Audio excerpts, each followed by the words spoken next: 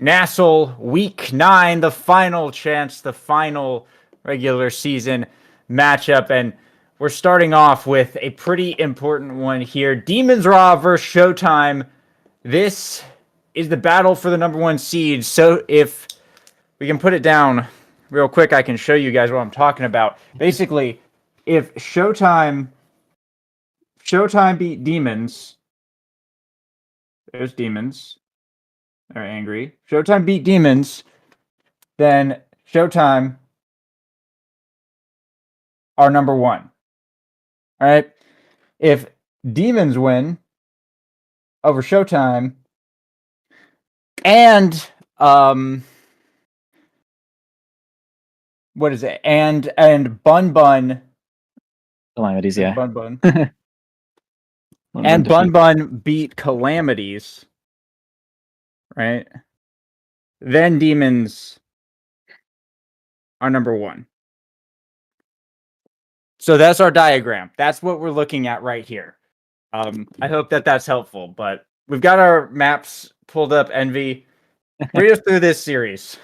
Yes, indeed. And wonderful diagram there, buddy. Visual aids never hurt, that's for sure. But we are definitely going to get started here in just a moment here. Starting on Amy's app, which is a little crazy to bring your week 9 in here. Amy's app being a little bit more volatile than some of the other maps as well, making characters like Rasmus a little crazy, characters like Juliet. You can't really cross midfield. Things will get a little interesting that way. But yeah, like you said, this is kind of big for the first seed. I mean, it's unlikely, quotations, that Cosmic Calamities do end up losing to Bun Bonanza. I mean, they are sort of not going crazy this season, and Calamities has been doing pretty damn good. I mean, it's really just like number 1, pretty much like number 1 against number 10 right now. So it's a little rough, but not impossible for sure. And Demons Raw are going to try their damn best to keep themselves in here and at least get a better seed, if anything. Yeah, Demons just win this, and then Cosmic Calamities win, then Cosmic will just be the number 1 seed, which is kind of crazy considering where they came. I mean, we've been saying it all season. They're kind of they're America's team, it feels like. Started at the bottom, and now they're at the top pretty much. But focusing on this series here, 2 of the best teams, and this is our grand rematch from last season as well. Over on Imy's app, we take a look at these comps. We got Barcode on the Asher, Xianzhu, Estelle, Joker on the X on this Spark Rapid Fire Star. We see Gumi busting out the Rune goalie. Kainoob, or sorry, not goalie, Rune midfield, my bad. It's Snake playing goalie, actually. So this is kind of interesting. Demons Raw switching it up a little bit. They got Snake on the Mako goalie and gonna let Gumi cook up front. Wow, that is definitely a little crazy. Kind of taking a page from what Bun Bonanza has been doing a little bit this season, which they've kind of just switched roles a bunch. You can also see a little bit of a mixed starting awakenings here. We actually have Xianzhu and Joker both taking 1 of Slicks, 1 of Souls, and 2 Souls on the opposing side there for Demons Raw. And just 2 rapid fires here, 3 rapid fires actually, and it's going to be pretty a good match right here, as actually going to be Demons Raw losing their first barrier there. They grab 1 of their own, and man, so interesting to see Snake on the goalie. I'd like to see him move up just a little bit more here to play with the team. It's a little bit hard on the Mako. When you're kind of slow, you kind of have to rely on the strike shot and the range to, especially when you have an open goal, to be able to do that. Oh my God. An instant flip from Barcode. Sinks it through the drum and base. That was disgusting. From midfield. Yeah, a really nice shot there. And will be Showtime striking first. That was beautiful. Honestly, in a weird way, I feel like that sort of had no business working there, since like Snake totally had the drum and base up to strike. Oh, wow. Dang. Okay, so Gumi's going to get a nice combo there with Kainoob and grab a kill, a power play for themselves. Kainoob has this flip as well, gets that barrier. Gumi and Snake both have flipped to reinforce this one. Don't even need the second one's just a punch is going to be enough to get it right through, and that was actually just like perfect play. Keeping all of those resources as well is looking really good for Demons right now. Absolutely surgical. Gumi and Kainoob is a really solid combo. Good teamwork. Kainoob knew what the mission was, and the setup was absolutely perfect to pick up those KOs. And now Snake having to burn a flip there to keep the barrier up. He's going to get it back to Kainoob. Gumi trying to work with the pillar here, but all Showtime going to fall back on the defense. The snare drum's coming out, and the banish as well onto Joker will allow the core to slip past and open up Showtime's side of the goal. Flurry's coming out from Kainoob. The pillar from Gumi rotating down the bottom side. Gets the shot as Kainoob finds the KO on Barcode. And that's Demons Raw now, bringing it back up on set point. Absolutely great play there. Oh, the kill was so perfect. Allowed that goal to happen pretty seamlessly. But we're going to start off here with a little bit of control from the Showtime here. They have some sort of semblance of power, but okay, now onto Joker on the bottom side here. Almost a 1v1, but Snake, a nice pass away and keeping it really safe, but we do have an unstable anomaly on the bottom side, but nice. Barrier Beam is going to keep that one alive. Joker can't seem to maintain enough control of this ball right now, even with the X Maximus. It's just not enough, and Demon's Raw feeling quite good here. Again, another banish to set up a kill, and they do. This is exactly what they're looking for here. Every kill for every banish. Power play, Barcode trying to hang on to this barrier. Gumi looking for the top side, is going to be able to find it. Now Joker is back online. An open field for both sides. Xianzhu with the core, looking to get it past the center, but Gumi able to block that one. The pass splitter coming out. Gumi with the core now. In the top corner, sets up the pillar. Can't find the flip on Kainoob, has to just use it to survive. Taking quite a lot of damage to Joker with the X Maximus, looking for the KO as Barcode with a nice flip, rotates it around, gets it right to Joker as he picks up the KO, and they'll find the point. Tying it up now, Showtime, bring it to set point. Yeah, really great redirect by Joker, just like the perfect angle, squeezed it onto the bottom side there, especially using the X Maximus at the right time. Kainoob had nothing left, and they secure a nice kill and a goal there. Gonna start off with Demon's Raw, though, on this side. Snake having their flip, probably gonna, yep, indeed spend it here with a great redirect from Kainoob as well, right behind the barrier. Really just perfect shots, keeps the pressure on, beats the barrier beam with a good strike. And that's gonna be Demon's Raw taking their first set here, grabbing a first awakening, probably for Gumi here. Oh, actually gonna be for Kainoob, it was a little close one. Gonna be Juliet, first pick here. 1-2 punch, honestly, a couple of great things here. 1-2 punch, perfect form, could make waves here for the side of Demon's Raw. There's a lot of big pickups. Actually, it's going to be the peak performance, which is definitely one of the stronger awakenings this go around. And with that spark of Rezil, it's going to be quite a lot of speed and quite a lot of stagger scaling up. Showtime doesn't really have a lot of abilities to knock people off the edge. They're mostly relying on stagger damage, so I think it's a good pickup. Perfect form here for the Asher. Fight or Flight falling to Gumi is always solid. 1-2 punch for Joker. Twin Drive on the Mako is always a good pickup, and Xianzhu getting stacks all the way at the bottom. I think everyone pretty much got what they wanted out of that draft. It was a really loaded carousel there. I think Xianzhu is the only one who's going to have to be just a little bit careful to not lose the pancakes, but I think everyone else is cooking, and this is just going to continue to be an absolute trench warfare type of match, just an absolute grind fest throughout the following sets. That it will be, especially with the combos here that we see from Kainoob and Gumi getting a lot of kills off of these banishes here. Not too much more for the side of Showtime to get more energy, though, if they could try to avoid some of these banishes. Though, wow, great bell ringer here from Joker. Perfect placement, gets Snake out of the way, self-dribbles that one right to the center. Perfect goal there from Joker, and is working on a flip as well. So it's going to be a good advantage here for Showtime to start this next one. As always, but point to point.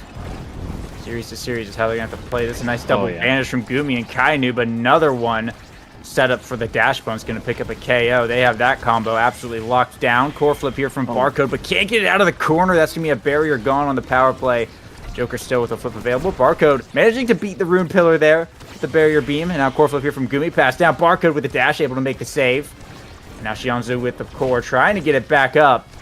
They're trying to bring down this barrier and recover from that damage that they took. Xianzhu almost got the KO onto Kainoob. Not quite enough power here, but now Gumi with the core brings it down to the bottom side. Kainoob dribbling, goes for the dash punch, gets it through Xianzhu. Doesn't even need a flip for that one. Demon's Raw, they'll tie it up again.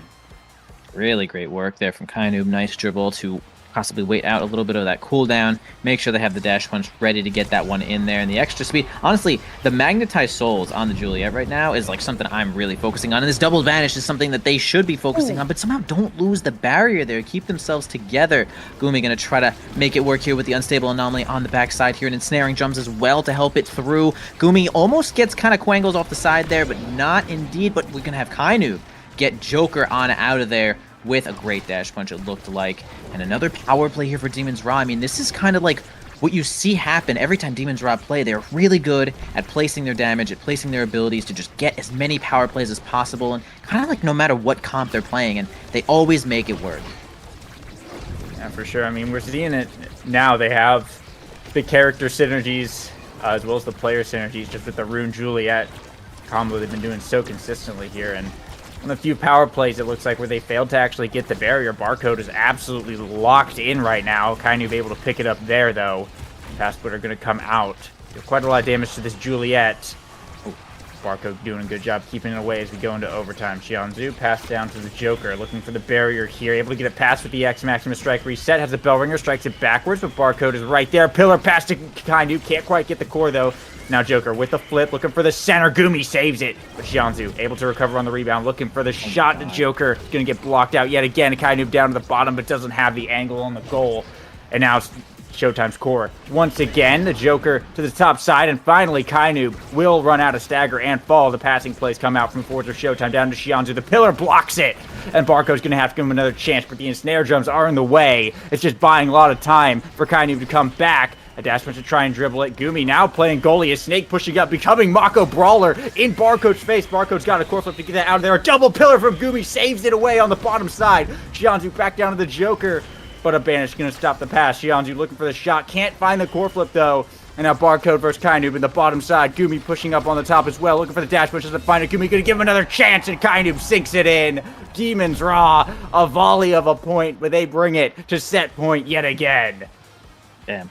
That was pretty incredible swapping there from Snake and Gumi. Of course, Gumi being a goalie main for the most part, but also a pretty great midfielder here. And Snake, of course, being the brawler main. They can do a little bit of that switching there, as we just saw. And it'll probably work out when you need a couple of cooldowns there. But that was some really great gameplay. As they're going to move on to this next point here, though. Barcode and Xianzhu are going to try to block this barrier as much as they can, with Gumi just holding the line on the top side here with the anomaly, causing multiple strikes as well. Okay, they actually do end up holding their barrier here. Gumi spends a flip, Kainub does as well, but the barrier beam's going to keep that one alive. Joker needs some stagger, so does Xianzhu. They're all quite weak right now. Snake not in position there, but just gets enough of that speed to make it on over there to save that barrier here. Kainub against Xianzhu here does save it again. Snake, really great job, as Gumi's going to push onto the top side one more time here, though. But Snake might have to move up with that flip, but instead decides to get a kill with that flip. The power play might even be more valuable here. Kainu pressuring this top side hard. The snare drums into the banish, into the floors. They're looking for a KO. Kainu picks it up. I think it's actually credited to Gumi there. But either way, Demons Raw keeping Showtime in a 2v3 as long as possible as they're looking for this barrier. Gumi picks it up with the pillar around the back side. And now Snake sending it right back in. Kainu with the dribble on the bottom side. Finds the dash punch and able to sink it home through Barcode. Another set here for Demons Raw. And they are looking really good so far in game one.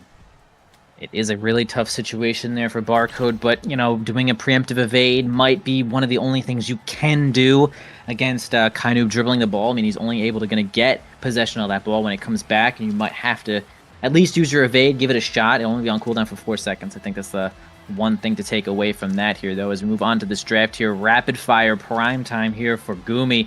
Really powerful on the midfield here. A little bit of size coming out from Barcode, which is pretty great on Asher's barrier beam. Size from Juliet as well. Just more range on that dash punch here. Timeless for X. Unbelievably powerful, but it's not going to be as strong as Among Titans for Xianzhu. Actually, Xianzhu will always be taken Among Titans when I see them play, which is pretty sick. I love when they use it so much. An explosive entrance here for the Mako to increase the amount of speed coming out from that drum and bass. And another banish kill combo here from Kainub and Gumi. And it's just, you know, you ask yourselves, is it worth it to spend your whole kit to just get one kill? And I'm going to go ahead and say absolutely it is, because you see it basically every single point.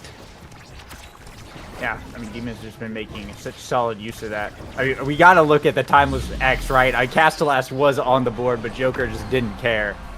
He said, I'm going to take this Timeless. And hey, they scored. They scored. And clearly it works. Timeless X. It's out. Yeah, I mean, the joke is timeless in the most literal sense. I like it. I'm down with Timeless X. You know, maybe we're just feeling a little bit of confidence right now, even though we are kind of down 2 sets on that side here, as they're going to try to get this ball right through this barrier here, and they do. Try to push it right through Snake as well. Gumi and Snake not. Kind of stacked strikes there for a second, but Joker did a nice delay there on the strike to get onto the top side, and it's going to be a pretty easy point there for Showtime, but they do have a lot more to do as they are down 2 whole sets right here.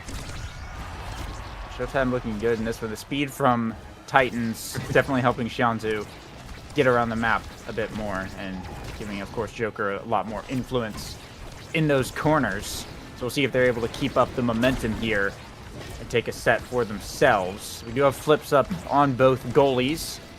Of core continues to get rotated around. Joker with some momentum, no, pops the X Maximus, and that'll be the first barrier going down. Looking for a KO on Gumi. The banish comes out, but Snake whiffs the primary, and it floats right in. Showtime stealing the sets in kind of the silliest of ways.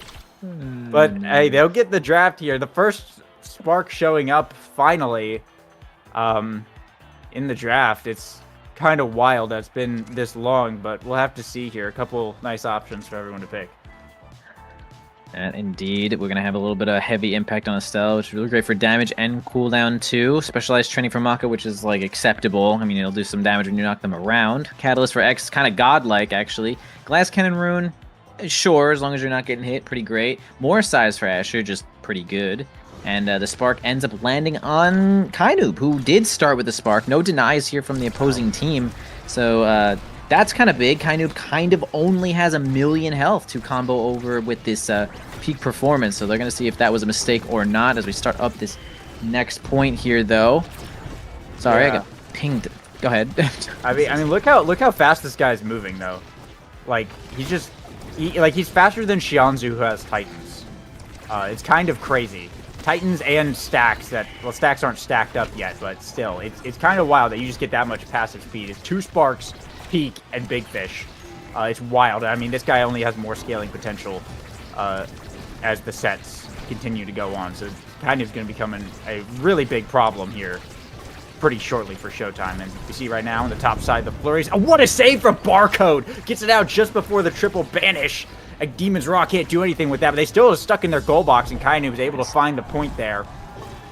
Gumi and Kainoob doing a solid job just keeping the pressure on Showtime whenever they have it in their goal box. The passing plays, the corner pressures, forcing all of Showtime to go up into that corner to stop, contend with the rune pillars, but then Kainoob, of course, is just on the bottom side to catch the clear if it comes down.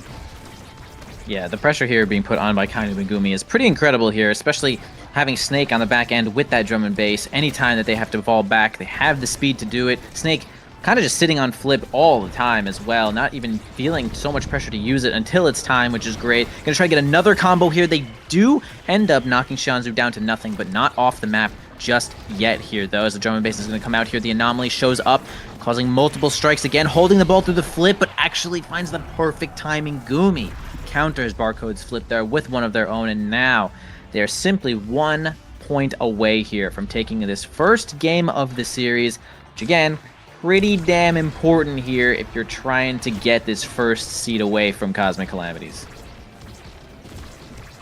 Yeah, absolutely. First seed, always very valuable in these types of situations, but 1 game point now.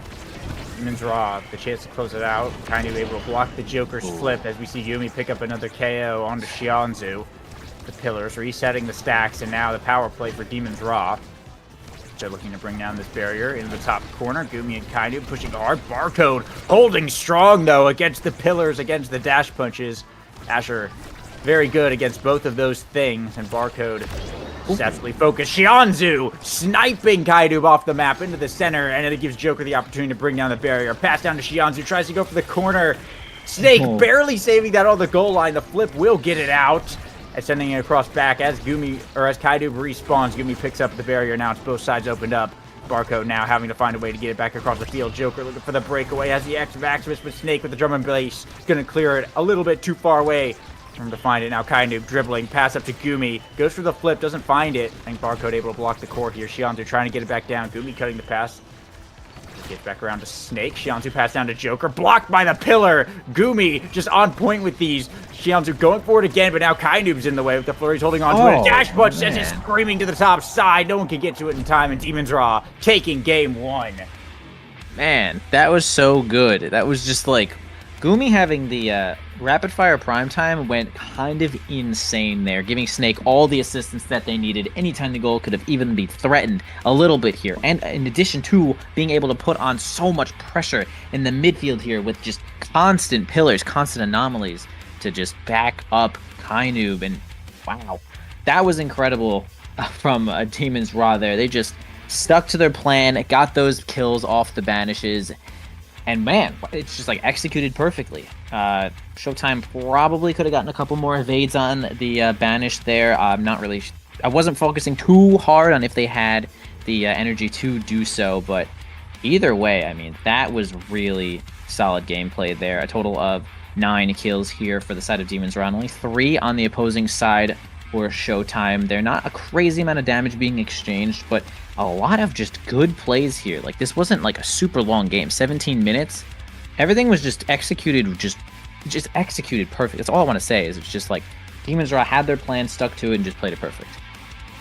Yeah, absolutely. I mean, they picked this map for a reason. It was really cool to see Snake on the goalie, and some of the rotations that ended up happening. We got to see the Mako Brawler come out for a point there when they did the rotation, and that was kind of wild. But hey, going over to game 2 is Showtime's map pick. They went for Taiko Temple.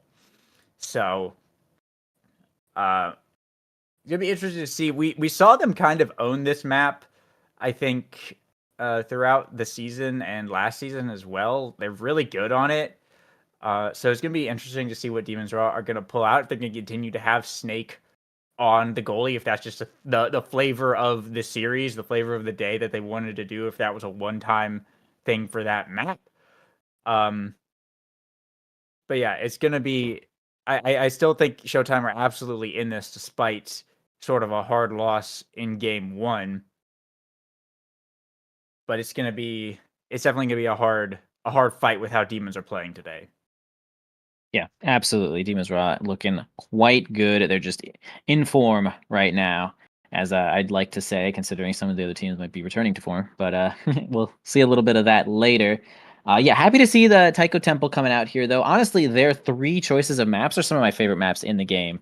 I actually really like Amy's app in general, and Taiko Temple adds like a really interesting aspect of like crazy core speed and like a lot of angular precision required to hit some of these drums at the right angle. And honestly, like, it's pretty cool for a goalie, but it's also really rough for the goalies.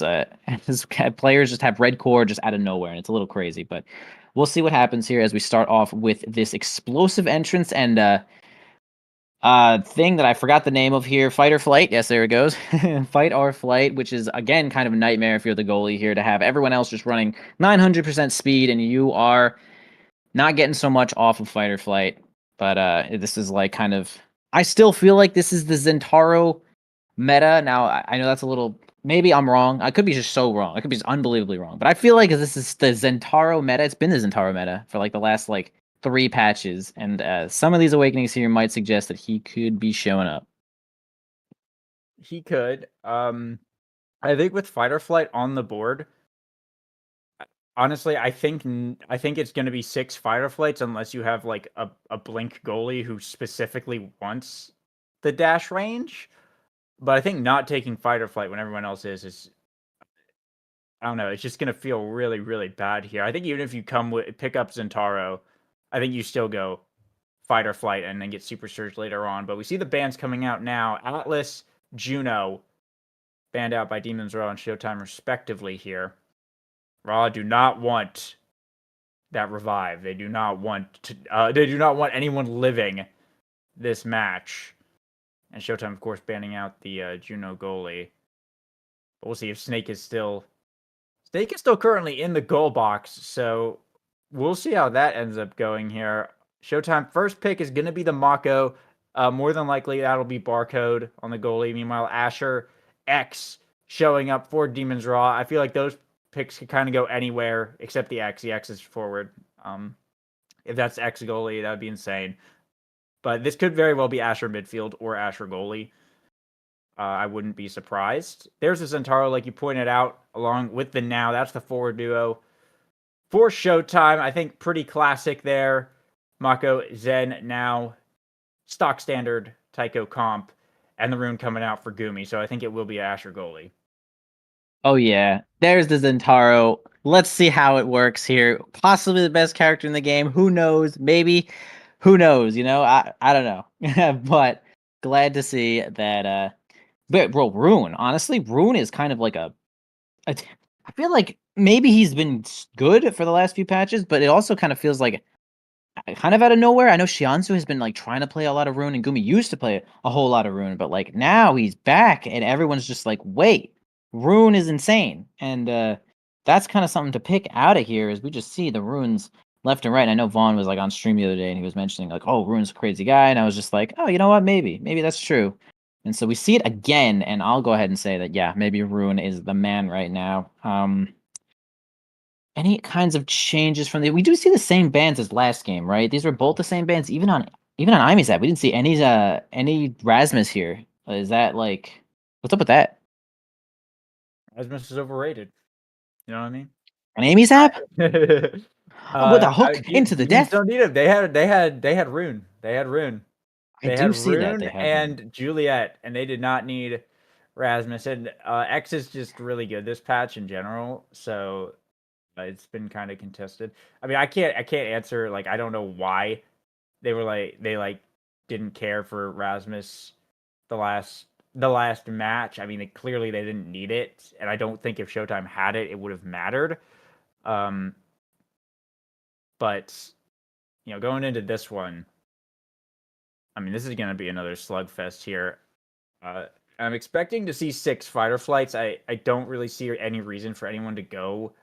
Maybe Mako. Maybe Mako for the speed boost. I think definitely Mako. Yeah, that could be the other one. I think Zentaro picking up explosive entrance is, as crazy as it sounds, is the incorrect pick here. I don't know. It might be incorrect. It's Taiko being a smaller map in general. Maybe there's like a reason that like explosive entrance, like, oh, you just kind of cover the whole map, easily cover both sides if you have like even your passive there. So it's possible that explosive entrance could work out here. But no, you were right on that one. We're gonna see everyone take fight or flight except for the Mako there. We do have all magnetized souls as well. Double strike shot too. Magnetized souls has really been just like the MVP of this, like almost this whole national season. Honestly, I feel like. They got buffed a little bit, and now everyone's like, bro, this is actually super good. And here we are, starting off the game once again here, bottom side here. Gumi and Kainoob going to try to push this one in here as we have Kainoob. But man, so Kainoob usually be playing like straight midfield most of the time. Gumi be playing goalie, and now we have Brawler face tanking Kainoob, Gumi on the midfield, Snake again as the goalie. And it's just such an interesting swap here, though. But it'll probably work out again if they just keep playing as they did last game. Back to the Magnetized Souls. I mean, they're really good, and especially on this map, they're really good. So I'm not surprised at all, especially when you already have Fighter Flight that is basically better slicks. But this is kind of a high speed match, but also kind of a high damage match, as we're seeing the Brawlers taking quite a bit into their health bars here. Shianzu able to open up Demon's side of the field now. To be able to flip available for Joker, looking down to the bottom side. Not going to burn it just yet, though. Too many members of Demons coming back. I think they learned their lesson with those pillars last time, but staggering Kainoob there. The Bellringer, however, will find vengeance. Joker goes down. Banish coming out onto Shianzu, and the double pillar doesn't quite have the power to find the KO, but it's still a power play for Demons. Pass down to Kainoob. 2 flips burned on Showtime's side to clear it out of there. Now Shianzu looking to reconvert, but can't find too much. Kainoob staggered once again, avoids the Oni's blade. Now Joker trying to catch up with the core, but a nice clear from Snake. Just barely avoids a slice and dice. Gets back to Kainoob, and that's both sides opened up now. Joker with the core shot to the top. It's just good enough to sink it in. Showtime will start off first. That was so sick. And one thing I do want to bring up again about Magnetized Souls is that we saw that Gumi was like top lane there with Shianzu and was able to cover both sides because of the speed granted from Magnetized Souls there. It's just like when used correctly, you can block both sides here and just become this like this midfielder that just doesn't let anything pass, which is really freaking awesome there. But one barrier goes down here for Demons Rob. Double flip here from Gumi and Snake, though. Kainoob looking at just about nothing. Saves the barrier there nicely with that flip. Gumi going to try to keep it forward here, though, but gets kind of beaten there by Shianzu, who might just have a little bit more cooldowns there. Nice barrier beam to knock the ball right into the goalie there, though. They have a little bit of control, but Kainoob can't really stay there as it gets kind of slain there from the Joker. Now it's going to be a power play here for Showtime. Going to hold the ball as long as possible there. Joker's ult does not seem to get it done just yet there with a great defense. Oh, the pillar didn't seem to do them any favors as well as this power play finally does end, but they are open goal now. Oh, and reverse that. Kainoob with the double ding. Now both sides opened up here as ooh, bit of a missed drum at base for Barcode, a little bit late, or a little bit I- early on that one. I don't know if it ran out. There was a bit of mistime there, but Demon's Raw able to tie it up now. But it is energy advantage here for Showtime. They look to make something happen. They could be looking to spend some of those resources and bring it to set points. See Joker and Xianzhu with the flips ready. Barcode will be there shortly as well. They're hunting for these barriers. Don't want to spend them too early, though. Joker going to go for it. Looks for the double, but actually only gets one. Bit of an awkward bounce there. Still pressuring this top corner, though. All three members of Demons trying to hold it down the core, barely floating past that one barrier. Kainoob is really staggered here, but throwing hands with Joker. Core flip from Xianzhu, but gets a bad angle and just hits the center. Demons Raw still holding it down on their one barrier, but they can't find a way to clear it out, it looks like. Showtime doing a good job holding onto the core here. Now Joker is staggered. This might give them some breathing room. Looked up for the KO onto Kainoob, but he gets bounced around the world. Gonna go for it again! Just gets bounced right back off the center. But Joker is healed back up now. So Demons Raw did have a little opportunity there. They got one barrier. They're gonna lose one on the return, though. And that's their side opened up. Yeah, that was a little bit of a wild ride there from Kainoob there. Oh, it's going to be nice Joker. Get that slice and dice on to Snake. Get that kill. Get that point. Get some experience as well. You get the experience for kills too. And resets any of that energy that they had there. So really great ending there for Showtime as well. As they're going to actually take the advantage now here. It honestly feels like Demon Raw is playing fine for the most part. But in a desperate attempt to not make too much of a pun here, they're actually, it feels like they're missing the X factor of like having Juliet be able to push the ball like super hard in one play. And Kainoob is just getting their ass beat right now as they do take a power play here though with the help of Gumi as well. See if they can keep a little bit of pressure, try to grab one of these points during this power play, but Xianzhu gonna try to hold it as long as they can, but actually stalls definitely long enough to make sure this power play ends. But again, yeah, the X is good and it's fine, but it just feels like they were benefiting a lot more off of like really strong single situation plays in addition to Rune keeping the ball in. Yeah, I mean, the Mako as well is just a really good counter against X, and you have now as well helping out on that front. But they're going to bring down Joker again here, so it is still a power play for Demons Raw. As Gumi, nice pillar combo forces, flip out a Barcode. Gumi now with the core yet again as Joker respawns. Doesn't get a good angle on that one. Snake clearing down to the bottom side. Xianzhu looking for a pass to Joker in the bottom corner, but Demons working the core well. Getting it back to Kainoob here. Mako will send him flying just a little bit here. Nice strike war from Kainoob. Doesn't get very far on it. Now back in the top corner. Gets sent back around the world. The rotation's coming back around. Finally, Kainoob has the flip available, so they might actually be able to hold on to it for a bit longer here. But the passing play is coming out from Showtime, making things hard. Gumi able to get it through, and a nice bull rush X Maximus from Kainoob. Finally able to capitalize it. That's the poor man's dash punch right there, and Demons Raw able to tie it up. Yeah, that worked out perfectly there, specifically because of X's size on that X Maximus, having the huge strike to cover so much of that space through Barcode there, and they do end up sinking that one. But a couple more points here to go, as the first set has not even commenced just yet here, though. Snake keeping this one alive, these barriers as well. Gumi helping out with some of these pillars, too. Kainoob does have flip, but probably going to end up spending it a little early, as they are mostly the target for the damage this whole game here. Gets a big banish, going to try to get a combo here, and they do, again, successfully land a combo, even if it's just with the flip from their teammate there, and it's going to be just worth it as Xianzhu going to once again try to stall long enough to keep the power play going there. Even going to go for the barrier there. Didn't really need to, mostly just had to stall, but successfully stalling as well, grabbing the orb too. Xianzhu doing such a great job here though, avoiding damage too. And Snake, Kainoob, Gumi all keeping this barrier alive once again. Barcode as well. Both of their barriers still standing. I mean, this is just a tough match here as overtime is going to roll over once again. Double banish with the double pillar. Sorry, just one banish with the double pillar. No kill there, but a lot more to go here as overtime rolls over. Pillar there from Gumi as well to shut down Joker. This has just been a very back and forth type of match. It's definitely hard to get momentum going against Xianzhu and Barcode on these picks here. A nice flip, but an even better block there from Snake to keep the barrier alive. Still 2 barriers up for Showtime. It's impressive that they managed to keep them this long, but I mean, that's just... Mako on this map is just so difficult to score on, especially with Rune and X. And now Showtime looking to open this barrier, but they're having a similar problem trying to get it past this Rune and this Asher. It just keeps getting sent back around. This might be one of the longer matches of the day. Feeling like Oni Village up in here with how fast these things are going. Joker not able to line up the dash here. Xianzhu looking to force it through. Finally, they're going to get a good angle. Joker's in a good position. A quick flip from Xianzhu sinks it in. Once those barriers are down, the opportunity struck, and Showtime capitalized. They'll take set one. That was good work there. Honestly, we were mentioning some of the characters that are good on this map. You were saying Mako a second ago, but honestly, too, now is really great on this map, being able to block the side lanes with just a secondary there, and sometimes just the primary as well. It's just such a good character there for holding that space. So we're going to get stacks on stacks, going to make those blocking at midfield even easier. Big Fish helping with a little bit of the strike wars and a tiny bit of health. Perfect form for Zentaro. You know, little red flag goes off here for the enemy team, as that's going to be quite strong. X Maximus gets even stronger as well here. Heavy impact for Asher is acceptable. Usually you're hitting 2 people with that.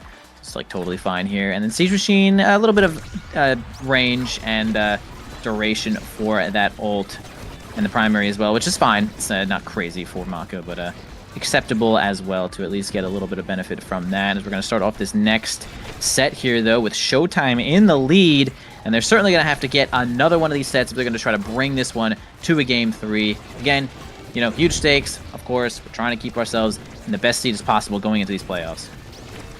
Goomy in the Twitch chat saying he meant to click on perfect form and his mouse slipped. So instead we're getting Size Rune and perfect form Fighter Flight Zentaro, just for the added challenge, really, for Demon's Raw. So it's definitely a solid build. I mean, Xianzhu is kind of the stacks meister, the pancake meister, really. I feel like this guy always gets stacks on stacks every time it shows up, and I mean that's just going to be really helpful here. Especially, we haven't seen Xianzhu get KO'd that much on the now. It's really been Joker taking a majority of the damage, just like we're seeing right there. Kind of going to do a job holding on to the core, though. Force Xianzhu to burn the flip just to get it out, and now there's not a lot Showtime can do with so much damage on their brawler. Demon's Raw should be able to recover just a bit here and get it back up the field, and that's exactly what they're going to be able to do. X Maximus getting popped here, trying to block the flip, but Barcode, nice timing on that. We'll be able to clear it back out, and Xianzhu with the drone is able to open up the goal. Now Demon's Raw looking to fire back. They do on their first go around. That's both sides open, and a shot from Kainu perfectly placed to that top corner, just out of reach of Barcode. And Demon's Raw actually able to secure that first point. Really great work there from Kainu, finding just that little space there to get that goal. No one was able to get there in time. Oh, cool little strike war there from Goomy and Xianzhu. Xianzhu ends up getting the most of it there, but doesn't end up getting a barrier just yet, though. Okay, nice. Barcode and Joker keeping those barriers alive once again. Pushing onto the top side here, though. Lots of flips showing up for Demon's Raw as they get a little bit of control here. They're going to get that ball right away from that X as fast as they can, though. Goomy going to try to keep it in as well, but not going to work out just yet. The X Maximus comes in to make sure that that barrier certainly goes down here, though. And Xianzhu's now under a little bit of pressure here as we have Kainu just dealing a lot of damage and pushing on in there. No, now it's Goomy's turn to spend their cooldowns to get that one on the top side. The flip going to be good to stop any of that pressure there, though, except for this power play, because we're going to have Xianzhu, the one to fall off the map, of course, now being one of the smallest health pools in the entire game, really. And we'll mostly see they will be the target of damage. KO's getting traded here to see Kainu going down. The first power play for Showtime in quite a bit, and they will get one barrier off of it. They're looking for the second one. A nice shot from Joker with the dash brings it down. And now Showtime with an opportunity to score if they can get out of here. Goomy off respawn, though, finds the flip, gets up there, and opens up Showtime's goal in return. Setting up the pillar here, but doesn't have another one. Xianzhu able to get it around off a nice bounce, and no one from Demon's Raw was there to cover that. Showtime able to tie it up yet again as we just continue to go back and forth. Yeah, really interesting game here. Just a lot of octane, a lot of damage coming out here, though. The kills are showing up here and there, but it's mostly, it feels like a lot of the time people are just getting kind of staggered, and the opposing team is like, okay, cool, they're staggered, let's just try to make the play now. And because it's a little hard to confirm the kills all the time, but 2 barriers going down for Demon's Raw here. Showtime looking really good as Demon's Raw is going to try to get it out of here. Really great angle from Goomy to get that perfect perpendicular one off of that. Get get it on down to Barcode here. Banish comes out, only hits the pillar though, so not much more is going to come from that here though. Joker and Xianzu going to have a little bit of synergy on the front side. Almost gets Gumi on out of there. Again, down to Joker one more time, spends the slice and dice and the dash. It's not going to be good enough just yet though, as they finally relieve a little bit of pressure here though. Now it's their turn to see if they can grab some of these barriers through 2 flips on the opposing team though. Showtime is in a good position even now, except for that part, except for losing 2 barriers. Joker with the flip, goes to the bottom. A nice strike shot from Snake, but can't get it out of there. The pressure's too much. Went for the sword angle and couldn't quite find it. I don't even know if it was intentional. The Joker able to send that one home. Showtime now on set point again. If they're able to take this one, it could be a bit of a reversal from game 1. I honestly wouldn't be surprised if you bring it to a game 3. Absolutely. I mean, this was Showtime's pick as well, so they looks like they were a little bit more... You'd hope they'd be a little bit more prepared here, though, and kind of showing up as they are. Currently in the lead here by a set, and mostly about to be in the lead in 2 sets here. As they just have one more barrier to take down here, though. Gumi getting that unstable anomaly on the top side there to make sure that that one stays up. A lot of pressure on the bottom side here, though, from Gumi to Kainoob. Now spends the X Maximus, gets that barrier here. 1 more to go. Gumi just has that unstable anomaly to strike for him in a lot of different situations. Immediately goes for that flip off of that banish, which was kind of a surprise little shock factor there. You didn't really expect him to blow the flip after the banish, which was pretty interesting though. I like the decision to mix that one up. The timing was going to be a little tough for the opposing goalie as well. So now they take their second point in this set though, and they're going to try to make it so Showtime certainly doesn't get to a game 3. Anyone's point here for the set. See a couple flips available for each side, but no major developments off kickoff. Joker able to bring down the barrier there, and Xianzu doing a good job in the corner, be able to bring it down with that secondary drone. Now it's an open goal on Demon's side of the field. Joker up in position. Showtime trying to find a way, get it over to him. In this corner here, Xianzu will pass up. Didn't go for the shot to the bottom.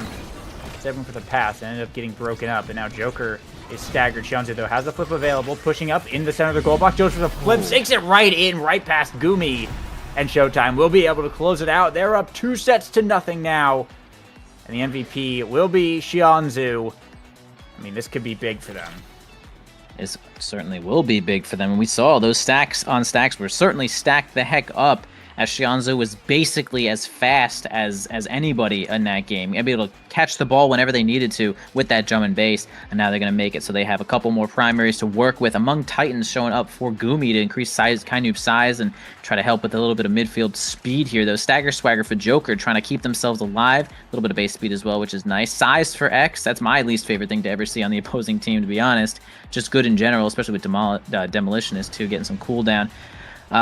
Twin Drive here for Mako. Honestly, it is pretty much her best move, so it's acceptable here to take Twin Drive 2. And 1-2 punch for Snake is fine. Obviously a little bit more interesting in overtime, as the ball will be red on your strike. So as long as they can get to overtime, I think they'll get a little bit more benefit there from 1-2 punch. Honestly, Snake's build in general is certainly lacking in some of the goalie defenses that you'd like to be seeing here. Not much speed in general, and I think this build could be better.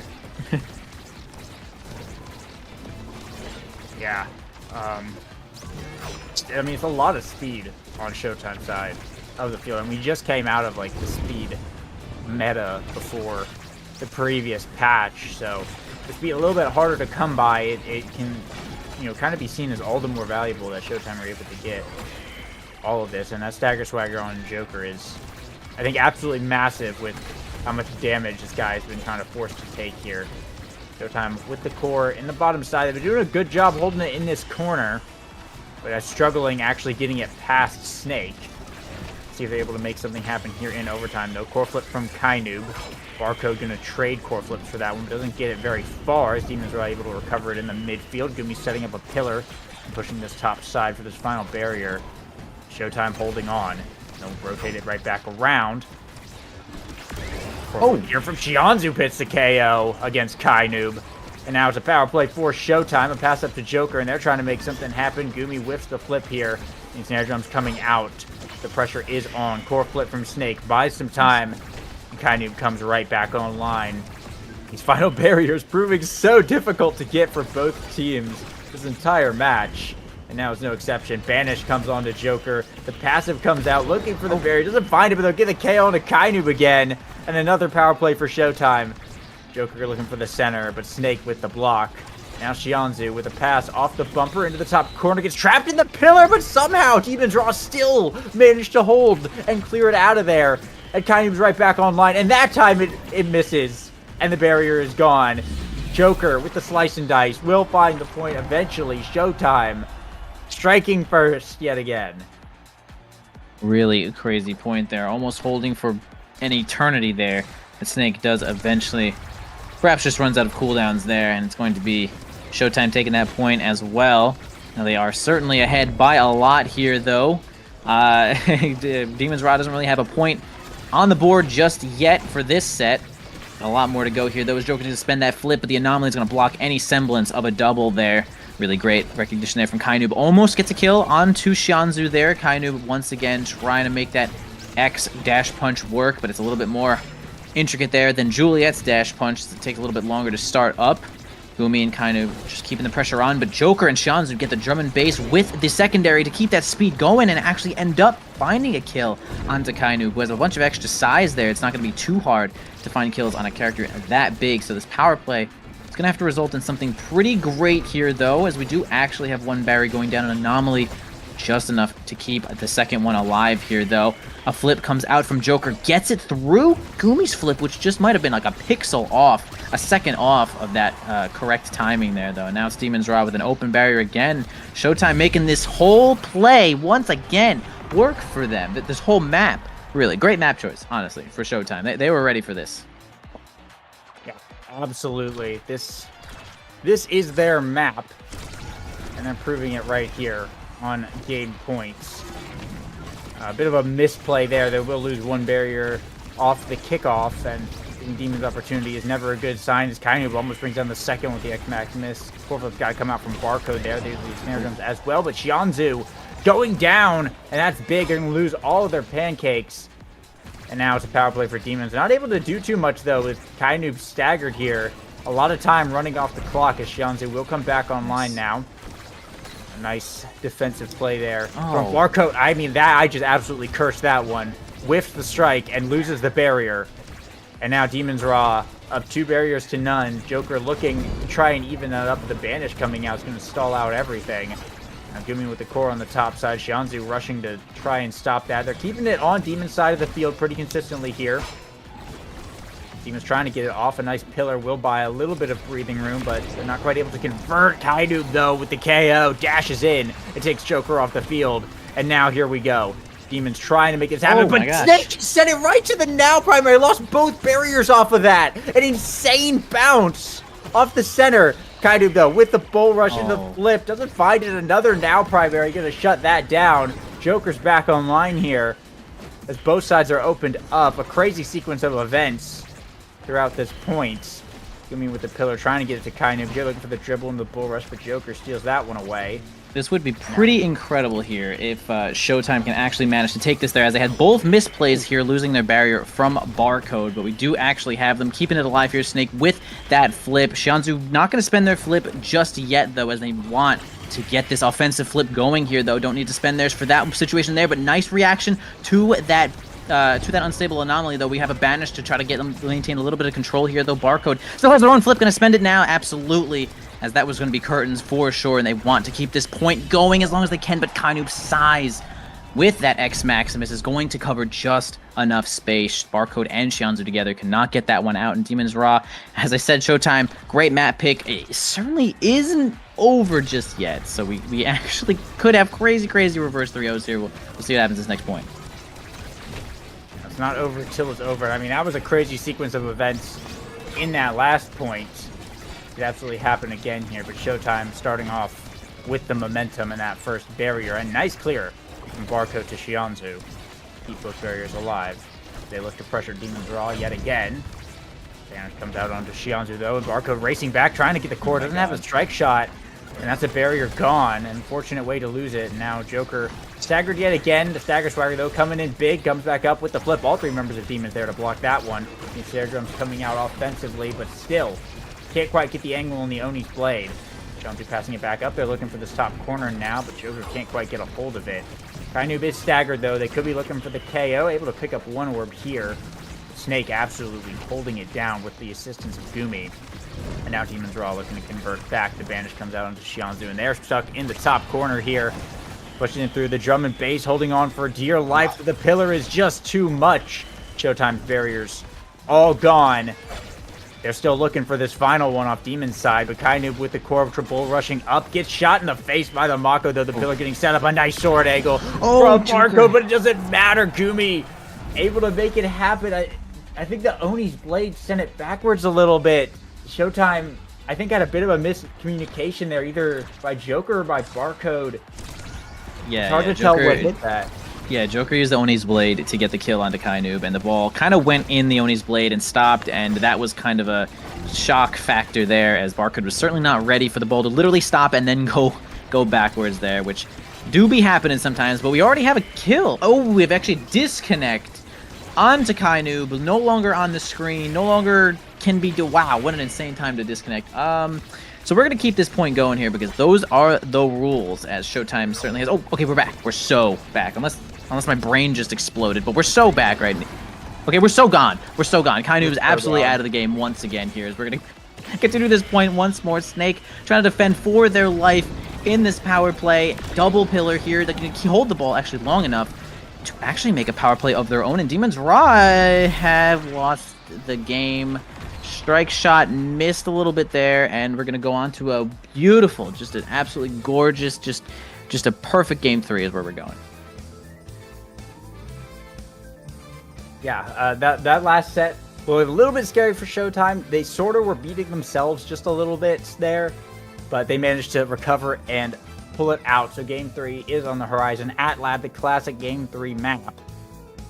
I mean, what a matchup there. 102 shots for both Gumi and Xianzhu. 366 redirects on the now. I mean, this is kind of normal at this point, but I mean, kind of a slugfest of a game there. 25 minutes on Taiko Temple and 102 saves on Barcode. Xianzhu and all of Showtime really own that map. They own Taiko Temple. That is Showtime Temple. And I think they just continue to prove that here in this game. So game 3, I think, is the only place that this series could have ended up realistically with how these teams go at it. Showtime brought Demons to game 3 in the finale last season in grand finals. And Demons were able to finish it out, I think, on those Gates of Obscura then. We'll see if Showtime can get a little bit of revenge here and claim the #1 seed moving on to playoffs. It's going to be a movie for sure. Yeah, this will continue being just this ridiculous slugfest right now. We did see actually a lot of misplays there at the last couple of sets there from Barcode, possibly missing a couple of things there, causing their barrier to go down a little bit there. But Snake letting them know that, you know, we're all human. We all sometimes miss our strike shot, so everyone messes up. We sort of disconnect. Whatever. We go to our game 3. Hopefully our internets will remain stable, as Atlas Lab will certainly be our next game here. Man, I really do like, though, most of them. A lot of the really great defense here coming up from Barcode, though. The synergy here from Xianzhu and Joker on the front side has just been really great, especially on that map there. They were certainly ready to make that one work. A lot of situations where I did say in my head, oh, wow, Estelle. If Xianzhu was playing Estelle right there, that would have been crazy. But, you know, there's a lot of situations where the Now was the only one who was going to be holding a lot of those midfield situations over Estelle, of course. So, not that he should have played Estelle. I'm just saying. Guys, I'm not saying anything. Great pick, Xianzhu, my champion. Honestly, getting there. We're going to start here on Atlas Lab in just a minute. Hopefully, Kainoob's internet will remain stable, as this is going to be another slobber knocker here. We're going to be seeing Atlas Black Hole blowing up, and people are going to try to get more kills off that. We might see the Rune a third game in a row. I wonder if they're going to consider banning it, though, as we do see the first two games there, Juno and Atlas were both banned there, so they do not want to be dealing with either of those characters. But yeah, I mean, only time will tell in just a moment. Yeah. Waiting for this draft to pull back up though. I I mean Snake is just playing goalie now, I guess, for today. So I don't expect them to change that, but they could potentially change that. That's always an option that demons have, but I don't think that they need to. Snake's been pretty consistent here, and Kainu Brawler has sort of been cinema. But we'll see if the bands stay the same. I mean, it's been Atlas Juno kind of all day, but Gumi's been rocking that rune and been really effective on it.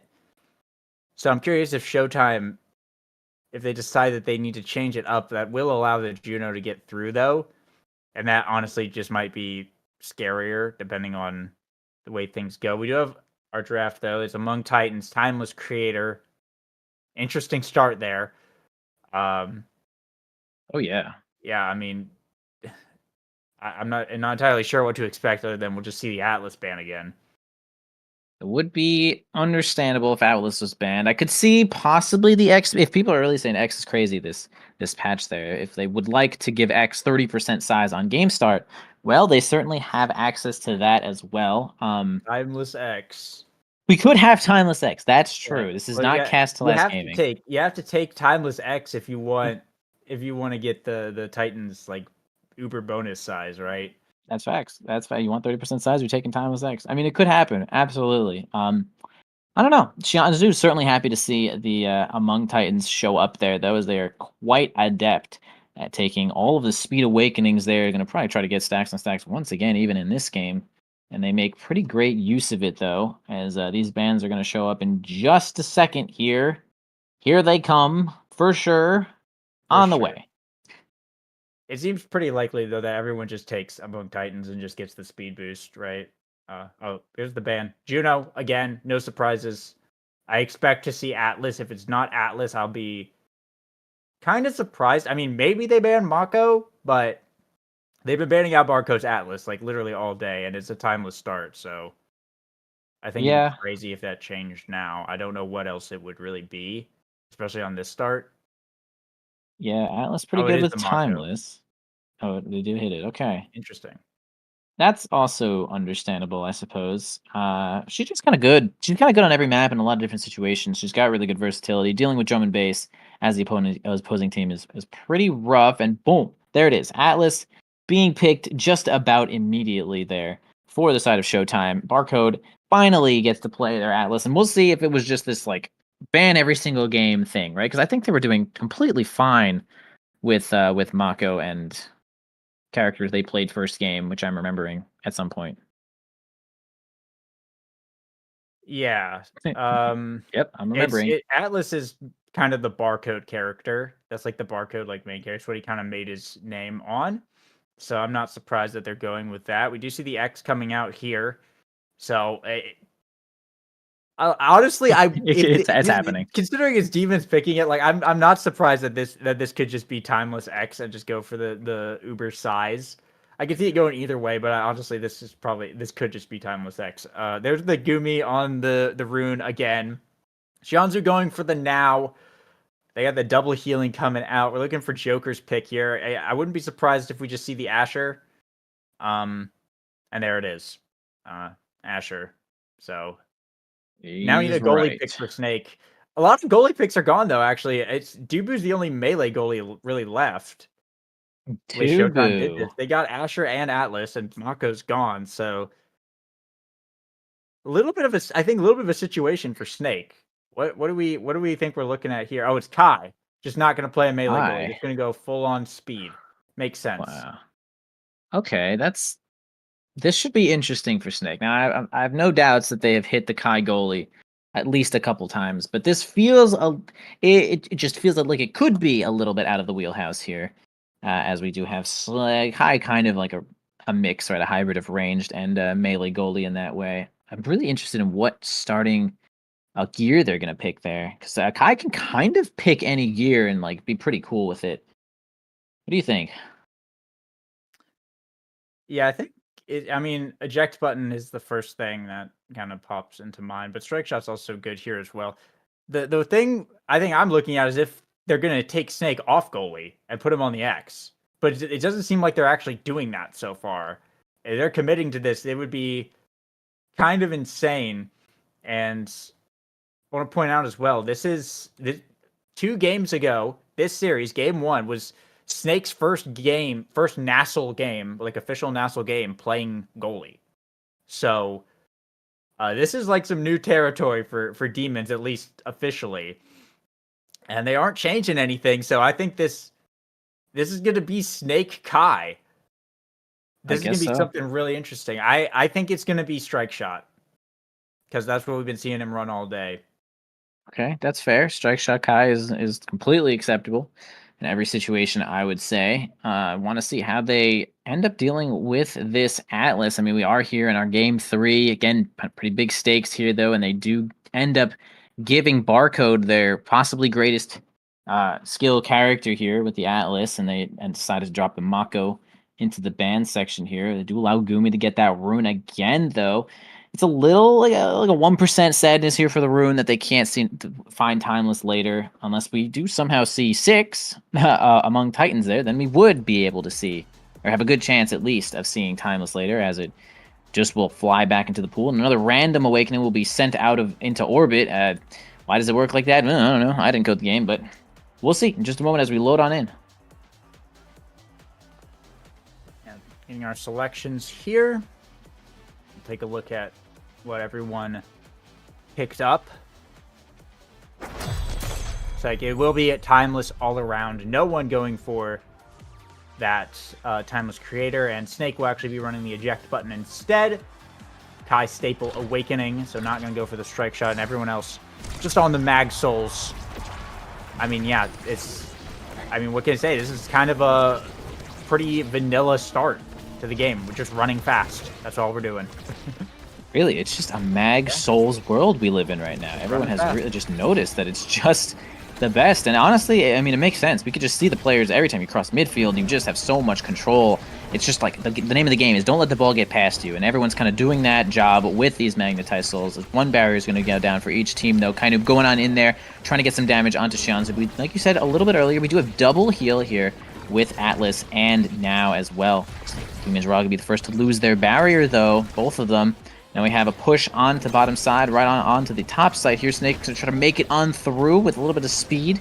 Doesn't get more than just a little bit of relieved pressure here. Kainoob going to go grab an orb, pick up that pass as well, get that flip, and it's probably going to be a flip onto this barrier unless we own goal with our bell ringer there. So nice one, Joker, getting that goal. Going to be first point to Showtime.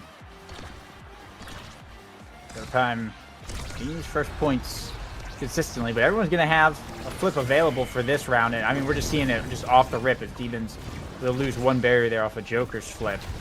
Kind of looking for that KO. A nice evade from Xianzhu, but they'll pick up a barrier here in return. 4 flip getting traded between Barcode and Kainoob able to open up Showtime's side of the field now. Dribble with the bell ringer, pushing this corner. Looking for the goal, looking for the pressure, but can't get too much without Gumi there to receive a pass. Just float right back around to Demon's side of the field now, where Joker Xianzhu looking to take over. Slinging around the black hole, but Kainoob able to grab a hold of it. Gumi a bit of a messed up pillar there, sent it backwards just a bit, but Demons will be fine holding on to this barrier, and still 2 flips to work with. Kainoob with the core, pushing up the field here. Not going to find too much. Core flip from Snake, sends it around. Back to Kainoob. The pillar from Gumi almost sends it in, but Barcode was right there to block it, and now Gumi with the flip to clear it out of there. It doesn't get very far yet again. We go into overtime. Giga Blast coming out, going a bit wide, but Gumi with the core. A shot to the top, blocked by Barcode, and Xianzhu blocking on the rebound. Back to Joker, back to Xianzhu. A nice little back pass, and Joker able to bring down that second barrier. Now Xianzhu with the flip available. Burning it here by the goal net. Shot to the bottom, gets it past Gumi, and that's Showtime on set point. Yeah, we could see Gumi trying to readjust their positioning there to defend against the flip, but just not there quick enough. His flip is kind of unreactable, especially depending on what server you are on. If you're on Central, it is even harder to react to flip in a lot of situations, though. We have one barrier going down from Demon's Raw. Once again, Showtime feeling good about this point as well. Joker has a flip of their own to try to make this barrier happen. Okay, Barcode's going to end up losing their bottom one there, putting a little too much faith in where that ball was going to go here. The flip out from Joker here, going to try to push onto the back there with that. A barrier beam successfully does. Now back onto Xianzhu and Barcode here as they're going to defend it from Kainoob successfully once again. The banishes come out, but no damage to be seen here as we do have the now Atlas once again making it so that you keep them. In fact, Atlas perfectly countering the combo situation of Gumi and Kainoob, though. Unfortunately, we're going to lose a barrier there, but not going to counter itself if you're the one who's going to be slain there. Kainoob nice with that kill, and all they have to do is maneuver around here with this power play, and they'll be able to sink this one. Still, though, Demon's doing a good job just keeping the core in open space, not letting any corner pressure happen here. Ooh, now, almost. If the top Joker doesn't quite get an angle on that shot, Xianzhu trying to bring it back down to the bottom side. Kainoob has a flip available that goes to the bottom, and Barcode doesn't quite get the angle in the expanse. It's going to float right in. Well, not float right in, bounce right in, rather. Showtime. It'll lose that point. Demon's Raw get on the board here. I'm going to continue to make this a point-by-point basis. That's really all this series has been. Any point can be anyone's to claim. Gone, but a double barrier off kickoff. Really unfortunate for Showtime. Kainoob almost getting the point there. Snake coming up as well. Not burning the flip, though. Kainoob still holding on to pressure. Forces Xianzhu's hand on the flip. And now the pressure's really on from Demon's Raw. Gumi with the banish here. Kainoob, a lot of damage, but still with the flip available. Joker wants this KO, though. Flip here from Kainoob, looking for the bull rush. Sinks it right in. The last play of the points. Kainoob will claim it. Tying it up now for Demon's Raw. Absolutely, yeah. Really rough double there for the side of Showtime here. Barcode not too happy about that one, though. But we'll keep on this next point here. Keep it alive, keep it alive. Okay, one barrier is not too much of a problem here. First barrier is always aesthetic anyway. Gumi going to try to make it on down there. It was pretty fast, but actually didn't get there in time. You can see, again, once these characters have all of them have Among Titans here, though. So 15% base speed added on there as well. It's a fast game in general. Nice flip, but it's actually not going to be successful as they're going to finally get the last barrier here from Demon's Raw. Okay, the projection is going to be enough to keep it alive here. Joker looking a little bit weak, but gets the lifeline nicely to get that flip. Gumi finally defending against one of these flips here. The pillar is going to keep the pressure on once again. Kainoob looking a little bit weak here, though, but no kill to be found just yet. Just a lot of pressure onto Showtime. So they're going to have the anomaly again help them set up. Snake hanging out in the back line here, though, playing pretty safe. Has the eject button, but Gumi is going to be able to keep that one alive as well. Just playing second goalie about half the time here, though, as they should. Being the midfielder is certainly your job to do both sides here, though. As overtime is going to pass over once more. See if we get this point. Oh, they do. Showtime. First set again, and they're looking good to take this, man. First awakening. Probably over to Xianzhu here. Absolutely. This is looking good for Showtime, honestly. Yeah, solid way to start off. It's whoever's won set one has been winning these games. So if that's any metric to go by, but a lot of options here. Nothing like huge, I guess, for now. Well, Heavy Impact is actually really good. Big Fish going over to Kainoob here. It does allow extra special on Gumi, which is pretty massive with how he's using these banishes. Might of the Colossus is a really interesting pickup on Joker. Because currently no bonus size. And it doesn't give that much power per size anymore. It's not like as insane as it used to be. And Big Fish is already off the board. Among Titans is off the board. And that allows Twin Drive... Well, Barcode's on the team. Twin Drive goes to Barcode, which is really good. But, yeah, I don't know. It's an interesting pickup from Joker. We'll have to see if it comes into to effect here. But I think everyone else has pretty much gotten an awakening that they really, really like, as it tends to be. I don't think there have really been any bad drafts throughout this series. Yeah, everyone looking pretty solid on this Awakening draft here. Yeah, I guess the Mighty Colossus is just to prepare for something like Demolitionist or built different here. We'll see that a little bit later, as Gumi is going to be the one to get that one in there nicely past Barcode and Xianzhu here. On to the next set, though, or next point, rather, as Demon's Raw is going to try to bring this onto a set of their own. Starting onto the bottom side here, Snake. Okay, actually going to banish immediately, though, as you mentioned a second ago. The extra special on Gumi is going to be pretty interesting. I like their use, but, oh, man, get doubled right there. Tough situation for Snake. And everyone involved pretty much here, though, as the path splitter is going to come out, but doesn't end up splitting that path just yet, though. Xianzhu pushing onto the top side with a little bit of help here from the flip from Joker. Yeah, right in front. Basically, I say basically, but absolutely unreactable, that flip. You're just going to have to guess playing ability there, cover as much space as long as possible. But it's going to be a really good flip there from the Joker to take that point, keeping this one even. Continuing, tie it up now. Xianzhu with a nice breakaway here, looking for this bottom side. The snake right there, and Kainoob going big mode, taking up so much space with this big fish. I mean, it's the size war really between Joker and Kainoob, but Showtime have an open goal available. Flip from Xianzhu is able to get it in. Joker with a nice strike war against Snake is able to confirm that one, and Showtime continue to look good, bringing it to set point yet again. But Demons Raw have the energy advantage, rather, and they might be able to tie it up yet again as they've been so consistently doing. We'll have to get 2 points to close out the set. Absolutely. Path splitter comes out as well. Oh, wow. Really just grazes that barrier. Gives it a little haircut there, but doesn't touch it until now. Grabs that first barrier there. Barcode going to move up here with the astral projection, try to help it out, but the second they think about playing offensively, Kainoob is there with the X Maximus to slay Barcode and make it this power play. Big gets double barrier here, even keeps their flip, triple flip for the side of Demon's Rod. Be incredible if they do not win this point here, though, as of course the Bull Rush is going to somehow miss there. Not entirely sure here. We get a strike flip here from Gumi, but everyone in defensive position to survive that situation. Snake, last one here with the flip. Are they going to move up and try to make it happen here? Joker spins it onto the top side here, squished onto that corner. And yeah, the third flip comes out, but they do lose the barrier anyway here. I mean, Showtime survived all three flips here, both barriers. I mean, it's an even situation, and now Demon's Wrath has basically no energy left. But Gumi's also pretty hurt here. We know Joker has been hovering for KOs this game and might look for some of that, but Kainoob has the X Maximus. A pass up to Gumi here, a pass back down to Kainoob. The Bull Rush doesn't quite connect, a bit of a missed time there, but Kainoob sent it to the triangle and almost went to the goal. Fairly good on the angle. Core flip here from Xianzhu. Pass to Joker to the top side, blocked by Gumi. Joker going to have another chance here. The banish coming out, though. Just put him out of it just for a little bit. A Bull Rush shot from Kainoob. Dribbles off the corner, able to recover the rebound and sink it in. Demons Raw. A big play from the midfield brawler. And they'll tie it up yet again on set point.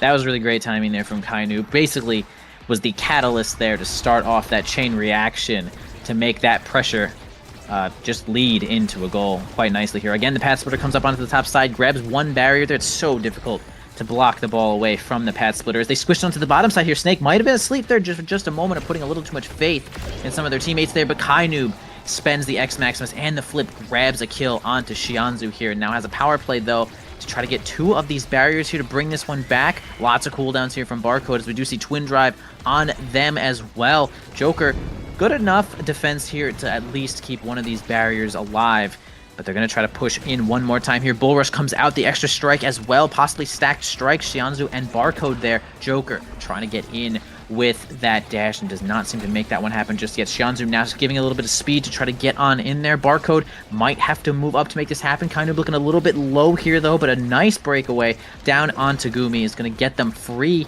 They're looking at Kainoob here, maybe for a little bit of damage. The anomaly almost ends up sending them to their own death here, though. An Expanse is actually going to put him into a little bit of questionable position. You're forcing the flip from their own play, and it's going to result in their own barrier there. It's like, I feel like Barcode is choosing the, like, play really safe play, and, like, don't take any risks, spend the Expanse, but it's actually, it has backfired twice. Once the other set, where he was at the bottom side with Kainoob, and right there as well, so it's, like, really sad to say, yeah, I'm going to play really safe here to make sure that doesn't go in and also be the result of your own goal. Tough spot there for Showtime. When things are getting difficult, Kainoob picking up more size. The area of influence is going to slowly become a massive issue here. We do see the creations go. Timeless showing back up in the draft here, replacing something. Goes over to Xianzhu on the now. A spark here for the Joker. Gumi picking up Monumentalist, which always going to be really good. Snake going for the glass cannon for even more speed on this Kai, who's already moving ridiculously fast, and Barcode just left with another spark of power for himself. Not much there, but Showtime do have that option should this game go late, which it very well could.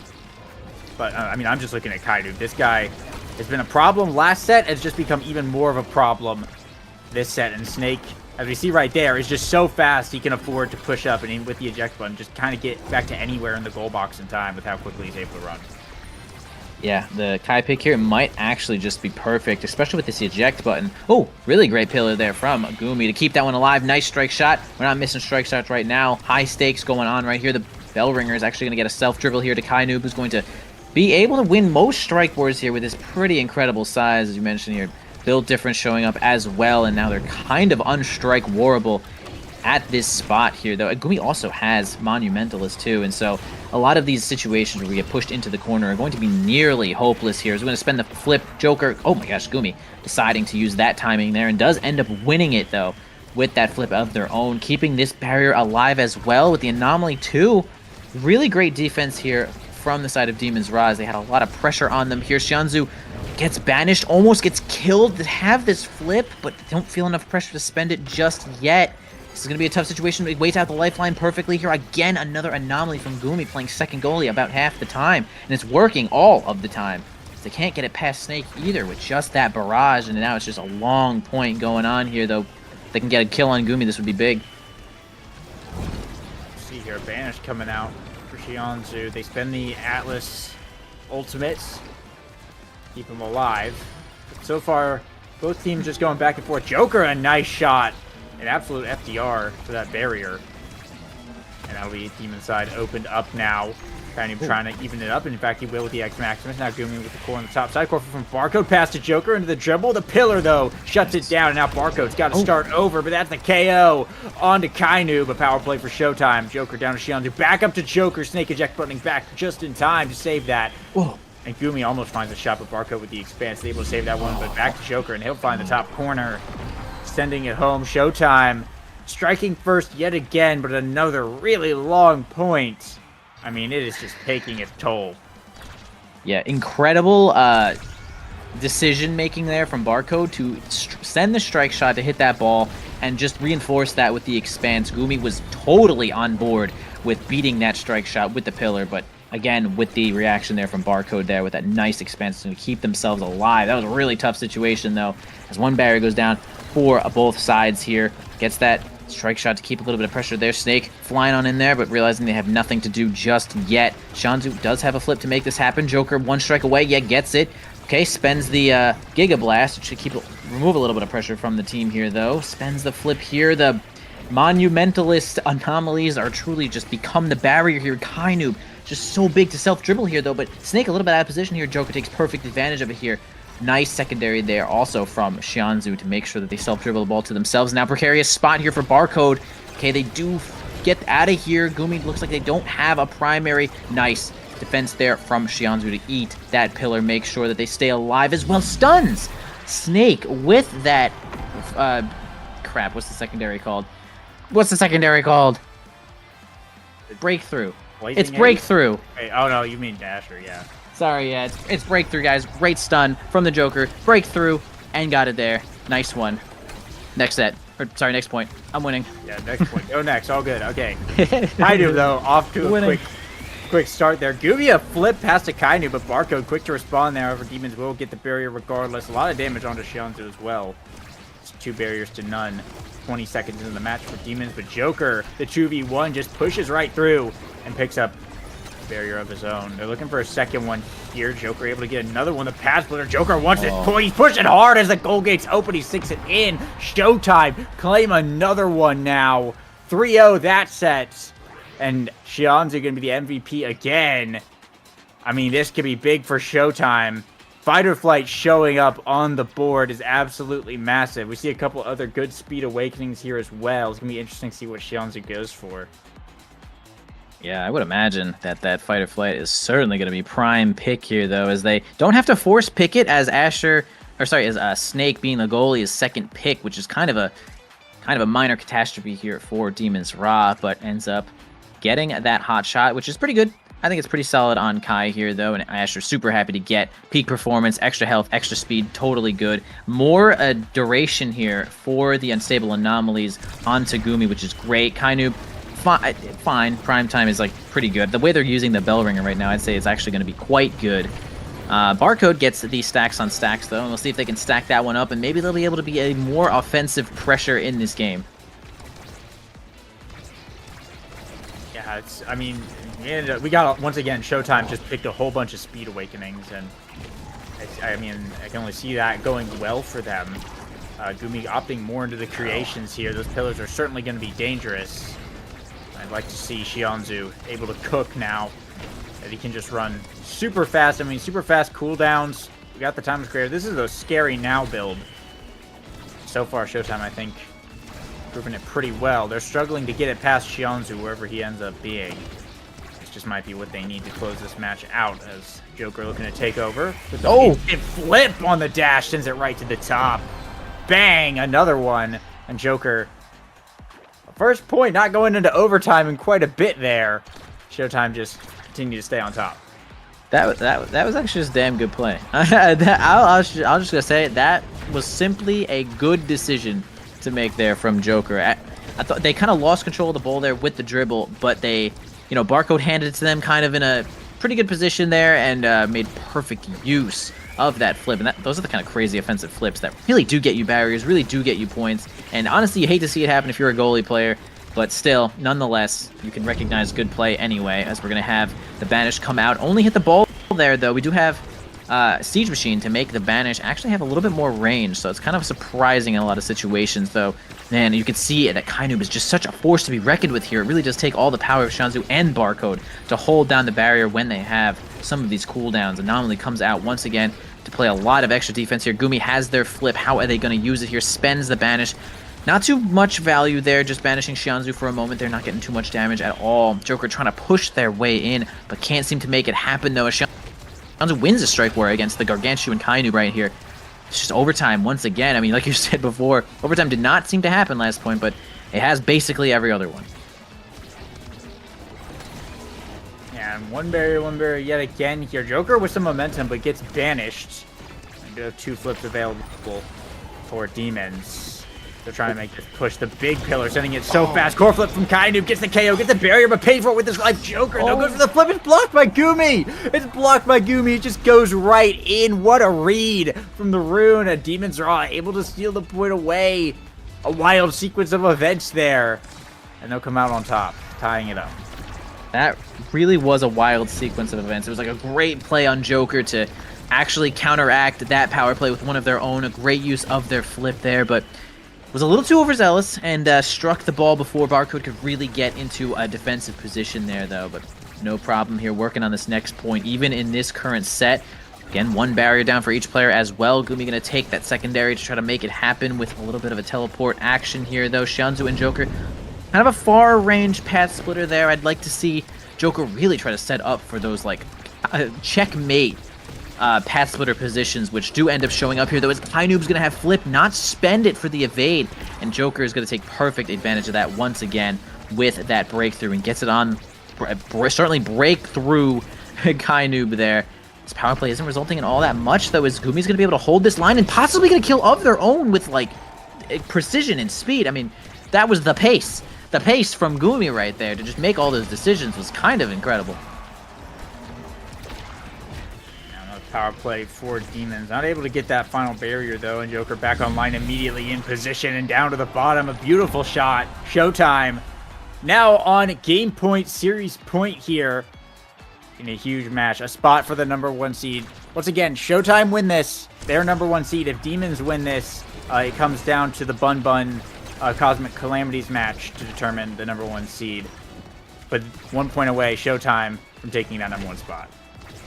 Yep, very close to really bringing it home here, though. Snake probably can't be holding these flips here, especially when your back is this far against the wall. I mean, if you have like a 1 point, like, a safe hold there, or like fail safe, really, like, not too bad, but now you really can't make a single mistake here, though. No barriers have gone down. Everyone recognizes that this is truly right where it comes down to it. Spending a lot of defensive play here from Gumi, but they're going to find a kill on to Kainoob once again, and this could be big. Joker needs a couple more cooldowns here, a couple strikes away from flip. The pass splitter that I'd like to see shows up, but they do end up defending against it here, though. The anomalies not big enough, actually not big enough, and it wasn't placed perfectly to keep that one. Xianzhu get the flip, but defends it away. Kainub and Gumi keep that one alive. Barcode ends up losing the bottom barrier there, but has a flip of their own. They could possibly move up to make some sort of offensive play happen here. Xianzhu not taking any risks, sending it in front of the barrier here. Flip absolutely coming out here from Barcode, not taking any more risks once again, as the Astral Projection is going to be good enough to keep it up, and the Joker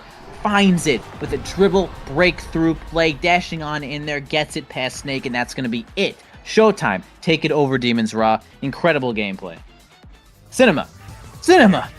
A movie for sure. Showtime, the number 1 seed now over the former, well, I guess still technically national champions, the title holders right now, Demon's Raw.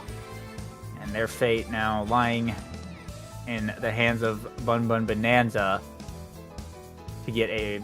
Well, actually, no, never mind. The scenario changed a little bit, so I don't know actually where they'll wind up. We'll find out at the end of the day where they'll wind up, but they're in the playoffs no matter what. So, Showtime, though, number 1 seed, absolutely massive for them, and they look good while doing it. The Joker, I mean, 236 redirects is not normal for an Asher to see. Almost as many as Xianzhu on the now.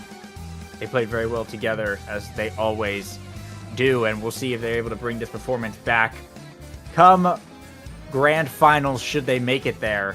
I think a lot of people are rooting for this team to take the whole show, considering how they did last season and the whole storylines there. It'd absolutely be awesome to see. Absolutely, man. That was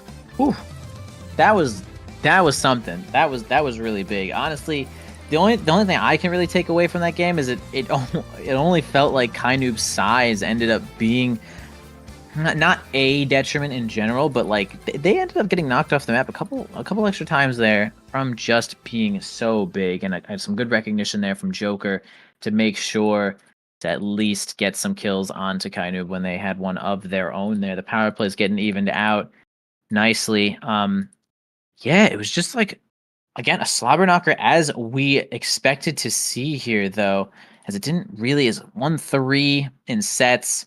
So it wasn't kind of like the closest ever. But man, Showtime really ended up showing up here. And that was just kind of, I mean, that's what you wanted to see. I mean, they needed that. Absolutely. Both teams being 6-2 there. And we're going to move on to a 7-2 for Showtime. 6-3, of course, for Demon's Raw. Now, yeah, like you said, the playoffs are still going to happen there. But we're going to have a little bit of a break here as we're going to set up for our next game, though. So, guys, make sure you stay tuned here, and we're gonna bring it back just as hard as before, coming up with the next game, which is going to be Bozo Bunch against Return to Form. You're not going to want to miss this one.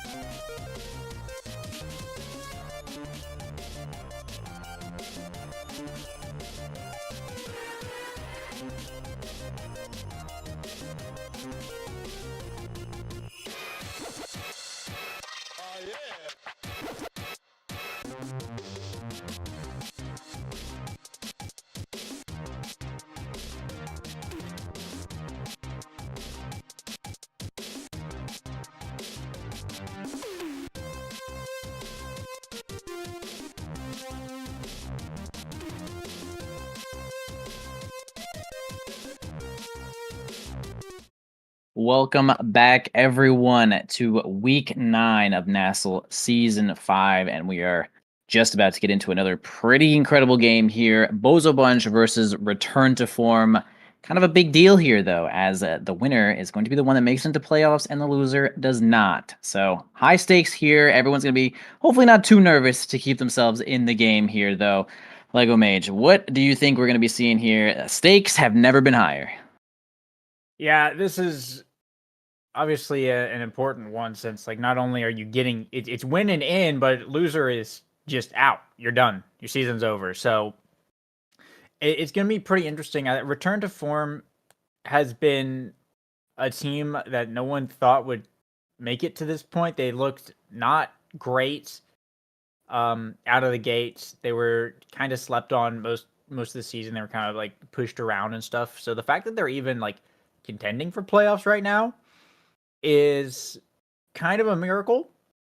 So if they were actually to get in here, it would be pretty big. But that is to say that they are pretty much the underdogs going up against Bozo Bunch, who are just, you know, a really solid team. They've been playing pretty well lately. So it's going to be interesting to see how Return to Form are going to try and handle this, because it's certainly going to be difficult. Looks like we got Twin Drive 1-2 Punch set up on our first map, Demon Days. It is Return to Form's map pick. So this is going to be a bloody one with that 1-2 start. So we'll see if they're able to capitalize on the KOing. If they're able to get some momentum going early, they could snowball away and steal game 1. But, I mean, Bozo Bunch, I think we know Drop Leto on that X, on that Asher, is very scary. I mean, I as well, one of the better midfielders in the league, has a very disgusting vice. So we'll see how this ends up playing out. Yeah, it should be interesting. Like you did mention before here, Return to Form did have a rough time losing their first 3 games, first 3 series in Nassel, basically, and then winning a couple more after that one.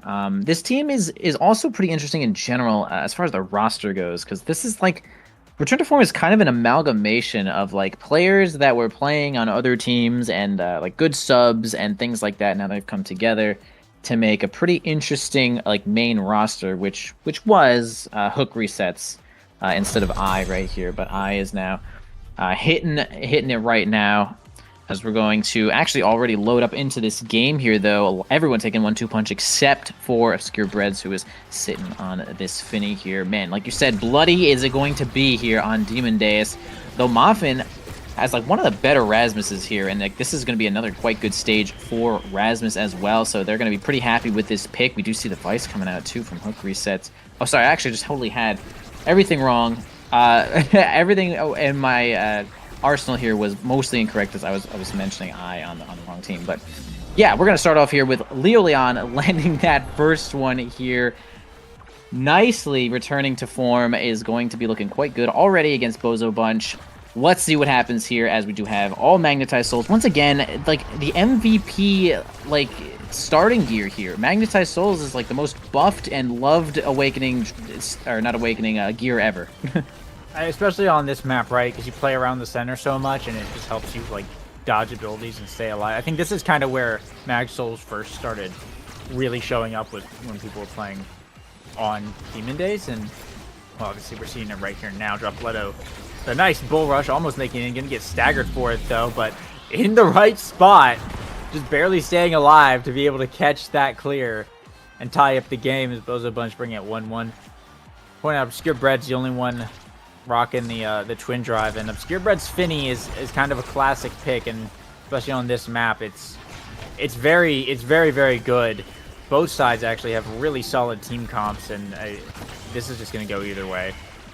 Yeah, I was just about to mention, this is nothing but damage here, though. Both teams having just an overload of damage as well here, though. I mean, they are not going to be lacking on any of these staggers or any of these kill confirms. Nice walking here with the ball, Leo Leon. Nice. Oh my god, Obscure Breads with the only strike in the world that's going to save this barrier and continues to hold it, and at least gets Leo Leon to spend that flip. Even though they do end up losing the goal in the process, they, you know, taking that flip, playing well enough to take that flip from Leo was best they could do in that situation, though, as the power play was a little too overwhelming for them. 2 here for Return to Form, who is, man, showing up. Like you said before, just being here for Return to Form is like pretty incredible, and I just like love that this team has just gotten together and just synergizing so well.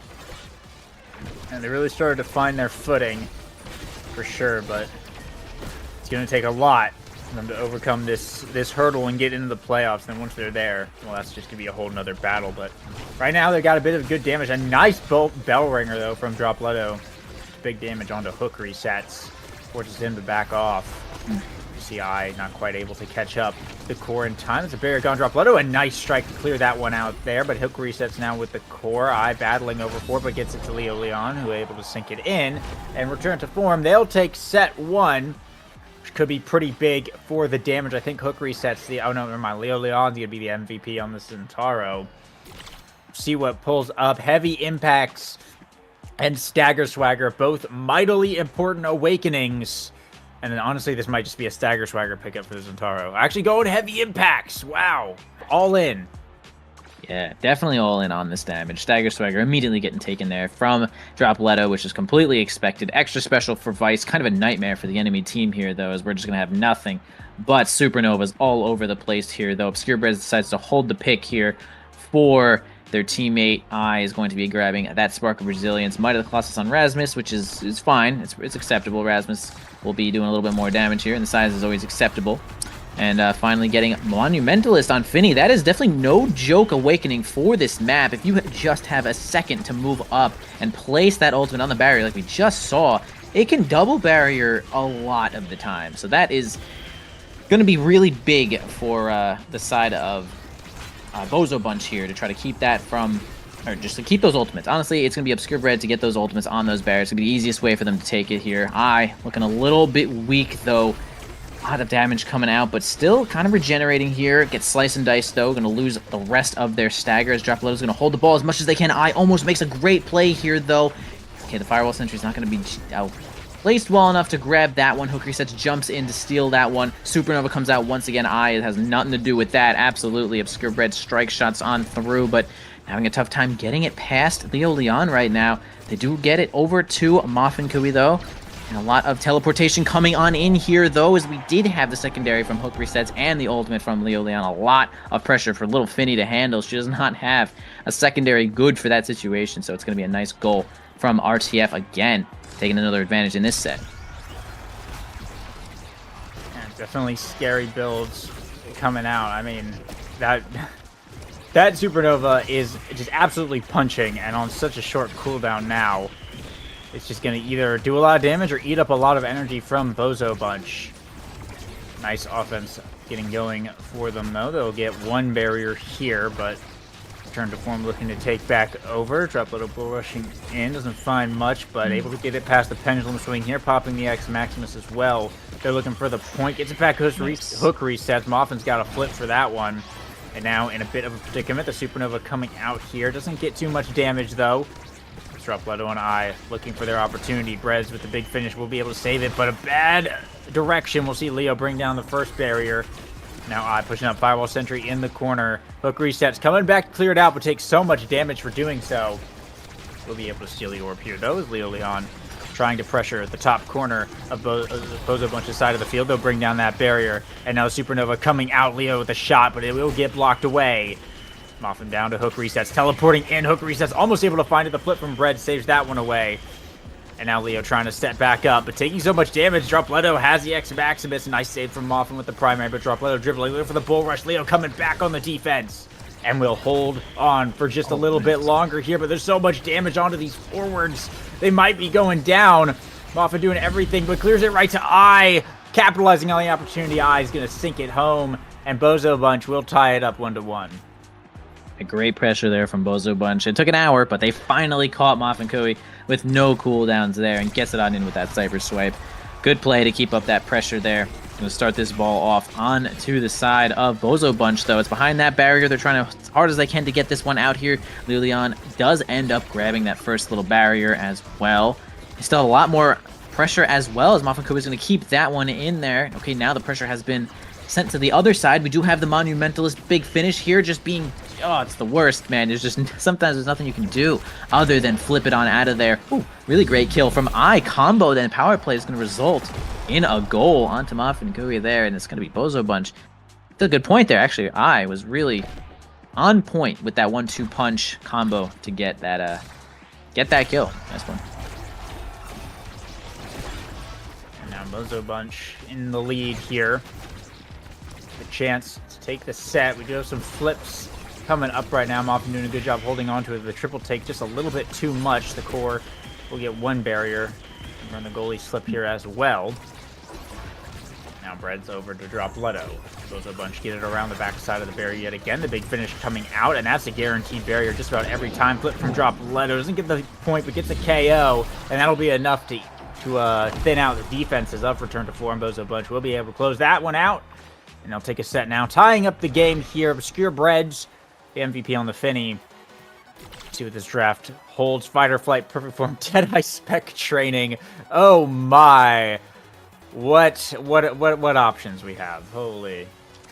Yeah, the Deadeye Finny is going to go pretty damn hard here. One of Finny's best awakenings for just destroying the opponent's health bars here. Anything else coming up, Perfect Form onto I, which is actually pretty damn good on Amy with the Firewall Sentry here. Specialized X, which is just such a good awakening for him, especially with that Bull Rush combo. Explosive Entrance for Zentaro, going to give you basically board-wide presence. Muffin Kui going to be the one to take Fight or Flight, which is fine. I can see Rasmus getting a little more involved here. Hook Reset's taking a 20% more damage on projectiles, 22.5 of course, and a little bit of extra range too. Pretty good awakenings all around, I would say, and it's just the damage will get even stronger. I mean, look how much damage that misdirection did to Leo Leon, about half their health in one shot. I gotta say, I think Bozo Bunch came out on top in that draft. Oh, save. Wow, what a death touch from Muffin. This is why this is the Rasmus guy right there. Bozo Bunch came out on top. The Spec Training X and Deadeye Finny, plus you get Perfect Form on I, who already has the 1-2 punch. That's really, really, really scary to deal with. RTF, it could have been a better draft, but Bozo Bunch did a good job denying a lot of good stuff away. We'll have to see. They're fighting an uphill battle on this set, I think. We're seeing the pressure come on right now. Drop Leto with the KO, and now I going to the bottom side. Leo makes a save. Oni's blade on the goal line, but Drop Leto flips it in. And Bozo Bunch will claim first blood. That was fair. That was a fair decision from Drop Leto there. Sending the ball in, and there's nothing to stop it except for Leon's ult. And he's like, wait. I'll flip for it, fine. I'll take the goal. I'll flip. And get you that point, absolutely. Here comes the big finish once again, sitting on the goal. And if nothing, it still does the big finish damage, basically to the whole team. I mean, it's just such an incredible tool here, though. Flip for a flip, counters it there, but I ends up own goaling onto that barrier there, trying to defend as much as they can. Dodges it as well. Muffin Kui gets there just in time to save their barrier here. I looking a little bit weak now, though. Definitely the target of the damage. Gonna grab one of these little orbs, but still needs a little bit of time to regenerate there. Completely out of the play. Hook Reset's now looking a little bit weak. The big finish up once again. Basically no cooldown on this, I guess, but now we have a power play here for RTF. Let's see if they can get this barrier, maybe sink one of these goals. They're unable to bring that one down. Forwards in the net for Bozo Bunch. Obscure Breads will respawn in time here. So look to reconvert now. Muffin getting pushed back just a bit. Hook Resets a nice stop there, but I still with the core. This bottom side and Drop Leto looking to get in position. Leon stealing it away though. Breakaway to the top side, but doesn't find too much. Can just get back to Muffin here. Drop Leto dribbling. Oh. He'll be Maximus strike reset to sink it to the bottom side. Getting that red core in overtime. Bozo Bunch now retaking control of this matchup 2-0 on set point. That was a really good bait there from Drop Leto. He kind of dribbled the ball in a situation where you could never actually self-dribble there unless you had a really nice strike reset. And the Maximus is going to exactly do just that. There's a lot of pressure being put on here, but they do end up getting it out there. A lot of players will get double barriered in that situation, but good teamwork. Again, here comes the big finish. Sometimes you can only flip to defend it, and you do.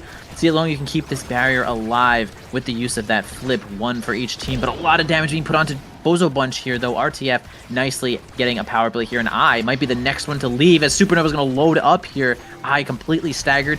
Purebreds can't really even defend this much. It's just too much pressure here with no teammates left, and that is basically the Demon Deus-like like coup de grace. Like you just want to get those kills, knock everyone away, and then you easily 2v1 that goalie, and that's what Demon Deus was set out to do. Yeah, and that's what we're seeing this whole match. Slobber knocker of a game. See a lot of damage here on Leo Leon, almost getting sent off the map. Hook resets, having to burn the flip to stay alive, but he's going to get KO'd at the end of it regardless. Dropletto taking quite a bit of damage here as well. Moffin with a death touch. Flings him into the goal box, and now it's a 2v2. One barrier gone, two barriers gone for return to form. And Bozo Bunch looking to make this point, but Hook reset's coming back first, and they'll trade 2 barriers here as well. Supernova comes out. Bread's going to be able to stop that one. Leo still with the core here as it floats back to midfield. Moffin sends it back around in. The defensive sentry there from I, the big finish also getting burnt. But so much damage on return to form. Dropletto X Maximus finds one. He's looking for 2. Bull rushes in. There's a punch. A double for Dropletto. And I just going to dribble up the field here, trying to find the point. It will be good. Too much for Moffin to handle. And Bozo Bunch take set 3. Now 2 sets to 1. 2 sets to 1 indeed. We do have Dropletto as our MVP here, one of the better picks on this team to get any kind of stagger or some speed you'd like on this X. Peak performance could be pretty nice here, though, unless you're trying to get some straight up size. Okay, Catalyst, too. Everyone's just kind of knocking heads, so Catalyst is totally fine here. Among Titans, 4 hook resets. Make themselves a little smaller, a little harder to hit, but buffs up that Rasmus and that Zentaro. Size for Rasmus, of course, why not?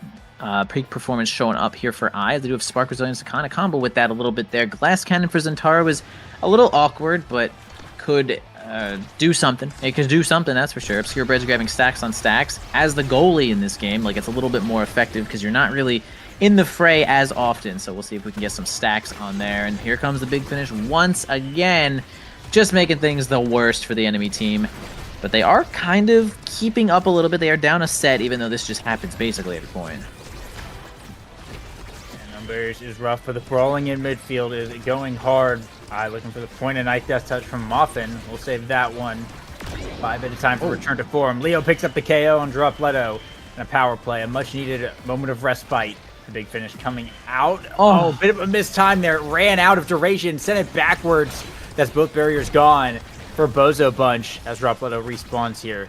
Leo the one now staggered. Dropletto a nice reverse bull rush into strike to bring the core back forward, but Hook resets trying to pass it back to the forward here, and Oni's Blade on the goal line and takes it home. Gets the goalie. Return to form. They'll strike first in set 4. That was nice.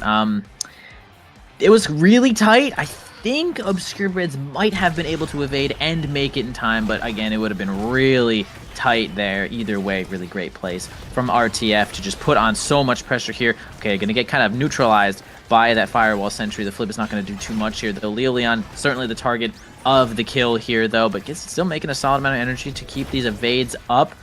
Dropletto spending a couple cooldowns to get Leo Leon out of the play, but Mafakui steps up, make sure those barriers stay defended here. Dropletto looking a little bit weak with that flip, going to hit all 2 players here. Both forwards here with that flip, keeps themselves alive. The Supernova comes out, doesn't hit anybody here. Leo Leon stays a little weak into the big finish, but not too much more than that. Nice, knocking it away from Leo Leon, not trying to have any kind of strike work here with our flip.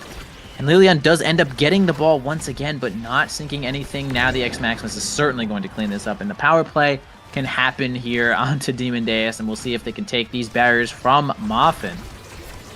No way they can. Holy shit. And Moffin pushing up to the midfield line, just buying as much time for Leo to come back online as they can. They'll lose 1 barrier, and Bozo Bunch are trying to make it 2. Nice shot from Dropletto, gets it there. Firewall Sentry coming out, Dropletto going to the center. Moffin rotated back around, Leo dashing in. Red's flip. God. Barely able to save that one away. Now Oni's Blade coming out from Leo. Strike 4-1 by Dropletto, though. They'll get that sent back around now. Moffin trying to get it back out. The big finish in the way. Goes back to the middle, and Dropletto with the core on their own side of the field, trying to clear it off. The Supernova comes out, but Dropletto does more damage. The hook resets. Doesn't matter, though, because Leo with the core is a surefire way to get a point. Sending that one in and return to form. They're now on set point. This might be going to a set 5. Absolutely, a set 5 would be even more awakenings here. More damage showing up. Obscure Breads does have 8 stacks away from stacking this stack, so as long as they can keep themselves alive for this point, this will be a little advantage here. Dropletto trying to bull rush something, does not seem to land it onto anybody, though. Looking a little bit weak now, might have to grab an orb at some point or stay at least midfield. So they're going to go ahead and approach here. A flip onto the big finish again is still going to remain pressured here for RTF, though, as we have a nice flip here from Moffin. Another good angle as well to grab a barrier here and keep their own alive, but it's going to be Dropletto to be the one to get that kill here, though. One barrier left for the side of RTF. Dropletto does end up regenerating nicely, though, and they're trying to make it so this does not get this set 5, but the power play does end here, and now it's kind of an even situation. In fact, Bozo Bunch is kind of pressured. Nice play coming out from Moffin there defensively, staying calm and controlling the core. Get it back to pressure onto Bozo Bunch's side, but a flip coming out from I into the big finish. A bad angle on the release, though, and RTF will be able to recover that and get the second barrier. Pass into Leo Leon, has the Oni's blade into the top corner. Dropletto dribbling it, trying to find a way out of here. Leo Leon is staggered. A strike shot from Breads gets the KO. Crazy. Everyone's getting them this match for sure. As Bozo Bunch on the power play, bring down both barriers. I to the bottom side. The glitch pop not quite enough. Quick resets, teleporting up, trying to buy some time. Leo's back online now, teleporting down the bottom side, goes for the shot. Bread's barely able to save that one away. And now Moffin with the death touch, reclaiming possession. Trying to get it past the forwards. No one over there to reclaim it. Leo versus Dropletto on the top. Core flip's got to come out here from Breads. Cyber swipe from I, almost gets it in.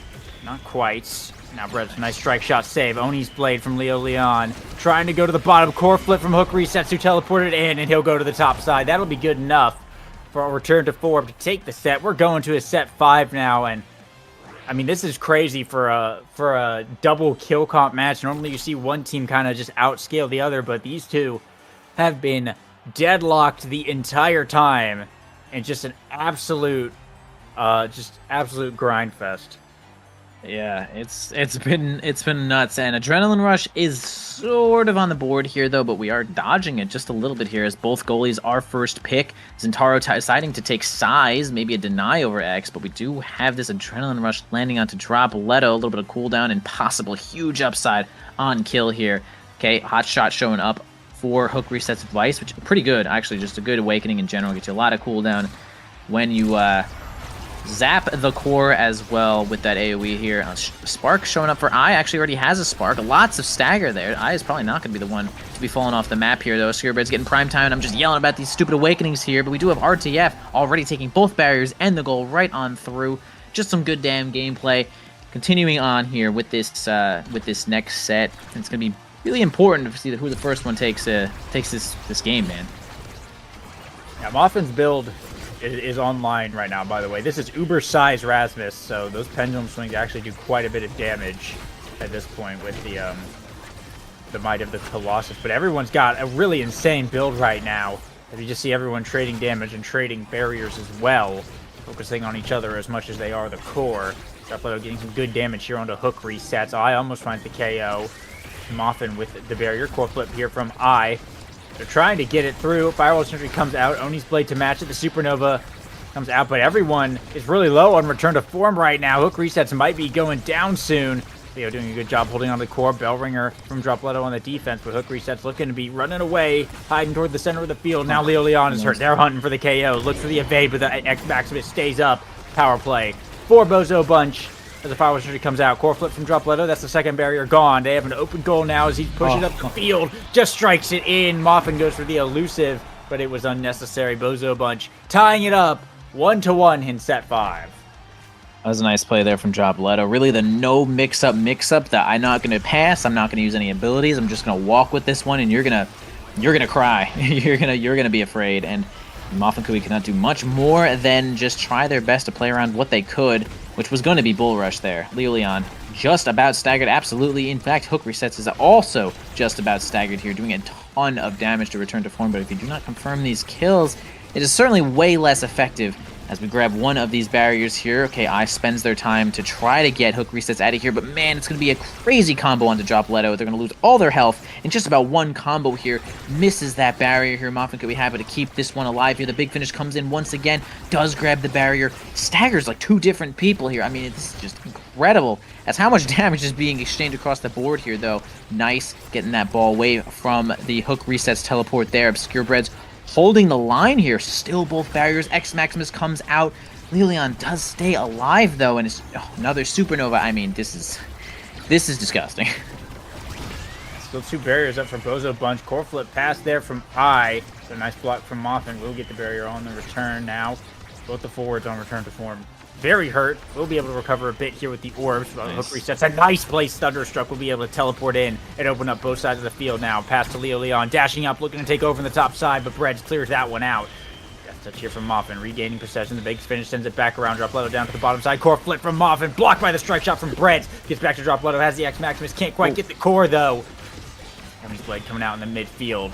Able to block that one. Dribbling around. Hook resets. Moffin looking for a place to clear, but everywhere. Seems like Bozo Bunch is there. At the top side, Hook resets with the block. Breads with the flip. And that's going to be blocked away. Moffin looking for a way out. Clears it to Leo. A shot to the top. It's perfect. Just a little too fast for the strike shot and return to form. They'll bring it to match points. Yeah, Moffin Kui is incredibly strong. 193 power here. 1-2 punch. I mean, overtime. Red Bull's absolutely just so much power right now on this gargantuan Rasmus. Well, they do lose a barrier right there. The Big Fish comes out. The second barrier goes down as well. We're going to have a couple cooldowns here come from I. See if they can grab it in here. Dropletto also got the Bull Rush on deck, but they do end up surviving the onslaught of cooldowns for now as the Sentry's going to come in and just make things nearly impossible with the X Maximus. I mean, that combo was going to be super difficult to stop here, though. And we have, oh boy, set 5. This is a tough one here. Again, 4-4 for both of these teams. First set is going to be quite an advantage here. A really great, safe net for whichever team takes it here. I does end up spending that for them to get us nothing, so... Oh my god, both barriers already going down here. Moffin has just so much to deal with right now as Lilion is just about dead. Big Finish in the way, but they're able to sneak it out of there. I going down the bottom side, gets taken out for it though. Leo still barely holding on to life here. As Moffin looking for a way out of this situation still. Get up to Hook resets. Red's buying a little bit of time here. Dropletto is falling back on the defense in this power play as well. Core flip from resets. Going to get one barrier. They need that second one as quickly as possible. Leo looking for the strike war, but Red's able to win that one. But that's a KO onto Dropletto. Moffin working magic in the goal box as Leo picked up the second one. And a nice save as well. The size coming in clutch to keep the point out. But Leo going down. It's a 2v2. Red's with the core. Sets up the Big Finish in the midfield. Hook resets trying to get through the Supernova. Dropletto black online. I teleporting up to the bottom side here. They're looking to close this one out. Dropletto with the Bull Rush down to the bottom. The Death Touch comes out, but it's a bad angle. Dropletto able to sink it to the bottom. A dimer to finish it off. Bozo Bunch taking game 1. I mean, what an even matchup that was. That was sick. That was nothing but action that whole time there, though. Last set, last point, right down to it. Both teams just fighting as hard as they could to keep it together, and that was super even as well. Let's take a look at a lot of this. Oh my god, insane damage numbers showing up here, though. We just have 120,000 damage, 130,000 damage basically coming out from RTF here, though, and we have, what is this, 80, 84, like 100, like 120 damage as well, 150, like just 100, so much damage coming out from both teams, and they were playing the roles perfectly here. Lots of kills being exchanged on both sides, and it's just right down to it. It's going to be Bozo Bunch really just taking that one, playing just a smidge better right when it mattered. And that's kind of a heartbreaker here. If you're RTF, I feel like they started out that set like really good. I felt like they started out winning, but I don't know. It's you got to play good the whole time, and Bozo Bunch is certainly no slouch of a team, as this is going to determine who really does make it into these playoffs here. I mean, what more is there to say other than we are certainly going to go to the next map, which is going to be Atlas Lab, the classic. If they survive that one, it's going to be Clarion Test Chamber. Yeah, this might just be another fight night of a match, honestly, if they just go for it again, but this is Bozo's map pick. That was Return to Form's map pick, and I mean they performed really well on Demon, just Bozo came out a little bit more when it mattered in the clutch. And if you looked at like the saves as well, Moffin had like 107 saves to like Bread's 70, and it was just like there was constantly pressure on return to form side of the field. But they did a good job holding it. But I mean, those Finny ultimates make it exceptionally difficult to keep the barriers alive. So moving on to AtLab, what's interesting as well about this matchup is, you know, you have Moffin, who's kind of the Rasmus Kazan goalie guy. He plays a lot of, you know, non-traditional goalies and does them really well. Breads also has a really mean Rasmus goalie. And we saw, and of course the Finny as well that we saw last game. So, you know, it's going to be interesting. They have the option to sort of pinch Moffin if they like decide to, like a little bit. Like he's got other picks, of course, but it's going to be interesting to see these drafts come out because we're going to see a lot of brawlers, and we're just going to kind of see a lot of damage come out like by default. The fact that you have goalies who play more damage-oriented characters just means that there's going to be more damage coming out like no matter what. So Big Fish Super Surge is our start. It could be another Zentaro X match, honestly, as we see return to form, quickly going to ban the Octavia. That's fair. Octavia getting banned. You know, I respect the crap out of that pick because it's like you just don't want this this factor to be playing a role here. And we do see Zentaro getting banned as well. They're thinking absolutely not trying to have Super Surge Zentaro without the Second Awakening being strong enough to counteract that one. So respectable bans on both sides. We did see Rune actually banned, right? We saw Rune banned in the last game on Demon Days with crazy kill stuff. People are really just not trying to deal with. I mean, they kind of are, but not. Like, right, he's picked or banned. We might even see Rune again in this game too, but we'll have to wait it out here, as now is going to be the first pick here for return to form. Could be a good pick if they decide to get a little bit of healing on their side. If you have Bozo Bunch picking, you know, if they have that X, could be a lot of damage, but X is also kind of vulnerable to damage in that way too, right? He's like really big, easy target, not a lot of mobility, so gonna have to weigh those odds. Okay, Finny as well for Bozo Bunch. I mean, taking that one away. Spear Reds. Really happy to get this one. Honestly, just good picks so far. Oh, that's gonna be It's gonna be Dropletto, yeah. Yeah. Looking for midfielders now, as the pool still available. Return to form. They've got theirs. Leo Leon not available to play that Zentaro. Is going to go for the Rasmus Kazan here. I'm going to guess that's Rasmus goalie and Kazan forward. I think that makes a little bit more sense. But it could be the other way around, knowing who's involved. But looking for the midfielder here for Bozo Bunch. We could just see the Vice again. Okay, it's going to be Kai actually for I, which makes sense. You get the extra, you know, a lot of good speed here. More of a core control oriented matchup this go around, I think. Yeah, looks like it. I don't really see Kazan. Like I know I'm a Kazan believer. Honestly, I still think that character's like pretty damn good, and I know that a lot of people certainly don't think he's super good right now.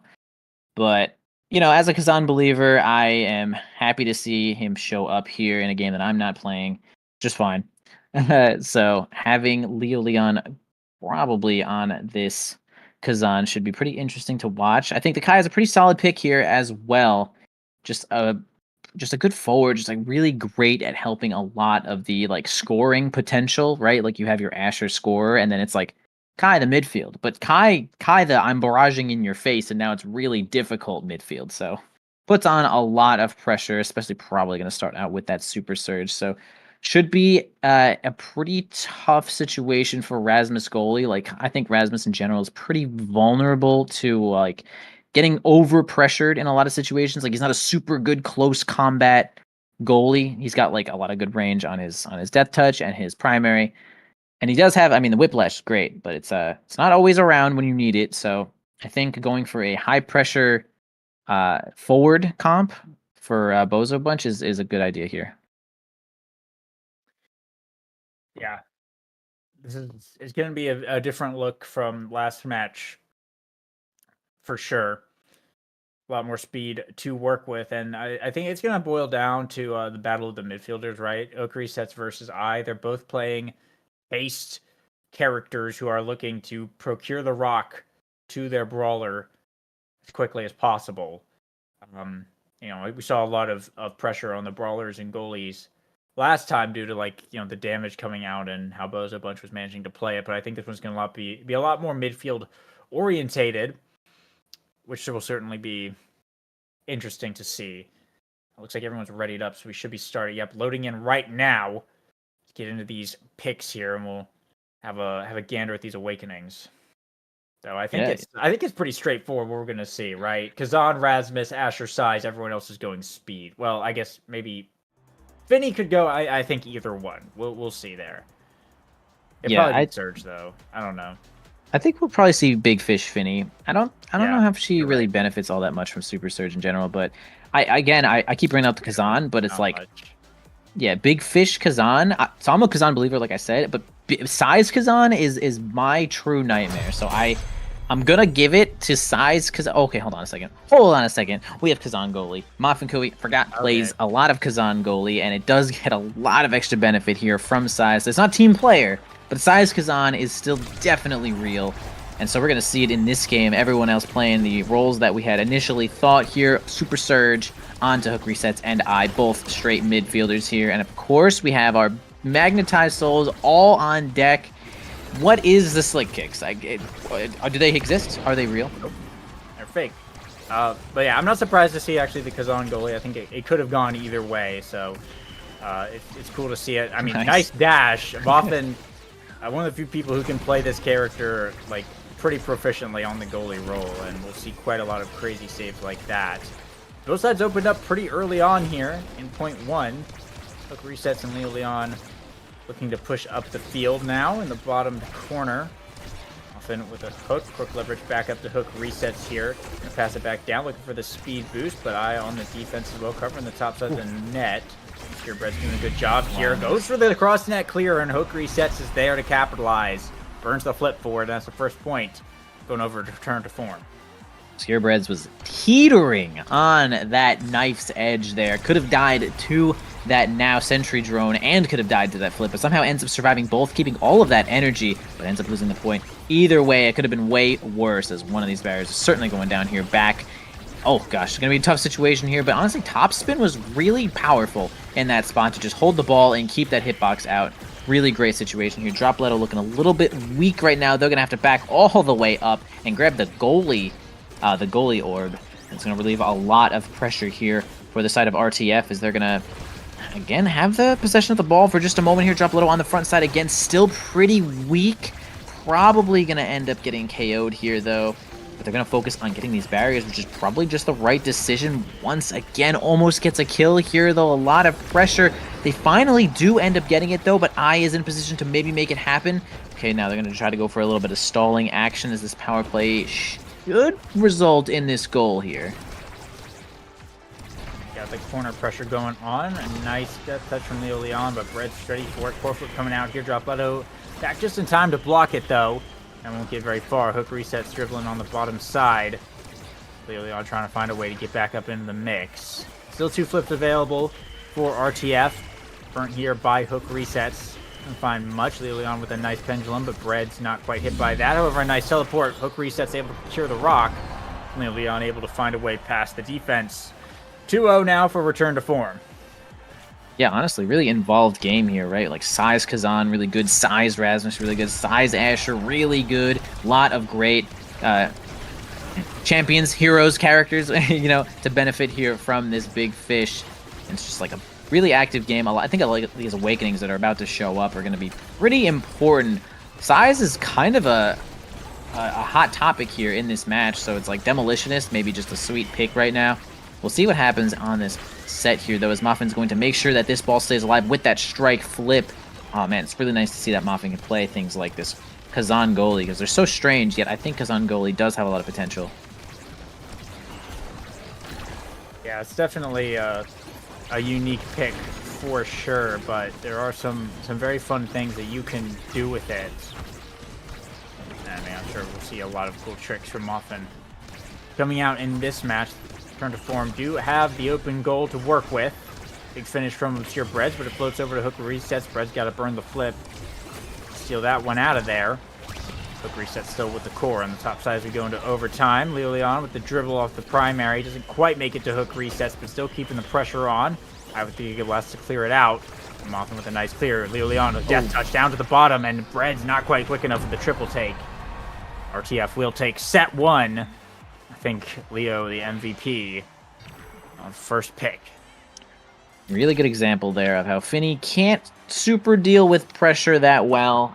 Really great at long-range stuff, but at secondary, it's like 500 frames for it to come out there, so not super good in that spot. And of course, Built Different and Demolitionist and Might of Colossus and Among Titans all showing up in the same first draft here, as we can see. A lot of size already being picked. Built Different, first pick, Fight or Flight, Godlike Awakening, especially on Kai. So good, so good. Among Titans here for hook resets, speed size, that's everything you could want. Rapid fire for Obscure Breads, more of those misdirections is fine. More size on that because I'm more damage too. Honestly, that might be enough to make some red core here in overtime.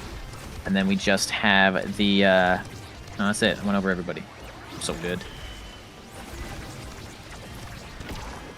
And one barrier now getting traded for each side as Dropletto looking to make the push for the second one. He'll be able to pick it up there. Some help from the pass splitter.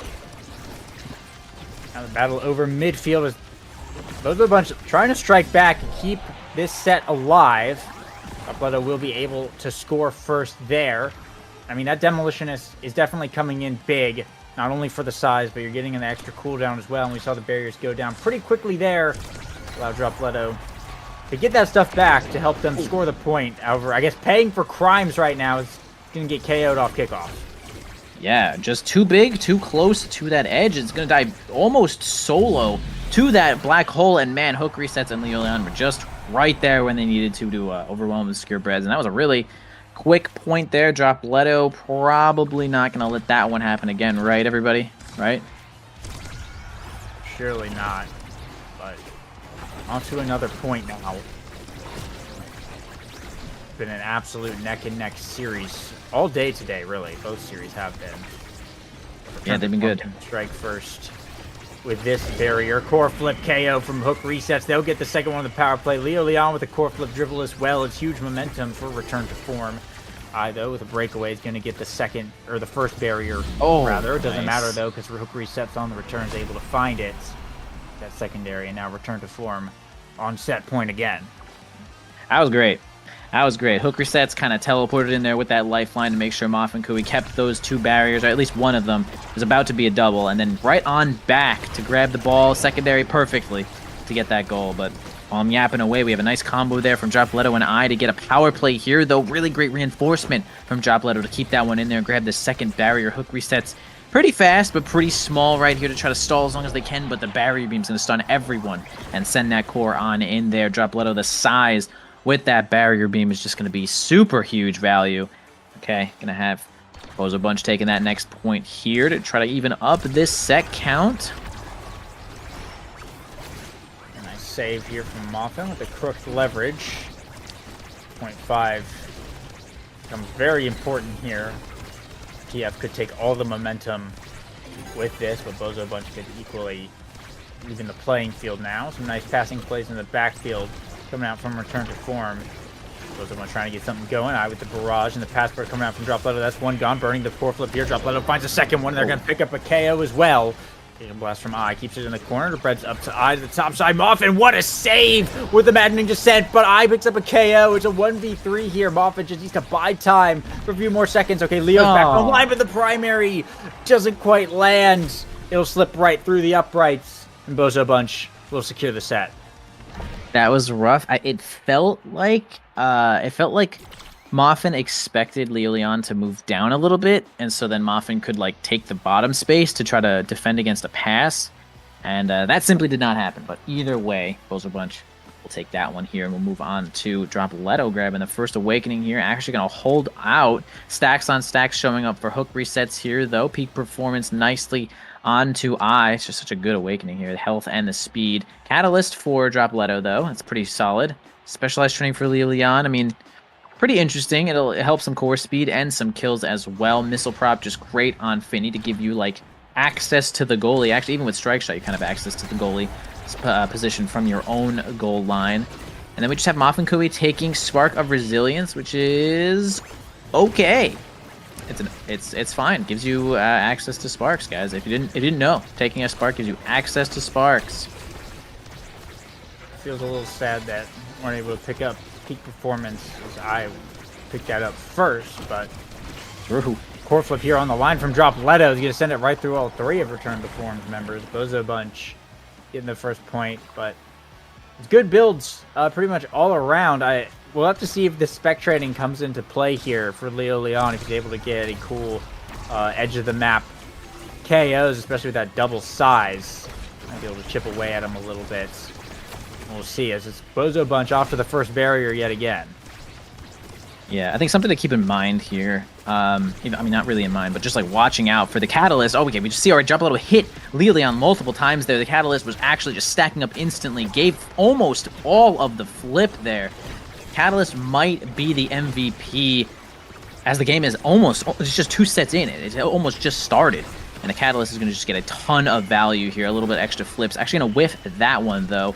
Moffin Kui going to try to keep themselves alive. They end up doing just that. Hook Resets gets in there just when they need to. It's not going to have a strike war with Giants. I mean, Hook Resets is just a little small right now. It's going to have a tough time winning these situations. Spends the flip. Okay, gets Obscure Breads to spend their flip as well. Dropletto backs up to try to relieve a little bit of their pressure to heal up a little bit. In a good position to get that flip. Finally gets that last barrier here, though. Overtime does end up showing up. Moffin Kui getting the ball on over to Leo Leon, who's a little weak right now, though. If they can just get in a good position to grab this goal and reset this one, they'll heal right up. And here in overtime, ooh, a Giga Blast almost stole it away. And now looking pretty hurt. Leo picks up the KO. Pendulum swing big enough to find it. And now it's a power play for return to form. But Dropletto evens it up. Just shoving Hook Resets off the map. 2v2 here. As both goalies just looking to rotate it around. Nice strike shot pass here to Dropletto. Has the flip available. Burning it here in the box. The Whiplash able to save that one. And now off the black hole, though. Giga Blast from but Hook Resets controlling it just long enough. Nice save here from Leo. Cuts the pass. But with the core trying to get it through to Dropletto. Little sneak past Blazing pace to get up. But Moffin just rotates it back around. And Leo in position will find the bottom of the goal box. It's 1-1. Tied up yet again. Yeah, that's one of the interesting things about Finny, right? Is that she really wants to have that forward pressure. And if she doesn't have primary, she can't really do all that much to defend herself. And she's kind of spending the primary on cooldown to just give her team the best chance at scoring. And in situations like that where the ball just rolls right on past her, it's like, oh, well, I was using my primary, I have nothing left. So it's tough to like weigh those resources here when you're playing Finny sometimes. Maybe a little bit of a boys angle here, gonna flip to try to make sure they don't get doubled, but indeed does end up spinning the flip and kind of getting doubled with nice pressure from Dropletto, who's looking a little bit weak right now. They're probably gonna have to, okay, that's gonna be an easy kill from that Death Touch, especially with that specialized training here, though. Giga Blast almost slays Leo Leon, though. Hook Resets can't seem to get the ball. They're literally too small to get the ball. Doesn't even have a whole lot of size, doesn't have any size, in fact, but it does not lose the ball there. Ooh, what a save from Moffin. Gets away from the barrage, but dies for it. And unfortunately, Leo Leon not going to be able to hold it down, and the power play Dropletto will score to put Bozo Bunch up on set point. But it was a crazy play initially. A Bozo Bunch here with a little bit of the advantage to try and take the lead.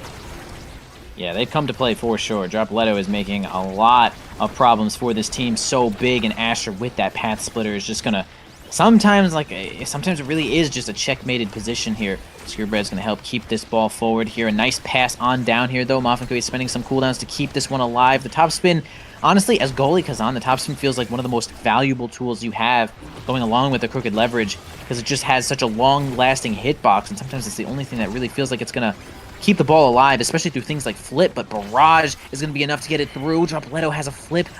It doesn't end up waiting it all out, though, and the opposing team is going to take it, and wow, Obscure Breads from that position is going to get just the perfect angle, get it on through, and it's going to be Bozo Bunch taking that one. Dropletto, the largest Asher ever right now, is going to be first to take their Awakening.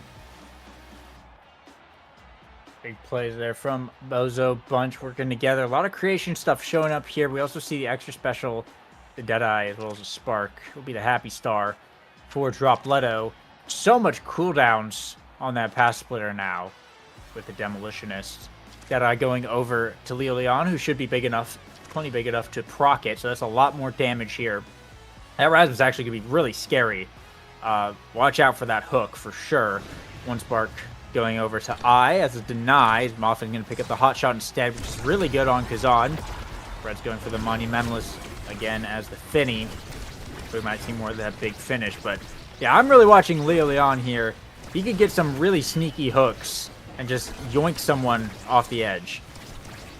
Yeah, it'll definitely, doing so much more damage here, they can actually just hook from about, they could probably hook somebody at like 25% health. It'll probably clear their health bar and send them on out of there, though. First barrier going down. Whoa, it's actually going to be a misdirect there from Finny to get that power play here for the side of Bozo Bunch. Oh, Moffin Kui actually just so big, steals that one away with the crooked leverage, dealing damage to Dropletto as well. They're trying to get a kill. Nice evade to avoid that path splitter here. Leo Leon's back, and this death touch could be exactly what we were talking about onto Dropletto. Right, able to find it there, but still pumping out some damage. That's a turn to form to bring down their second barrier here. A nice quick leverage from Moffin, who's now pushing up, getting aggressive here up in the midfield. A lot of damage on the Leo Leon, though. Looks like he's going to be KO'd. Yeah, Dropletto able to pick that one up. Now it's another power play for Bozo Bunch. Hook resets, though, putting some damage onto I, forcing him to fall back just a little bit. We see Erasmus come back online now, just in time to stop that corner pressure. Flip here from Moffin. It's screaming out of there. That hot shot's can send this thing so fast. Overtime is Moffin time. Truly. Turn to form still. Trying to bring down this barrier. Dropletto's pretty hurt. Not able to capitalize on that damage, though. Trying to get it past Bread's. Core flip is burnt defensively. Clear that one out of there. Now Hook resets with a strike war around Dropletto, but the pass splitter just going to send it right back. Oh. And Death Touch coming in, and there we go. That's that Deadeye extra spec. Leo Leon bringing Dropletto off the map. I's got a flip to buy some time.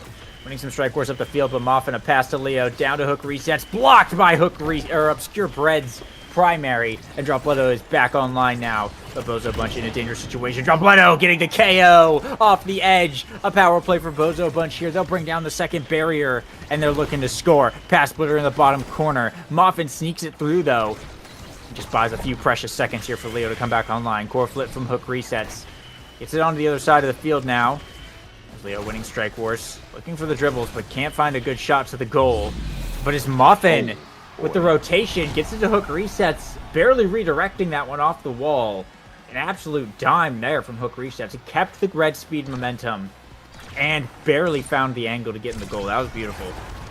Yeah, a heartbreaker there for your Obscure Breads. You know, you had strike shot there, but you thought you were just in melee position to make it happen. Whoa, nice size there from Leo Leon, keeping that barrier alive for just one more second, though, as they had to unfortunately end up losing it here. I actually had to sniff onto that pass with that barrage, but it actually went right through. It's going to be a power play here, though, as I does end up falling off the map. Obscure Breads not seem to do much more in this situation here, though, and they're going to take that point there nicely from that power play. Well-deserved point from RTF. And now RTF, the ones in control again. I mean, this is probably just going to be another set 5.5 heater. This is an insane series so far. Cinema, you might call it. Perhaps a movie. But both sides battling extremely hard. Nice defense from both sides right there. As no barriers getting traded on either interaction. But now it's Bozo Bunch with a nice barrage there from I. Finally able to get it past Hook resets. Strike first on the barrier. Moffin slinging around the black hole. They'll get one. Core flip here from Breads to try and get it out, but Leo's still looking for that second shot. Moffin with the hook, the big finish out in the midfield, though. It's going to slow everything down. Now Leo Leon back on the defense here. I Dropletto holding it to RTF side of the field. Good job of keeping up with the speed. The death touch, not quite enough range on that to KO I, but almost did.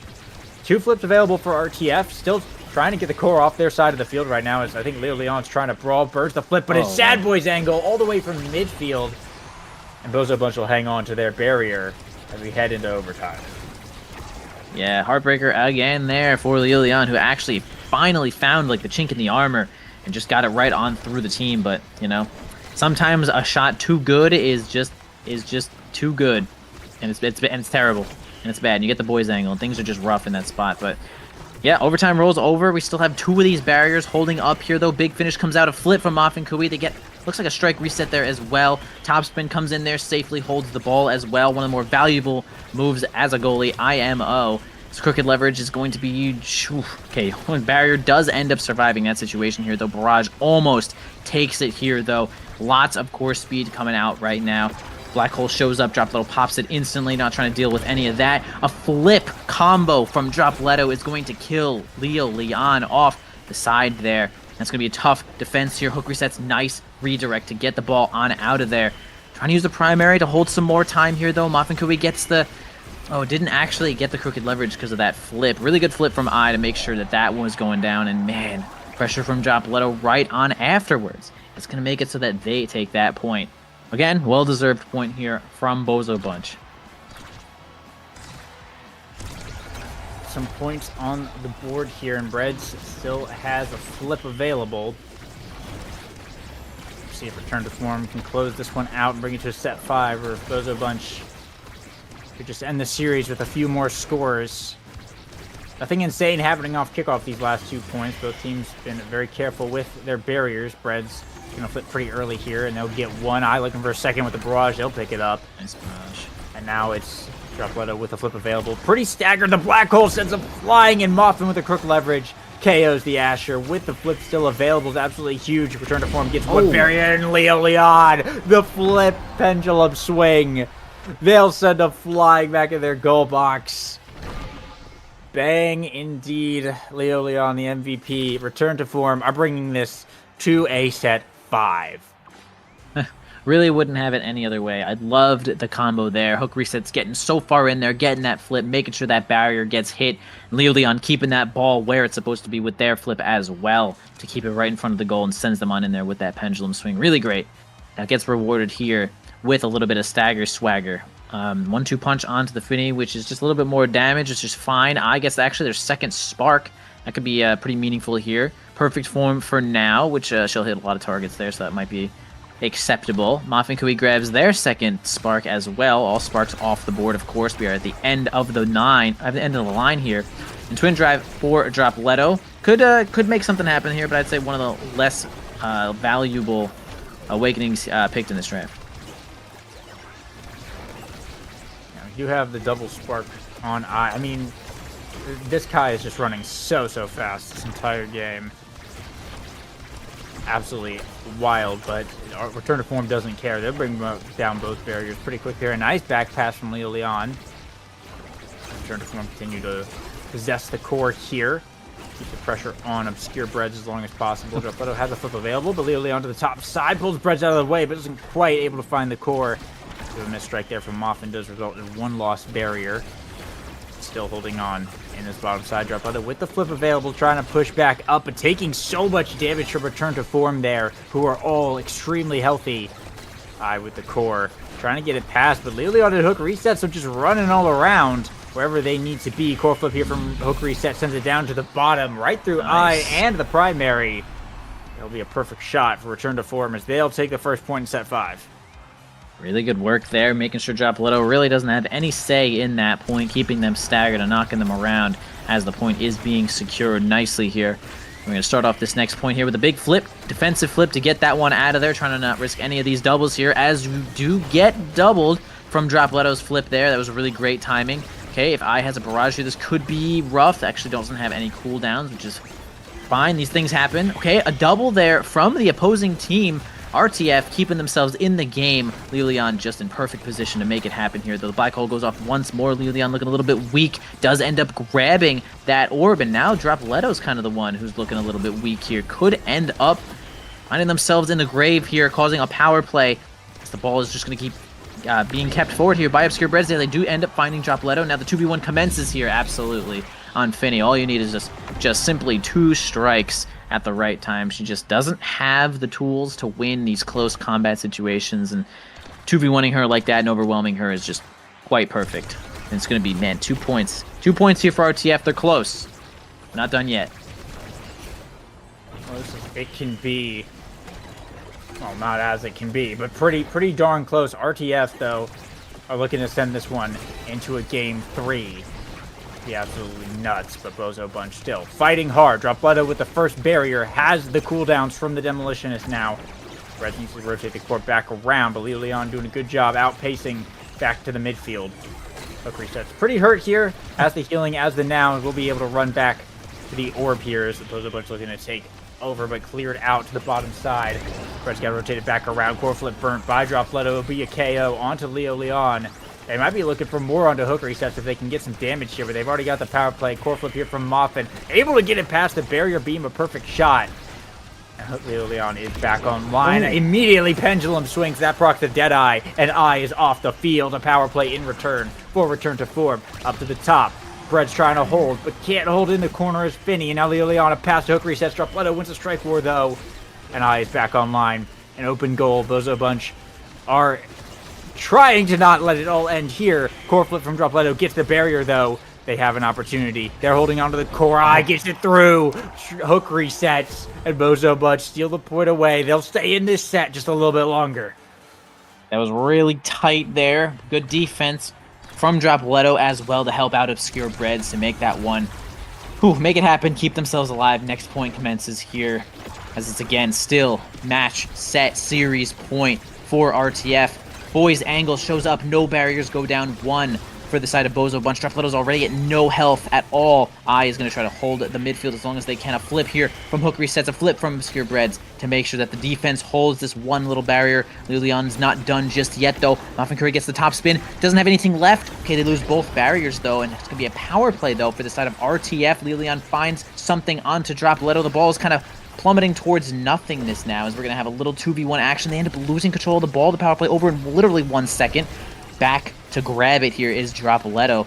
Now we have Hook resets, going to try to win this midfield interaction. Just get the ball to Leon one more time. Get this flip onto that barrier, but Obscure Breads is also causing trouble all the way from the goal line.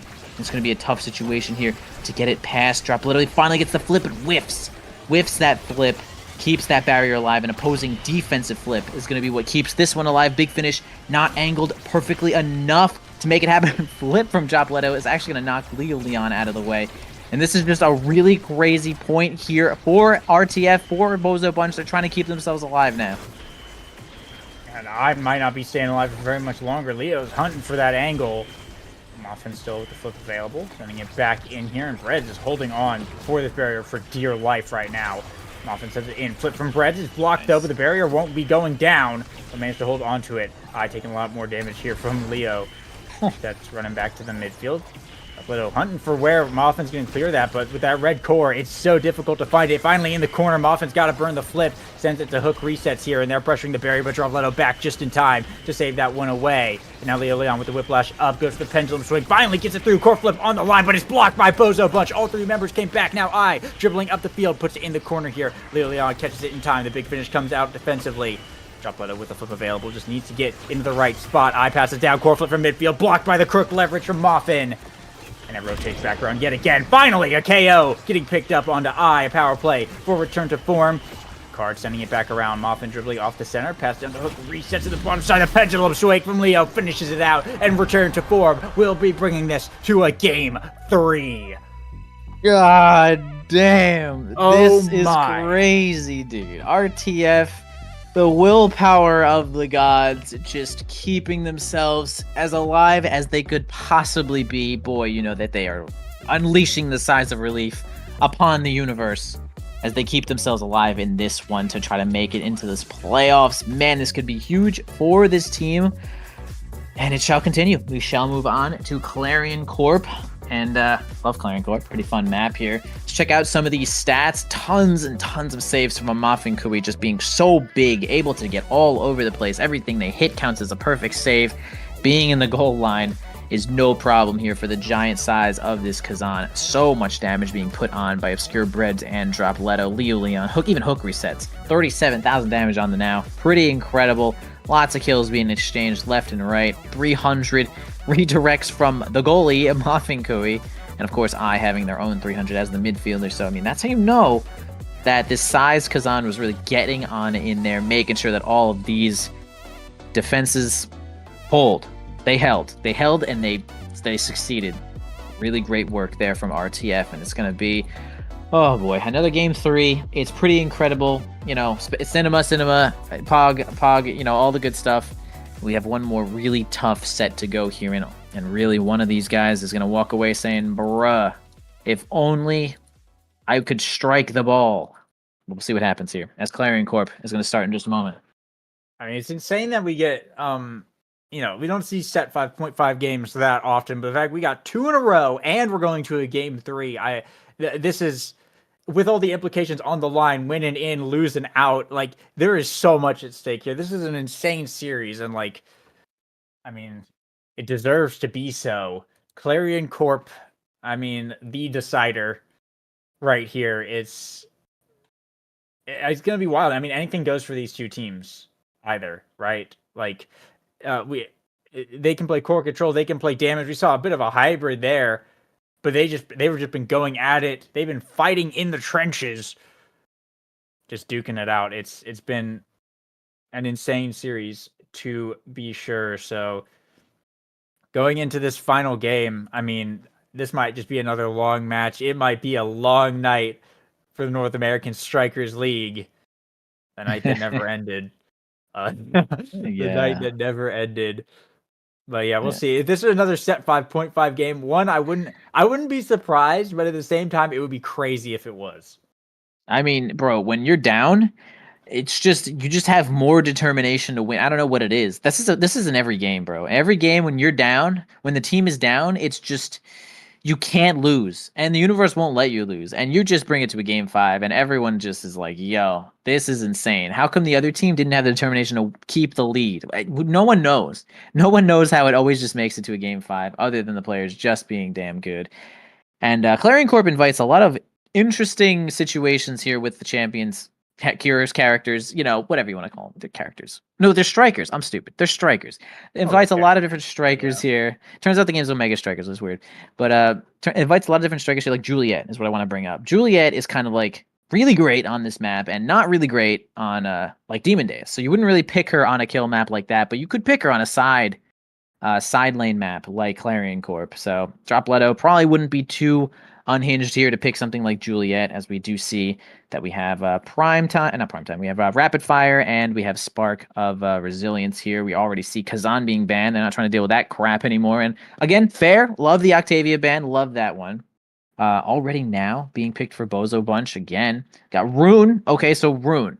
This could be Rune. How good is Rune here? I think he's pretty damn good. Yeah, on the rapid fire start on Clarion, I think Rune is pretty good here. I imagine this is Hook Resets playing in. I'm guessing Leo's back on the Rasmus, though that could be the goalie pick as well. We'll have to see what the final one is. But we got now Xfinity on the other side. Okay, it's Zentaro. So it's goalie Rasmus, Zentaro for Leo. Now, now Finny X is also really good. This is just Bozo Bunch playing into their strength, really. And Return to Form doing something kind of interesting with the Rune pick. This could turn out to go really, really well. I mean, we saw Gumi pilot the Rune, pretty insane, but I mean, that's kind of a different story with demons and all that. But I think a lot of this is hinging on Hook Resets now. I think how good is this Rune? Is it going to be enough to really tip them over the edge? Because with how close these matches have been, every little thing is going to matter so much here. So we'll find out. I think that's going to be the X factor, the real difference maker here. I could see that. I could see it. Having Rune start here with this rapid fire is also going to be like a lot of extra pillars here. I'm going to say that if we didn't have something crazy good for, like, that's really good. That's quite damn good for Rune. I'd say something like, if we didn't have something as good as rapid fire, I'd agree with you like 600%, but I just agree with you 100%, because it's like, we'll have a lot of anomalies. There's going to be a lot of pillars. It's going to be kind of hard to cause any like super big mistakes here, but I will say that I think this game might rely on how good this Rune performs, kind of, period. You know, it's always like, oh, well, does my forwards get the kill? Is Dropletto going to get like a bull rush kill? Maybe. But like, Rune is like Rune can kind of do it all, and he can kind of do nothing at the same time. He's just this like polarizing across the spectrum, I can do it all, but it's hard character. So I love Rune. I love seeing Rune. I love watching, playing, and everything about Rune. So we'll see what happens here, and also just a good map for Rune, being able to close those side lanes with ease. You don't even really need like size creation to close side lanes with Rune, but it does help indeed. So big shoes to fill here with this Rune. Yeah, and be Moffin on the Pauldron's Rasmus. We got iDrop, Leto, and Leo Leon will be the three specking into Sparks here. Everyone else, of course, going for that rapid fire to get into our first point for all the money. Game 3 of the series. Winner makes it to playoffs. Loser is out of playoffs. Stakes have been set. Everything's been locked in. And now, just play better. Yeah, the steaks are completely cooked now. We're currently being served our entree, and it depends on how you're going to tip your waiter here. I don't know how long I can go on with this, but we're going to have both barriers down for Bozo Bunch here. See this Rune. Try to get a pillar on in there. Doesn't seem to make it work here. Drop Little looking a little bit weak, though. Gets kind of flipped. Now totally staggered. They could be getting killed here, though. Moffin Kobe going to keep that one alive. Drop Little does... Oh, because Obscure Breads walked in to the Oni Blade. He was able to evade, but either way, lots of pressure there is going to be enough to get it through Obscure Breads. And it seems to be like a pretty classic thing where Obscure Breads has got a great Finny. And Finny's a pretty damn good character, but it's like, I guess I might just be like zeroing in on all the situations where she gets easily overwhelmed, and I'm like, could it have been Finny there? Maybe, but we'll focus on that later. That's like VOD review stuff. And now Bozo Bunch striking back here with quick 2 barriers, and it'll just kind of float in. No, Moffin saves it. Nice death touch right at the last second. Core flip here from Eyes blocked though. Hook resets with a pillar, leaves out a lot of options. This core will just kind of float back to neutral here, but still 2 barriers up for Bozo Bunch. For the shot, Leo Leon's going to bring down the first one. Resets is pretty hurt here. A nice banish going to come out to buy a little bit of time. Will have to fall back. The midfielder still very staggered. Just drop Leto with a flip available, pushing up, gonna flip it on the line, just bull rush it right in. Not a lot RTF can do about that one. Bozo Bunch gonna tie it up. A nice drop Leto actually just blasted hook resets out of the way. Could not defend anything from there, and easily sinks that one in there with that flip. Nice work there from Drop Leto. Gonna work on this next one. Onto the bouncy house here. Crazy map for the goalies, and basically everyone's just crazy all over the place. So you have a lot of interesting angles to get the ball right to your forwards. Put it onto the bottom side here, though. Moffin Kobe, no problem here defending this one away. Bull rushes Leo Leon into the wall, but doesn't end up getting a kill. These walls can result in some crazy kills as well if you knock people into it hard enough. It's gonna be first barrier here for Bozo Bunch. Here, gonna banish onto this Now, who doesn't have a big health pool. Could be pretty susceptible to getting comboed here from this banish. Leo Leon flipping the ball right onto the opponent's barriers here, but nice defense from the team of Bozo Bunch. Going to keep that barrier alive when it looks a little bit bleak. Moffin Kobe going to send it right on over to Hook Resets. Uses the death touch and then whiffs the flip. It's a tough one for here. Moffin Kobe going to have both those barriers down though. Core flip here from Hook Resets opens up both sides of the field. A little bit of a volley going on that Leo Leon's going to be able to win out on. So RTF bring it set point now. And the way this has been going, it's been to set 5, but whoever won set 1, I think, has won the game, right? Bozo won the first set in game 1, and RTF did it so in game 2. Yeah, I think so. So it'd be interesting if that trend actually continues. Or perhaps if the trend was broken, and no one knew. That'd be crazy. That would be pretty crazy here. Both barriers down, though, for RTF. Tough position here, though, as we're going to drop Little right on the front side here with that flip. Doesn't decide to use it just yet. Gets a kill on to Hook Resets. Rune's going to fall on in there. Drop Little cleans that one up with another nice flip here, though, saying that we're not out of this one yet. Obscure Breads has a flip of their own. Could possibly make a nice offensive play here on Project Expanse. Just going to make things a little bit awkward. Ooh, I like that. I like that kickoff there from Hook Resets, too, to kind of blast it on back and then forward. Pretty cool. And then Nice banish from Hook Reset. Just kind of stalls the core out for just a little bit here. A nice strike war, though. Teleported back at the perfect time to find the double ding, and then going to go off the center. It will get blocked here, but Bozo Bunch, rather, looking for the shot. able to find it. in the top corner, and will be Bozo Bunch taking set 1, which by our metrics means they'll win the game. However, I can be the MVP. A lot of Mega Strikers left to play, though. Fight or Flight showed up on the board, and I don't think it's really an argument. I just going for the double rabbit there. Yeah, again, pretty damn good awakening here, especially for Now, who can also speed herself up, just kind of like double benefit there from speed to just give her so much control over the map. Rasmus, of course, always taking things that give him size, give him damage, combos nicely with that powerhouse Pauldron. Spark for X. Spark was a starting awakening here, so going to combo super nicely there, as well as Leo Leon getting Spark of Agility. You can tell, I mean, Spark of Focus was chosen before Agility, so we can see that they definitely want cooldown a little bit more. Hook resets, Cash to last, pretty damn good for Rune, Obscure Breads, Glass Cannon, good for Finny, good for Goalie. So I'd say pretty solid awakenings all around here.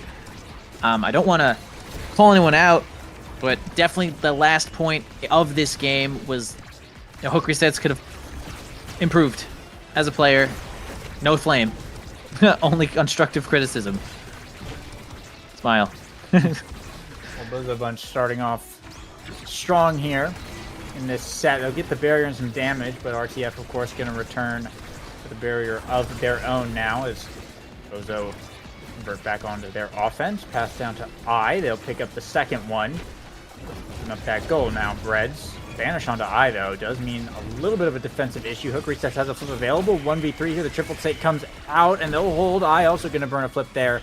And the forwards that return to form, both very, very hurt.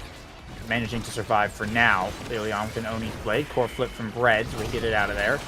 Head into overtime. Leo Leon going to win the strike war, and that's both sides opened up now. A dash to the top side. Leo Leon able to sink it in. Good timing there and return to form. Strike first in set 2.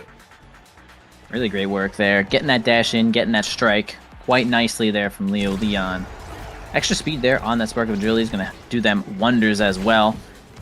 Reset's going to take that ball to the top side here with Moff and Kobe going to try to push it on in as well. Could have possibly gotten a portal there. Okay, the teleport is going to come out. Okay, kind of knocks the ball into the opposing team. Going to lose a barrier in the process as well. Hook resets, grabs the...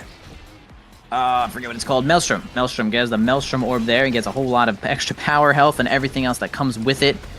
A lot of neutral interactions coming out here. Though only one barrier down from each team. Leon spends the ult to do a little bit of damage, try to control the ball a little bit more. Hook resets has control here on the top side. Leon on the bottom side, but can't get too much more. Everyone kind of going for the orb. Now Dropletto has it, which is one of the more dangerous strikers here to grab it. But they also are taking a ton of damage in return, but dealing it as well to Leo Leon, who's just about going to fall off the map here, though, as X Maximus does just time out. Really close call. Going to keep this barrier alive, though, Mafenkui with the determination to just survive this moment here, though. It's, of course, overtime is going to make that a little bit more difficult here. Hooker sets in a nice spot here to keep this one alive, and just, a pixel away of saving that one. I just finds it perfectly in the bottom side nicely. Tying it up still, the theme of the series, really. Going 1 for 1 constantly, so turn to form. I suppose looking to strike back in the shootout of a match. Double pillar be a little bit of miscommunication there on the Oni's Blade. Goes on the bounce house map, both sides. Bouncing it around, core flip from Hook resets will find the first barrier. After a bit of a volley there. Now looking for the second one, Leo Leon pushing up, forces Bread's flip. Killer can send it right back now. I with the core, dribbling up the field. Moffin going to death touch that to steal it back away. Get it back around here to Leo Leon. Resets as well, has the pillar set up, but some nice clears from Bozo Bunch. They will hold true. Leo with the strike war against Breads. And that's Bozo's side of the field opened up. Core flip from Moffin. Doesn't get too far. It's I up to Dropletto now. Bellringer to dribble it. I think it's back down to I. Hook resets with the strike war win, though. Can get back to Dropletto. That's one barrier gone. Nice. Core flip for the second one. And the X Maximus. And now both sides opened up as we head into overtime. Red's going to send it back into the middle here. Leo Leon, a pass down. Hook resets, trying to recover, can't quite find it. It's back to Moffin here as I with the flip available. Up in the goal box, burns it, but Moffin with a great save. Going to go to the shot to the top again, but off the pillar it goes to Dropletto. Bit of a ruined moment there. And Bozo Bunch will take the points. 2-1 now on set points. I mean, if they could win 2 in a row, it would be a miracle, right? 2 in a row would be a possible miracle here. Has that happened just yet? We'll have to find out here. Resets has the ball into the bottom side here, trying to get it onto Leo Leon. Okay, knocking it against the Expanse, and is going to do too much. Leo looking a little bit weak. Nice evade there, though, to also dodge that misdirection here. The big finish not going to result in too much more. Oh, the pillar is actually just kind of a strict negative in this spot, but they do end up surviving that situation here. Okay, trying to dribble it off the pillar as well, but has just about no control in this situation here with the kind of like a negative strike war situation.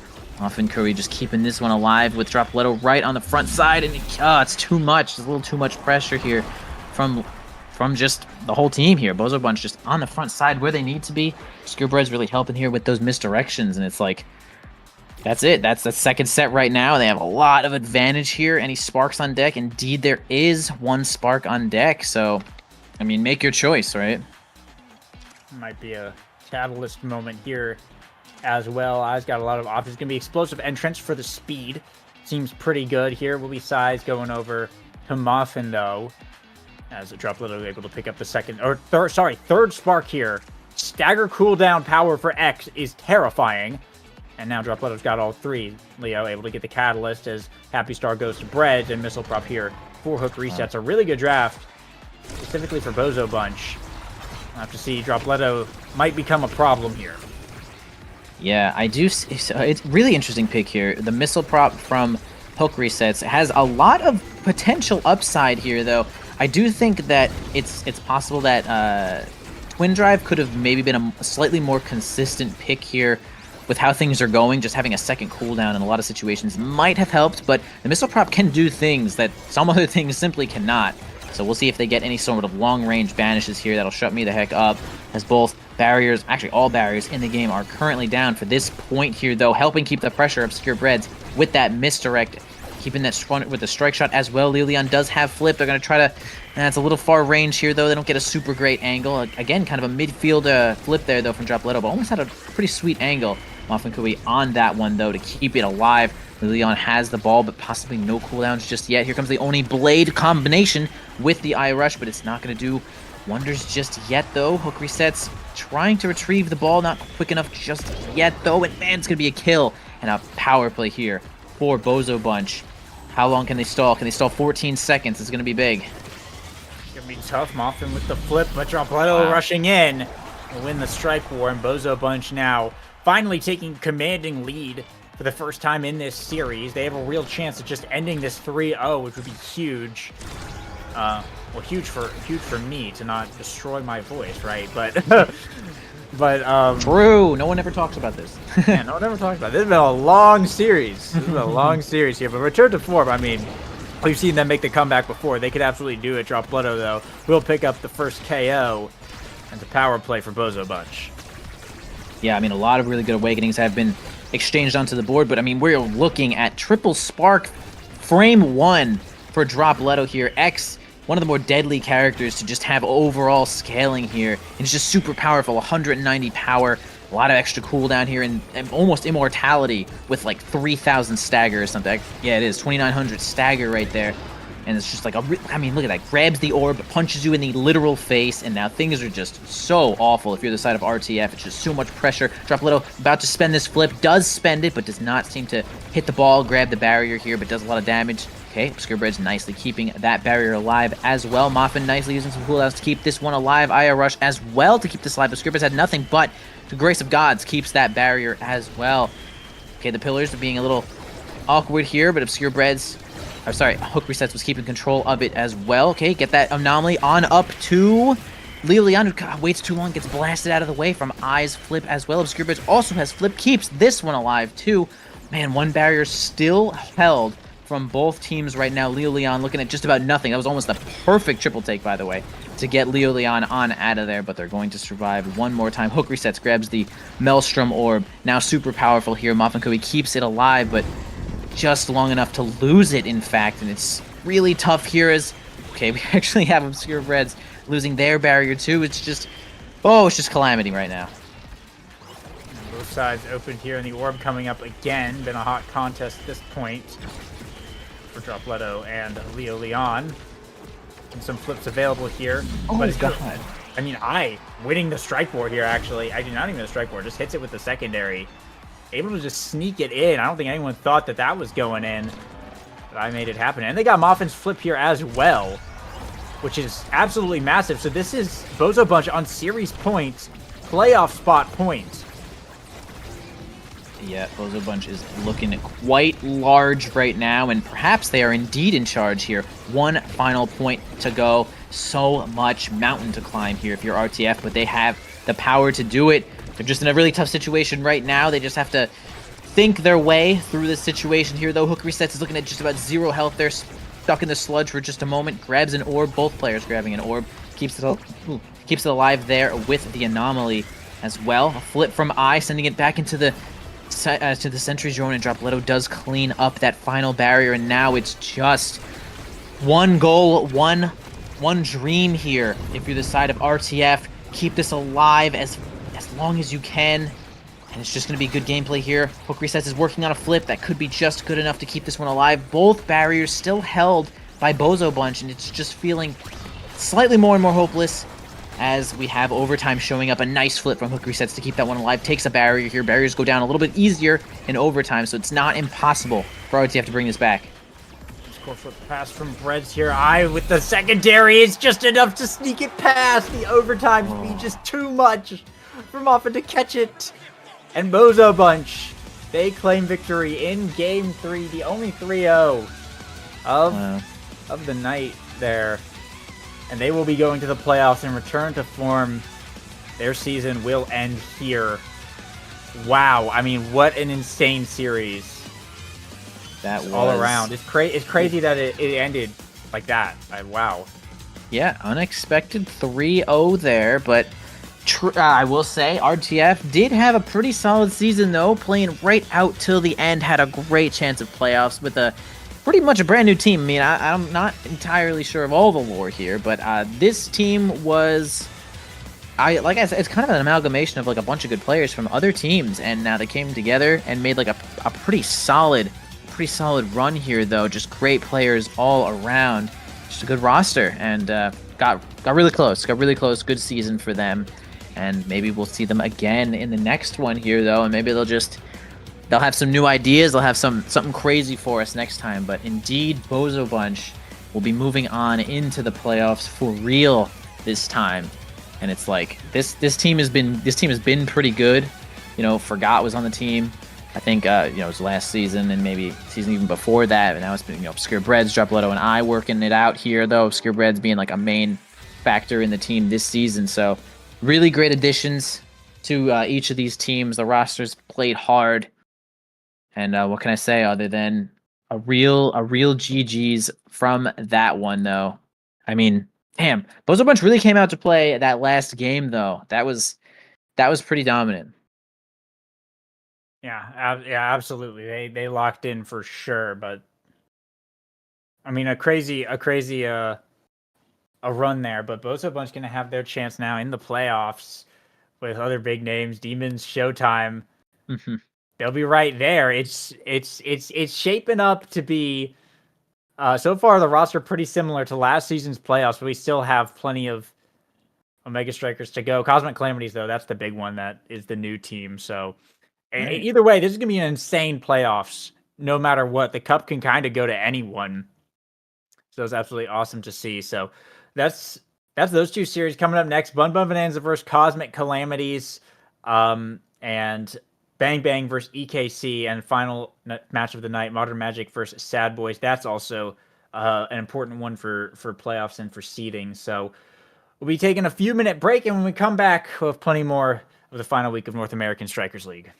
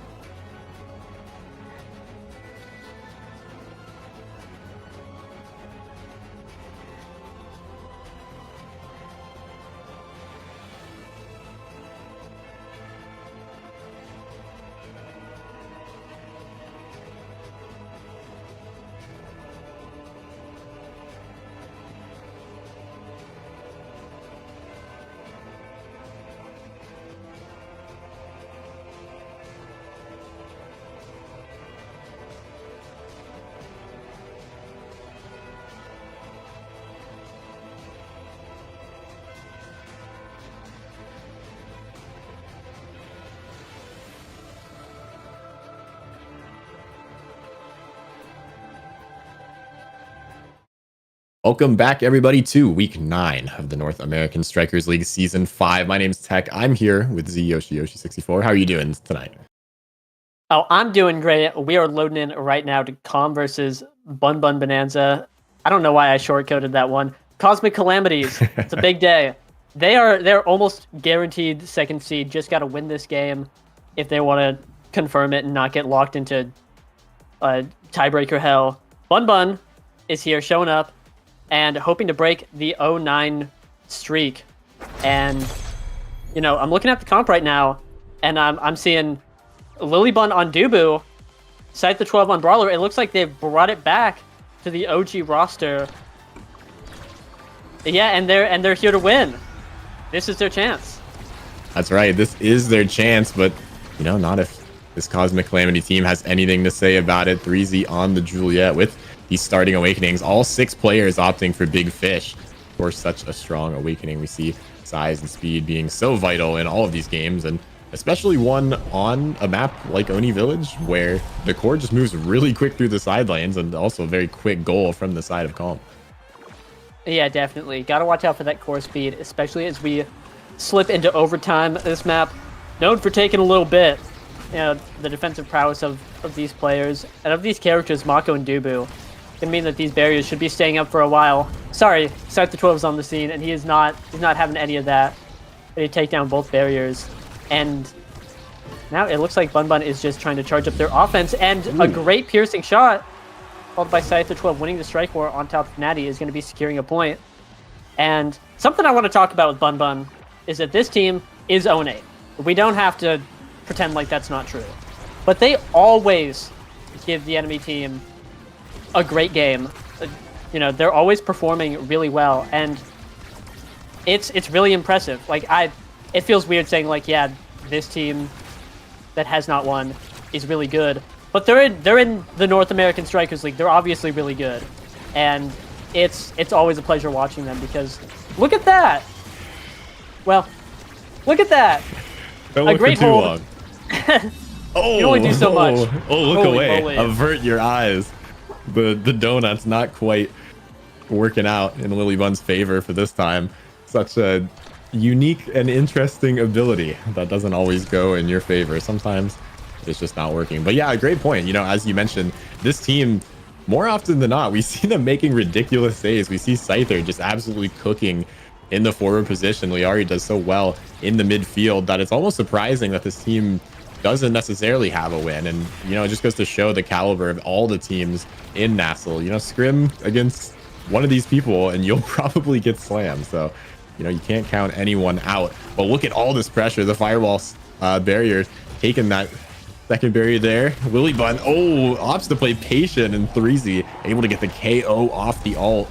First set will be going in favor of the Cosmic Calamities, and we'll have to see if 3Z Breezy is able to get some good awakenings here. Yeah, getting that first pick. Offered a whole lot. Might have Colossus on this all Big Fish start. Might be a pretty big pickup. We've got more size. Also, other things like heavy impact. Just going to go with the more size. You know, a good choice. Might have Colossus going to Scythe the 12. Clocking in on that power. Extra special for the IME turret. And that's going to be scary. And that's something I feel like has been kind of glossed over for a bit. But turret every kickoff, especially on a map like this where you can send it right down the speed lane, just kind of force a barrier take, can be pretty important. We see a little bit of a dash awakening on Natty aerials and be speeding up the whole team. And Lilybun with the spark, that's a lot of stagger on Big Dubu. You know, big weakness of Dubu is that he's not very mobile. Slowest character in the game, bro's just not moving. And so having all that stagger when you're taking a ton of damage on defense could be really nice. And, you know, other sparks later, gonna have to watch out for that. But until then, little party from Lilybun, barriers down. Calm has the opportunity to put it in. Almost does, but Lilybun is going to be saving that.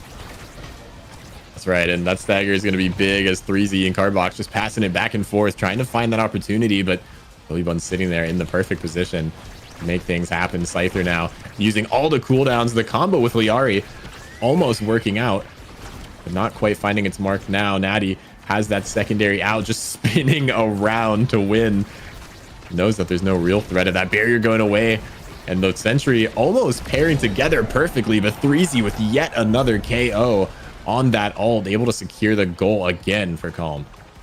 Yeah, second time he's pulled that one off, and you know, I feel like it's mentioned every time Calm is playing, but 3Z is having the season of his life right now, playing so well, and it's things like that. He shows up, he checkmates the enemy defense, gets barriers with a beautiful dash punch. Like, I don't know, it's hard to see what this guy can't do, you know?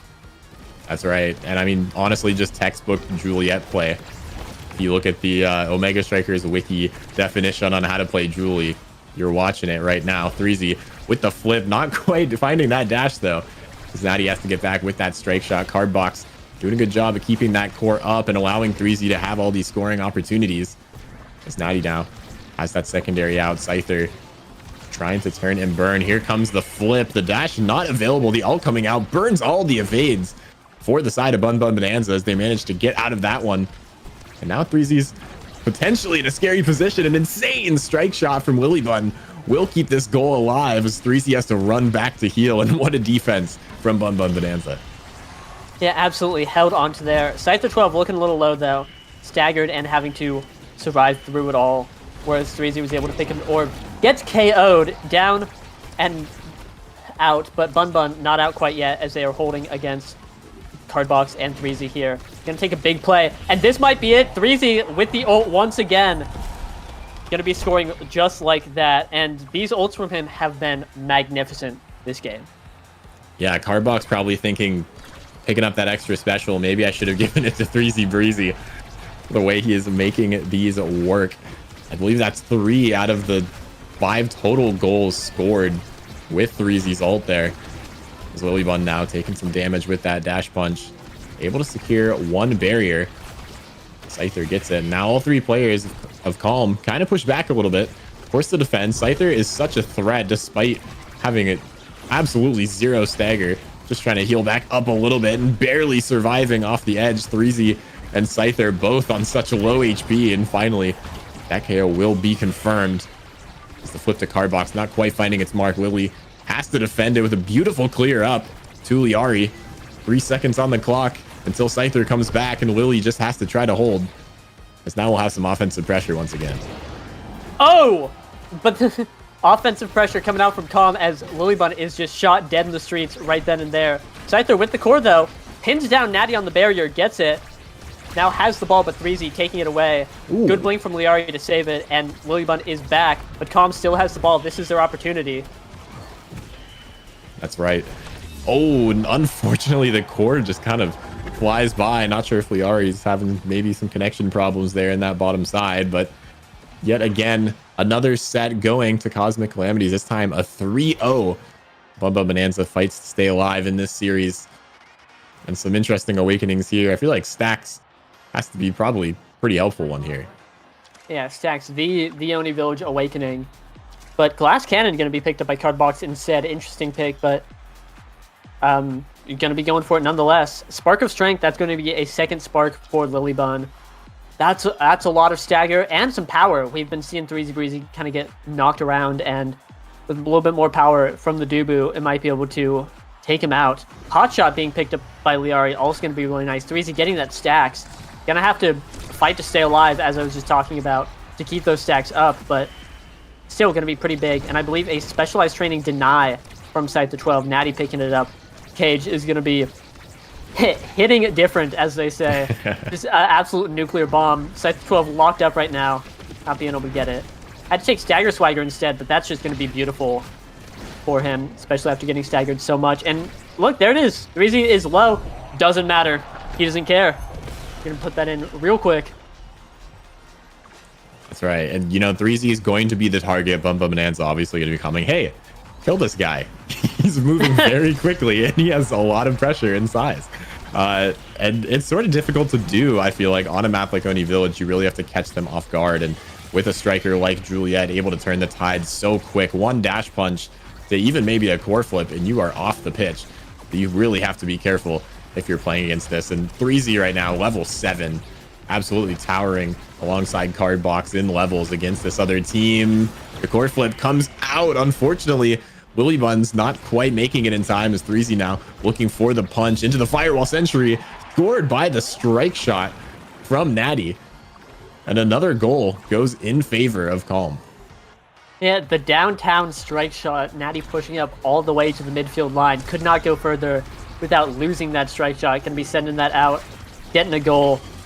And now on defense, going to be flipping for that one barrier. Pretty big, but Calm 1 point away from winning this game. Looking phenomenal right now. One barrier, 1 point away. They are very close to just sealing it up right here and now. Quickest Oni game you've ever seen, but with how these players have been playing, it just makes sense. They just have to seal it out now, but Bun Bun on the offense, things are looking a little rough. That's right. You just have to try to get that core to Scyther and pray that he's able to make it work. And there's a KO, this time on Cardbox. 3Z still has those 150 stacks. We'll just be dribbling in this corner to stall some time, build up some energy for this next attack here. Lilybun trying to pass it up. Cardbox back online like nothing happened. Scyther has the flip though, able to get that second barrier.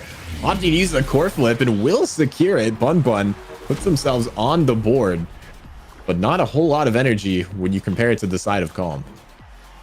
Yeah, but that's the Scyther 12 I know. It's just a beautiful, beautiful ball movement, as we say in the biz. Just dribbling it off the opening goal nets, saving the flip to confirm. And there we go. But like you said, yeah, here comes the energy burst from 3Z. Gonna be defended a little bit too far away from the barrier to be able to absolutely confirm it. Scyther 12, stagger swaggering right now. Gets that second barrier. He is skating on him. Here's the opportunity. Lilybun pushed up real far. Hoping to get a little bit of an offensive wall just like that. Ooh. Yeah, nice save there from Natty with that secondary there. Primary rather. Cardbox now in an interesting position with that turret. 3Z's just looking to make it happen. We can tell the strat is just pass it to 3Z as we saw him sitting way past that midfield line. Now you have to get it past Lilybun. Scyther manages to strike it through though. Finds the angle right past Cardbox. Able to win that strike war, and somehow this set is tied up. But it is golden goal for Cosmic Calamities to make it to game number 2, which is, I believe, is on Clarion Corp. You can't get ahead of yourself just yet. Right, gotta focus on this game right now. But I'm kind of smelling a little bit of an underbun buff here. As we just see Scyther 12 skating on him, almost gets the barrier there. He's going phenomenally. I am looking, gets the second barrier. I'm watching peak Bun Bun Bonanza right now. They're doing it up right now. A little scary on the defense, but here, Scyther 12 just needs one opportunity. Kind of similar to Calm, just battle the brawlers, get that guy the core, and he will put it in. Both brawlers have core flips up. This is scary. Oh, 3Z with the KO, but not with the goal. And Bun Bun is still not out yet. That's right, and there's the flip from Scyther 12, looking for that bottom corner, not quite able to find it. The pass up to 3Z, not finding his mark, intercepted right beforehand, and a nice save from Liari. Natty's in a scary situation now, has to use that ult, but the core is moving so quickly through it. Heading into overtime now as Liari trying to find that stun, trying to secure this goal to at least get on the board. 4 sets. Scyther now in that top corner, keeping the core there. Natty is staying alive despite all of Scyther 12's cooldowns. Because now we see this Firewall Sentry coming up back again. Scyther is so low, and unfortunately the stun from 3Z onto Liari will secure the goal. Lilybun not able to get back just yet. Cosmic Calamities brings the series 1-0 so far. Yeah, just a beautiful punch from 3Z. And again, as we would expect from 3Z this season, gonna be sealing that out in 3-0 fashion. Got a little tense there at the end, but you know, Calm still showing that they are one of the top teams in the NASO right now. I'm gonna be clocking that out real quick. That's right. We see 150 redirects too on Cardbox. Slightly more than Scyther with 144 there. But you know, Cardbox, we saw him just passing 3Z the rock. That's all you got to do. Throw it up there. We saw so many goals off those 3Z ults. So Clarion Corp going to be very important, that passing on that map. You're able to have so much more core control, I would say, than a map like Oni Village where it's just moving so quick. So we'll have to see if they opt again for the IME, which of course is incredibly strong on Clarion Corp, or if they decide to go something else for the midfielder. Yeah, definitely. I do know that Cardbox is very familiar with Yami, very comfortable on it. And it looked good. Like you said, his job was to just get the ball to 3Z, and that's what he did. I think Clarion going to be a little bit more difficult. Got a lot of obstructions out there. Not as linear a game plan, but still pretty easy to just, funnel the ball somewhere to where 3Z can get it and just cook it up. Or maybe they shift up the game plan a little bit and say, put 3Z on a less linear brawler, a little bit of like X action, and then have him play disruption. Cardbox might go putting something in, because I know Cardbox not afraid of scoring. That guy gets in there, gets it done. But it's kind of just goes to show how flexible this team is.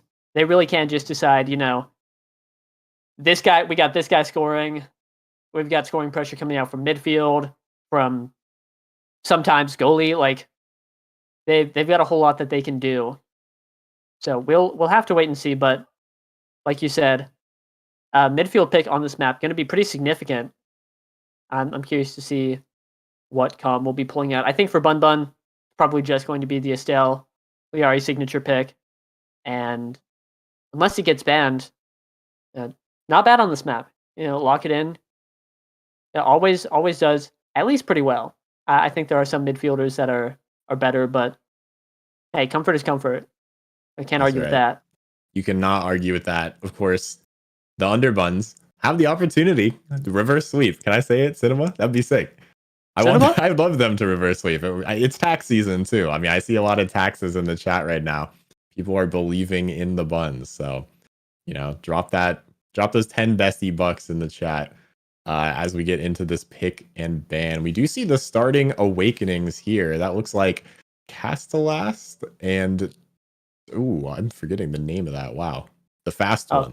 Yeah, that's some peak performance right there. It is indeed. That would be very annoying on a map like this, especially potentially creations. I mean, we saw Rune being played in that last series. Castelast being the starting awakening could either mean a Rune ban or just really annoying unstable anomalies placed all over the map. So would not be too surprised to see the Rune, but these teams obviously can just stick to what's comfortable for them and whatever they want on week 9, Yeah, exactly. I'm still very curious to see the bans. I did not catch the bans last game. Bit of a my bad from there. But I know that most teams show up and ban Liari's Estelle. And yeah, I don't think Com was expecting them to go back to their, previous season's roster. So I wonder if they'll adjust the game plan to that, or if they'll say, like, we won last game. We'll just keep the original plan, keep it going. We'll have to see. Don't know quite yet. Yeah, they'll hopefully be rolling in soon here, but Clarion, obviously one of the big important maps of this season. We see it played so often. I mean, last series we saw the Rune being really strong. We saw Kazan being as the goalie. Right?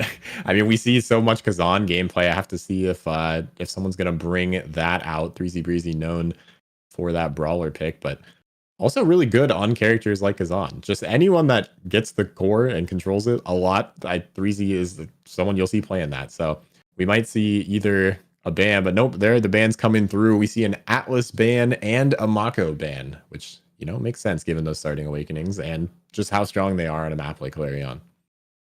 Yeah, definitely. The top 2 goalies right now, as agreed on by a lot of people, just getting them out of the game. If you want a melee goalie, you're gonna have to pick up your Dubus, your Ashers, but not the Atlas, not the Mako. None of that coming out. And Com first picking the Imi, lock and loading it right away. But Bun Bun getting fresh with the Rune Rasmus, and this I don't know if Liari plays Rune, but I do know that Scythe the 12 has played Rune goalie the past couple of weeks. We might be seeing the role swap come back. If not, very interesting Rune pick. Would love to see how it pans out. Or maybe it's just, who knows? Really, who knows? I don't know. I'm talking for a long time about something I don't know. we're just gonna have to wait and see. But coming out pick 5 and 6, Vinny Kazan, and that's very interesting. We've seen Natty play Finny before. They're pretty good at it, you know. So I'm very excited for that. And there's Kazan, like you mentioned, that one of those characters that just loves hitting the ball, you know, getting in the corner and doing some disgusting shenanigans. Now I'm excited for this match. I don't know what's gonna happen. Bun Bun could do anything. I hate that I read the chat. Whoever typed that, I'm so mad. So don't look at the text eyes. I can't believe you. We do see Vice as that final pick for Bun Bun. This will be a very interesting game. Maybe not too much damage, or potentially a whole lot of damage if you can land those banishes. Or, you know, as you mentioned, we might see the Rune goalie coming out so strong on this map. And I feel like Cosmic Calamities kind of just went with a pretty bread and butter comp. Just back to basics, right? It's so easy to control the core with Kazan. Just sit up there and fish for those passes from card box. We're going to be seeing a lot of that this game as we hopefully get into it soon here. But I mean, these comps, they look pretty typical to me, right, Yoshi? There's nothing too crazy. Yeah, some pretty standard, like you said, bread and butter. Just put the fries in the bag. Give me some Finny. Give me a little bit of Erasmus, some Imi. Like all pretty standard picks. Nothing too wacky. I think, again, the standout pick I'm looking at is this Rune. I think it's really strong on this map. A lot of narrow space to pillar off. A lot of opportunities to just get a ton of damage with Banish. Even on the more open variants, there are still just nice places to put the pillar to block. Very easy clears, like on the bounce house. You know, you put a pillar on the wall and suddenly your out clear is just done. And now you gotta funnel it out somewhere else. You know, you put it in the goal box in the corner. Like, you just completely block off incredibly important clears. You know, it is wide open, but the actual clear angles that you have to take are so much more limited than you would think, especially with, you know, a little bit of NASA players on the field. Makes it a lot harder to get like a cheeky little out clear when someone's covering it. Like, and then, you know, pillar in my soup. What do you do? Yeah, all of a sudden there's just a giant thing in front of you that messes up your strike timing, messes up your vision, messes up your health if you get caught in it. It's just, ugh. I'm glad I don't have to play this match. I'll say that one, Yoshi. Yeah, me too. I am not showing up to banish or to evade banishes. Holy moly. I'm at the desk. I'm slumped in my chair, feeling comfy, ready to watch some more Pico Mega Strikers as we are loading up right now. Grab your popcorn, fasten your seatbelts. It's about to get, I was going to say messy, but I don't know, I hope not.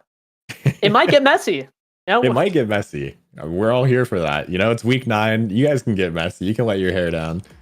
It's all good here. And the lobby owner has terminated the match.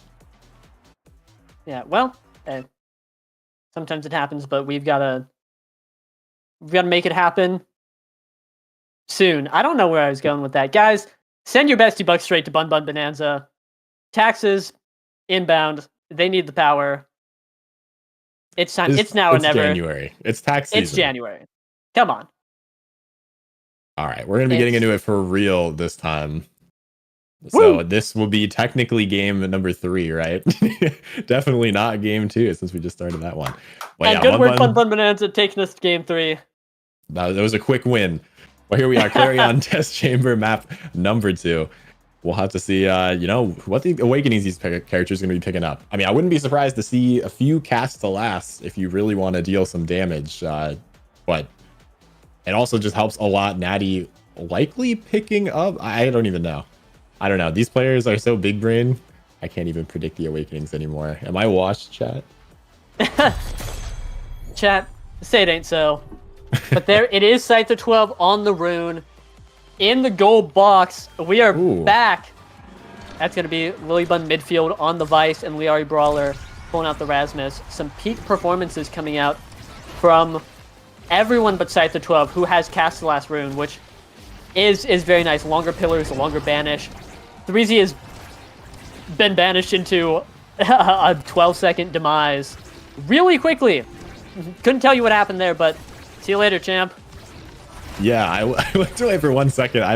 It almost feels like that was a strike shot or something that took him off the map. We'll have to watch that one back after. But Scyther now loses both of his barriers very quickly. Little back pass caught by the glitch pop.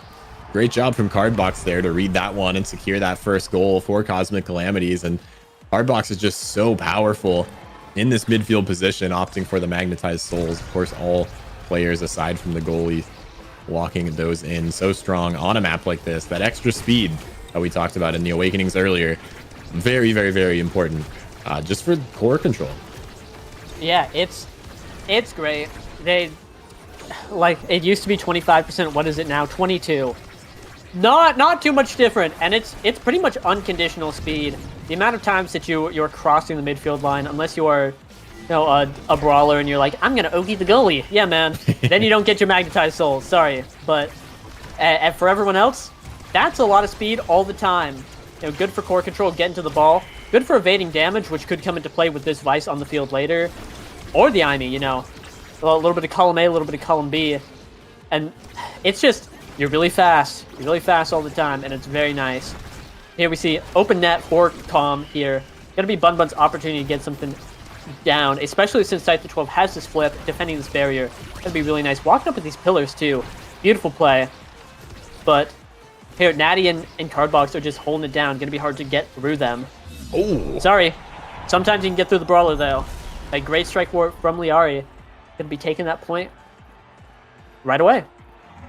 yeah. I mean, sometimes the best ability is just the left mouse button. That can get the most work done. We are there just absolutely owning that strike war. And we've seen the mix up already, especially coming out of Lilybun, using that primary ability to sort of mix up the timing on the core, right? Reading Cardbox's cyber swipe, able to make things work. And this is the sort of mix up that we need to see from Lilybun and the rest of Bun Bun Bonanza if they want to have a fighting chance in this, looking for this first barrier. Scyther also doesn't have that much speed as they opted for the strike shot, so really need to be mindful of this positioning as the second barrier is taken right away. 3Z has this flip too in a scary spot, will be able to get that through all three players. That unstable anomaly from Scyther not coming up quick enough, as Cosmic Calamity's now 1 point away from ending this first set. Yeah, something interesting I've noticed is that both these goalie picks are really strong when on offense. You know, here you see Natty just pushing up on the midfield line. You know, no problems there. And Rune can do the same thing. You know, of course, like you mentioned, doesn't have the same speed, doesn't have that mom boots that Natty does to go push up as quickly. But, you know, when Bun Bun's on offense, Scyther 12 can walk up, drop a pillar, you know, try and keep things forward, can warp back or drop a pillar behind him if it gets past him. Like, and same thing with Finny with that secondary. Just a lot of options to keep it up. And so we see, like, the core is just permanently on Bun Bun's side, and what is Natty doing? He's just running around, keeping it up, grabbing orbs when he can. Like, it's so hard to get through. But now, you know, on defense, going to be a lot harder. You know, no melee goalies here, and the defense isn't going to be quite as easy as, like, my primary will win me the interaction. And so, really interesting to see how both these goalies are playing, how they, you know, the options that they have. And it's going to make a big difference, I think, later on in this game. 100%. That's a great point. And that unstable anomaly there at a scary spot. 3Z gone fishing, looking for something with that hook. Not quite able to find its mark. Scyther now has no barriers left. However, Natty's still sitting on one and just running around, having the time of his life. But this 2v1 might be a little bit scary. Cardbox is there with a nice redirect, and now 3Z has the opportunity to score, but an insane strike shot from Scyther keeps them in this set as the second barrier falls for Cosmic Calamity. Lilybun has this flip, has the opportunity to teleport. You just have to get that to her. There's the flip, looking for that bottom corner, but just shoots it through both the defenders. Bun Bun Bonanza staying alive. Do not count them out just yet. Yeah, tied up this set, going straight to a 0.5 on the bounce house. And really, I think I would favor Calm's team comp here on this with the IME able to dash around. But I don't know. Again, this rune has a lot of power, a lot of agency with these pillars on this variant. And I think the Rasmus can get through Finny pretty easily once they get there. Problem is, again, all of this offensive pressure that Calm has is really, really tough to deal with, and they've just got to get through it first. But now, here we are. That's one barrier, not quite the second, but every opportunity Bun gets is going to be very, very big. That's right, and a lot of damage coming out for the side of Cosmic Calamities. 3Z is just sitting there on very low HP, has the potential to get tossed into one of those beams by Liari or Lily. Will manage to pick up that orb and heal back a little bit, but unrelenting damage coming out. Now Natty just has to defend this, uses the flip, able to get out of that one with the secondary as 3Z bounced around, unfortunately saved by that unstable anomaly. The top shot, not quite good. The strike shot making quick work of that save. We do see the cyber swipe not going far enough yet. Lilybun trying to get some control, looking to strike it through, not quite finding the right angle here. And this is scary for Bun Bun. You have that open net, but now both sides have it open. Bun Bun has all the pressure, but maybe not as many cooldowns here. The flip comes out, able to get that through. 3Z, though, with the crooked leverage, finds the top corner. Cosmic Calamities on top once again. Yeah, feeling a little crooked there, just scooping it right out, sending it straight in, and that's going to be Cardbox with the MVP. Really just can pick any of these. I'm looking at Perfect Form, I'm looking at Deadeye, 1-2 Punch, Catalyst, whatever you want and more. Kind of a shame, honestly, that there are all these good awakenings, because you can't have them all, but that's going to be Perfect Form. Going straight to Cardbox. A little bit of size for Liari. Going to be nice. I'm curious to see who picks up this 1-2 Punch, because, yeah, I was going to say 3Z probably really wants it. Really great on Kazan, but Lilybun taking it. And some Among Titans for Scyther 12 on the rune. Going small mode for his forwards. And after watching that last point, I really think overtime is going to be such a great place for Bun Bun, because these power chords hit so hard, make the chord go so fast, and now with 1-2 Punch in overtime, I think it's going to be pretty devastating, especially for a character like Finny to deal with. Doesn't have a whole lot of, like, you're going to have to react really quickly. That being said, the Finny will be putting it in with a stray card, and sometimes that's how it goes. That's right. Obviously, Cosmic Calamities not wanting to go to overtime in any of these, which is the flip side of the coin in this situation, where they just want to score as quick as possible and not have to deal with any potential Bun scaling that could come in the future. And, although Cardbox got taken to the candy shop and said they could pick one thing off the shelves, there's so many options, and so many of them now are on the side of Bun. Yeah. All these Great Awakenings, and now Bun obviously gets an opportunity to take some good draft for both teams. Really nice. And here Bun on the breakaway almost gets it with the hook. Well, not quite there, because Cardbox burning the flip. Be really nice. But this expanse in the middle is getting a little scary for Calm. And here we just see the unrelenting offense, the defense, the Finny factor. It's so much harder to defend. Oh, but that's a little scary. Gonna be areas down for Bun here. Little Scyther is just gonna have to do his best to hold on here, but it's looking scary. Oh, it sure is. And look at that, the strike not finding its mark. Unfortunately, Scyther is just a little action figure forced to watch the core fly by between him and that unstable anomaly. And this is so hard if you're Bun, right? It's the defense, like you mentioned, we don't necessarily have these melee goalies that are able to just stop a direct hit. And 3Z Breezy is just sitting there fishing, having the time of his life. Doesn't have the little hat to make it work, but able to just sit there and just deal unrelenting amounts of pressure to the Bun defense. There we see once again the second barrier falling, and Scyther now, those unstable anomalies can't even fully form because of the pressure from Cosmic Calamities. Natty passing it up, looking for something. Lilybun just trying to win these strike wars, trying to get the core pass, but the core is just drifting around the pitch and no one's doing anything about it. Yeah, really. Just hard to get anything done on this map. Big triangles in the middle. Not super conducive to get anything done, but Calm's barriers are now down. 3Z has a flip, though. That'd be really scary. Has no flip. A lot of damage instead, actually, so now the tables have turned, and this is looking pretty nice for Bun here. Ooh. A nice goal line save there from Scyther 12. Keep things alive. Liari reading the down clear. Unfortunately, not quite there. The pass up to Lilybun. Back to Liari. The flip off the teleport. Lilybun puts Bun Bun on the board this set. But still needs 2 goals to take this one. And have a little slight level disadvantage compared to Cosmic Calamities, although not too important. Scyther 12 will be building up that energy meter, though. As well as Natty, both the goalies. Gonna have that soon. Definitely. Going to be hard to get through that. Both barriers down for Bun Bun. That's really tough. You know, like you said earlier, Threezy's just sitting here fishing.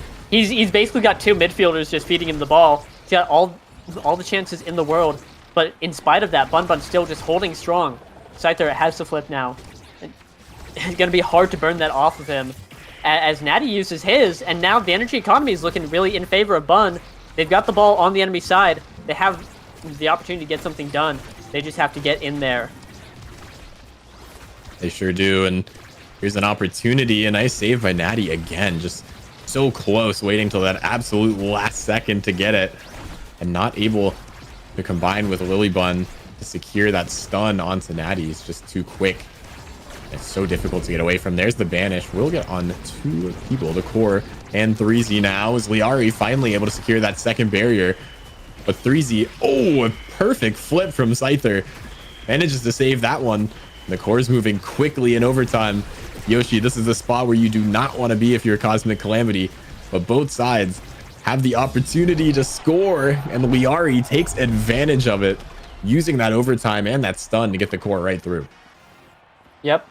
And very well played. And once again, Bun Bun is tied up this set. You know, like I think a lot of people would expect just especially after that last game, a pretty quick sweep.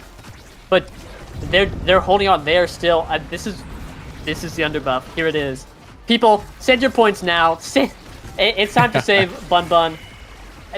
Because they're playing out of their minds right now. They are looking phenomenal, getting all of these like perfect opportunities and capitalizing on them beautifully. Like right there, if it wasn't for the flip, that would have been a barrier. But now they have a power play. Like this is it. This is looking like they're set to win. They're so close right here.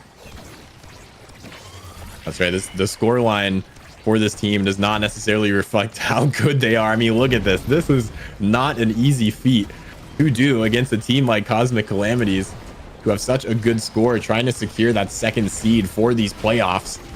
Barely escaping from that one, but the barrier will go down. Scyther 12 now has to defend this as both the nets are open. One bounce off the speaker could spell disaster for either of these 2 teams. The cyber swipe almost finding its mark, but Lilybun able to get that clear, and somehow, some way, the core makes it past the Lilybun ult. And Cosmic Calamities takes yet another set, bringing them up 2-0, 1 set away from taking this whole series. Yeah, what a wild strike coming out from Threezy, just barely shutting down the Supernova, which you just wouldn't expect at all, but there it was. It, looking frame perfect, and now Natty gets the glass cannon, and that's Mom Boot's glass cannon. That is so much speed and a ton of extra power. You know, people like nobody's showing up saying like, I've got to go hit the Finny. And that's not happening very often. It might have to at this point because these cards are about to start hitting hard. These Monu ults are about to start blowing people up. That being said, Scyther 12 with the big fish. Get a little bit of size. We're so back. Action figure no longer. Full size once again. Sharing the wealth with the 15% extra size to both teammates. And Liari getting extra size. This Rasmus is massive. Lilybun also getting prime time. This was a phenomenal Bun Bun draft. Oh my god. Yeah, is this enough to turn the tides? I mean, we'll have to see. Lilybun here staggered a lot, being tossed almost to score the goal, thrown in the correct direction. Scyther 12 back with that strike shot.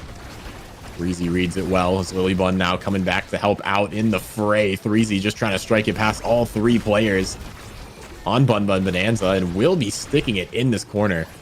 Just not a comfortable place to be. Liari just trying to have any resemblance of core control for this side. We see the 2v1 and able to find the pass down from Lilybun into that bottom corner. An excellent offensive play from Bun Bun Bonanza. Yeah, their passes there were wonderful. And just they were able to set up a good offense and get it done. And I think my eyes deceived me, but that looked like a little bit of a MOBA moment from 3Z Breezy. You know, haven't been many of those this season, but always a pleasure. And here, oh, this is looking like a second barrier. It's looking like a ton of damage and a flip.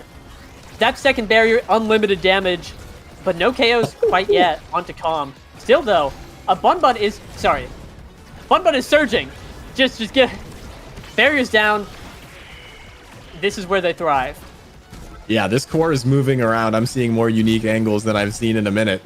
Both these teams opting to use these speakers to their full capacity. As Liari sitting here looking for the pass up. Willybun in the right spot, and oh, there's another one of those angles. Cardbox credited with this one. Able to find that top corner, that unstable anomaly, just not enough. As Cosmic Calamities are scoring some absolutely disgusting goals. Yeah, really, just threaded the needle right between the top goalpost and that pillar there on the cyber swipe. But here, Cosmic Calamities firing back, hearing about the underbun buff, saying we're not dealing with that. You know, trying to close it out quickly, and really both barriers down. Looking like they're doing a great job, but a great pillar there is going to help secure that second barrier. That offense coming out from Scyther 12, always really nice, but now 3Z looking large, a little in charge, going to be tough getting through that, but I'm still a Bun Bun believer here. I think that this is their set to win. Oh, me too. I feel it in the air. The tides are turning. As you just have to get this core to Liari, Natty, and Cardbox using that speed so effectively from that peak performance. Here's the flip coming out. A nice save from Lilybun. Denies any chance of that happening, and Natty has to be careful where he plays right now. The core can move very quick as we approach overtime.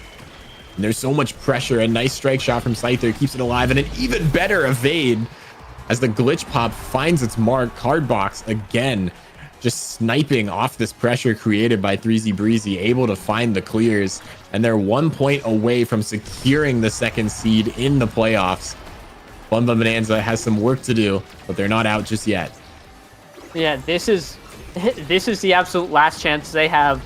It's win these next few points or that's it. And again, I'm locked in. I'm ready to see them get it done. Liari with the flip gets one. There's the second. Now looking to get it in right here.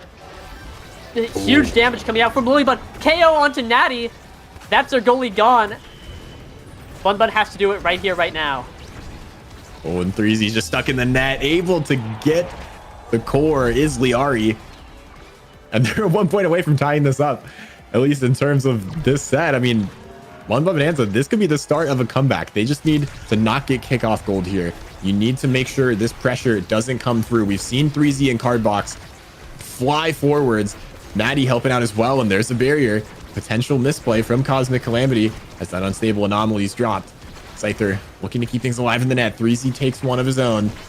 Trying to get this through that Monu ult. Not finding its mark, and 3Z finally gets the second barrier. Cardbox has the flip, trying to bring it up here. 3Z takes a little bit of damage, and here's the banish coming out, though. This is still not safe. As Scyther burns all of these awakenings. The Cardbox and 3Z pass not finding its mark. As Liari is looking for something. These clears become scarier and scary by the minute. As we see that sentry coming out. Cardbox looking for something. 3Z with the dash. The teleport is scary, but Lilybun has the flip. Chooses not to use it just yet. As we see that glitch pop coming through. There's so many abilities as all players are past this midfield line for Cosmic Calamities. As Natty keeps that core flip, which is going to be so monumental potentially for this goal, as 3Z is just building up energy, and getting knocked away from Lilybun is insane, and a great save for Bun Bun Bonanza. Yeah, Lilybun with the flip goes for the barrier, almost gets it. Very, very close. Natty there to save it. And now Natty and Cardbox both have flip. All of Cosmic Calamity has core flip. All three. 3Z looking a little low. That second barrier down, though. Flip burned from Natty. But 3Z Breezy with the core flip is going to shoot it in the top quarter and take it away. Cosmic Calamity is securing their second place in the playoffs. And with a very clean 6-0. Wonderfully done from Calm. That is what I would expect out of the second seed team here. That's right. A very hard fought match, nevertheless, for Bun Bun Bonanza. who unfortunately are not able to claim victory in this match, but definitely put up a fight, especially against the number 2 team in this tournament right now. I mean, amazing performance. This is what we expect to come from Bun Bun. They always are just so close to just nailing it down. But you gotta love this team. So a huge thanks to them for playing in Nassel. Such a fun team to watch. And I think maybe one of the most dynamic teams of the seasons in terms of positioning with their players, right? We've seen almost everyone play every single role, which is something we don't often see from teams in Nassel. Yeah, absolutely. I say it, I think every week I watch a Bun Bun game. But I love this team, and it really does suck to see them go 0-9. But this team, especially with the role swap, it just always impresses me. You know, I show up and I'm like, okay, you know, what's gonna happen with Bun Bun this week? And it always brings a smile to my face. I'm sad to see their season end here, but I'm looking forward to some more Bun Bun Bonanza, more Bun Bun action in the future. Oh, me too. Definitely throw some hearts in chat for Bun Bun Bonanza. They fought so hard this season. Did a great job. And, you know, speaking of teams that are coming up, we're going to have to see EKC, which is going to be another interesting team. They're looking for a win to secure the winner's side. And, of course, they are going to be playing against Bang Bang, which Yoshi has some bias towards, of course. No, not at all. I wouldn't do that. Anyway, it's going to be a Bang Bang sweep. Don't go anywhere. We will be right back.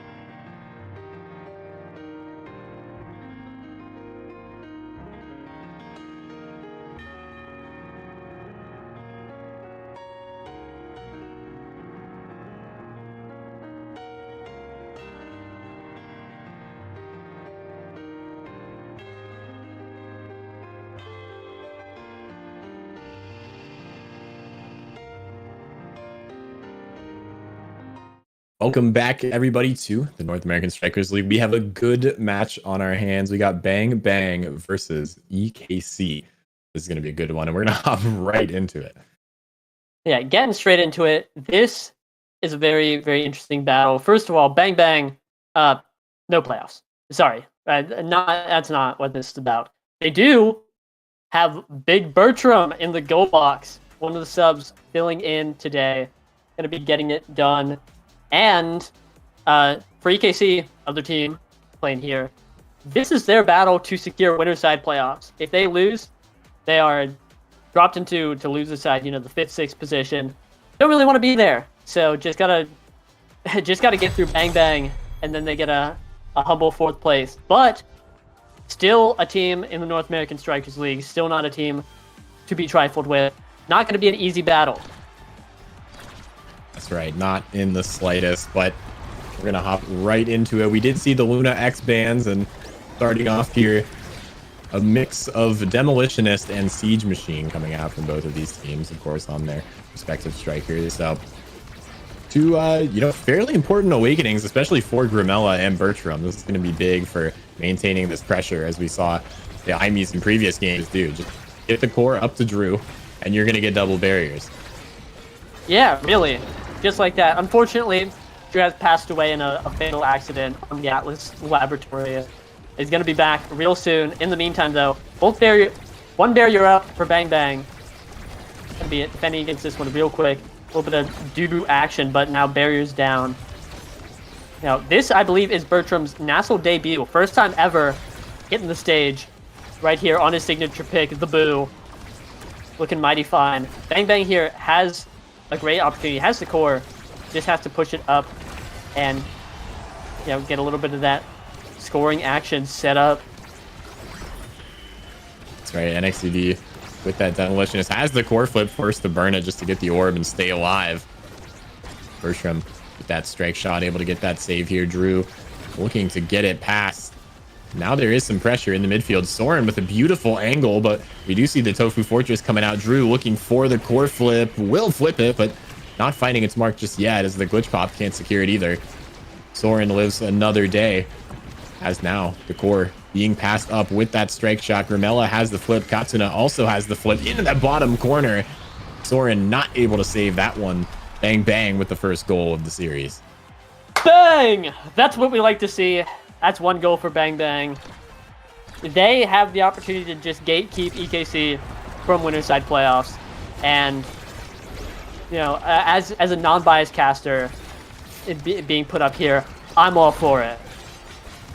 Oh, yeah. Well, we all love a rookie story, whether or not you're contractually affiliated with the team in question. But It's always good to see Bertram or someone like that on the pitch. Amen. And there he is. Look at him go. Close to a flip. His brawler is, dead and gone. But, has that core flip now. Has an opportunity. Oh, interesting there. Yeah, a little bit of luck on his side, which is always nice. And he's going to be holding on to this flip just a little bit longer, as now Grimella is facing the brunt of the EKC onslaught.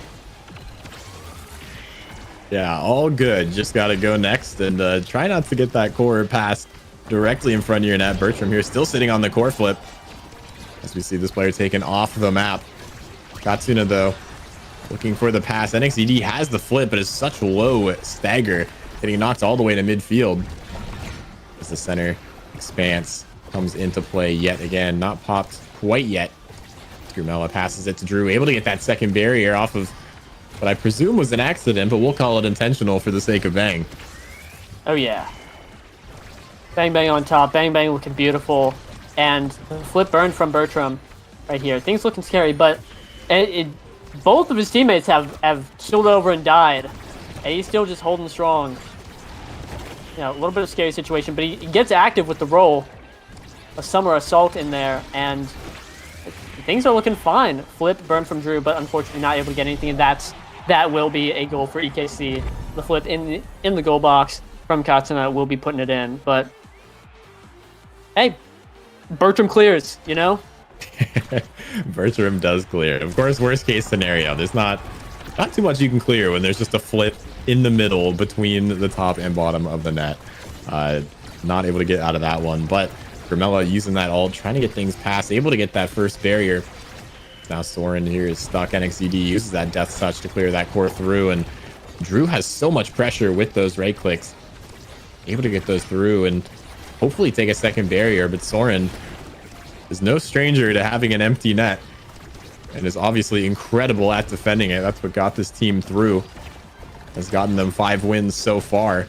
And NASA looking for their 6th, trying to secure this winner's side bracket of playoffs. We'll see another barrier fall this time for Bang Bang. Yeah, Grimella looking a little low. NXT also looking low, but both players looking like they're able to get their orbs. EKC with the ball, with the offense, able to get the last barrier with that core flip right on top of it. Staggering Grimella while they're there too, but he's able to get an orb. a crazy proc on the Atlas primary in the corner is going to bounce it straight forward into Bang's net. But now it looks like they're defending. Oh. But just like slotted right in the bottom corner, right outside Bertram's strike hitbox, and EKC is going to be pulling ahead right now.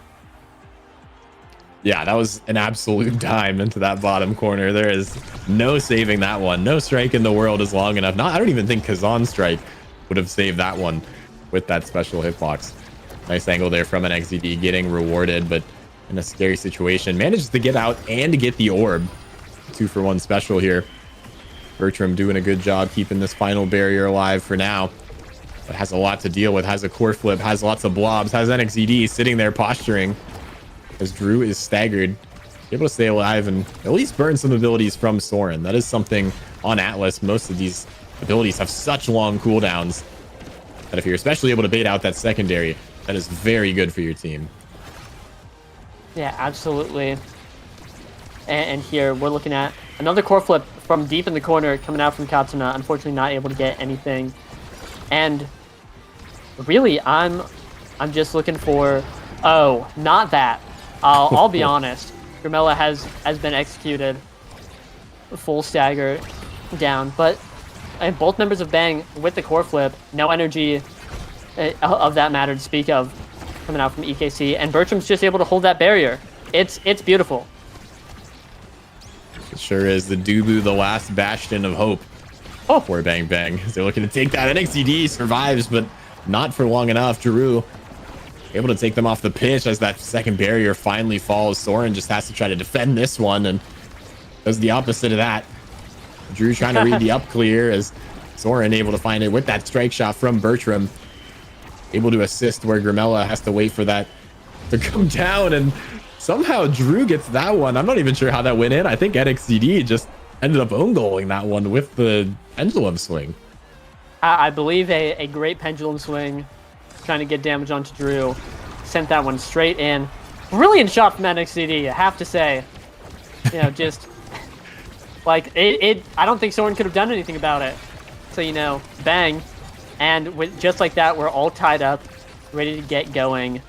And hey, I like Bang's odds here. We've got Bertram with the flip, Grimella close to one. The energy economy is in their favor. They just have to use their flips in a smart manner, and I think they can do it. You know?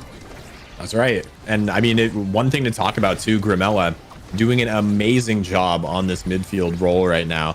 Able to help out Bertram and just let him stack up these abilities the whole time. Just waiting for these cooldowns to come back as Grimella's able to stall. And almost every single time NXED has some form of attack, Bertram just has all of the cooldowns available to stop it, which I think is so impressive coming out from this team. And oh, an amazing save from Bertram. You're telling me this guy wasn't on main roster? That's what I'm saying. This guy clears. And it's what he does. Yeah, this is looking insane right now with one barrier both in the bottom. Both these goalies trying to get the core up and away. So we see this firewall sentry now coming out. Grimella looking for the pass to Drew. But Soren wins a great strike war. There's the flip, but the angle cut off by the Tofu Fortress. Although the blob will manage to take that second barrier. NXED has the flip, just going to do it point blank. Once again, nothing you can do about that as EKC robs away this last point from Bang Bang. Yeah, really. right out from under them, and Katsuna going to be getting that MVP. Has a lot to pick. Probably going to go for the perfect form in Juno perfect form. Today I will use my ultimate ability, and then it will fill up all the rest of my abilities. If I go for extra special instead, a similar thing, just CDR on Juno, always going to be nice. That does leave perfect form up for someone else. Missile propulsion on the Boo. Yeah. That guy's going to be walling from downtown. The strike shots are going to be crazy. All of the above. A little bit of Mighty Colossus onto NXDD, who did pick up that Demolitionist on start. Looking a little large, looking a little powerful. 121 power. Pretty nice. Perfect form onto Grimella.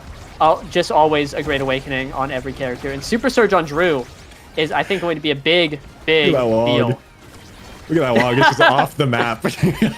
I mean, that's one thing to worry about, too, especially with the Tofu Fortress. Honestly, Bertram has been using them incredibly well. Almost every single one is like the perfect angle, which I think is something you rarely see on a Dubu player. Even like world-class Nassel players, we see their Dubu walls just have gaps in them or have all sorts of garbage. But look at this now.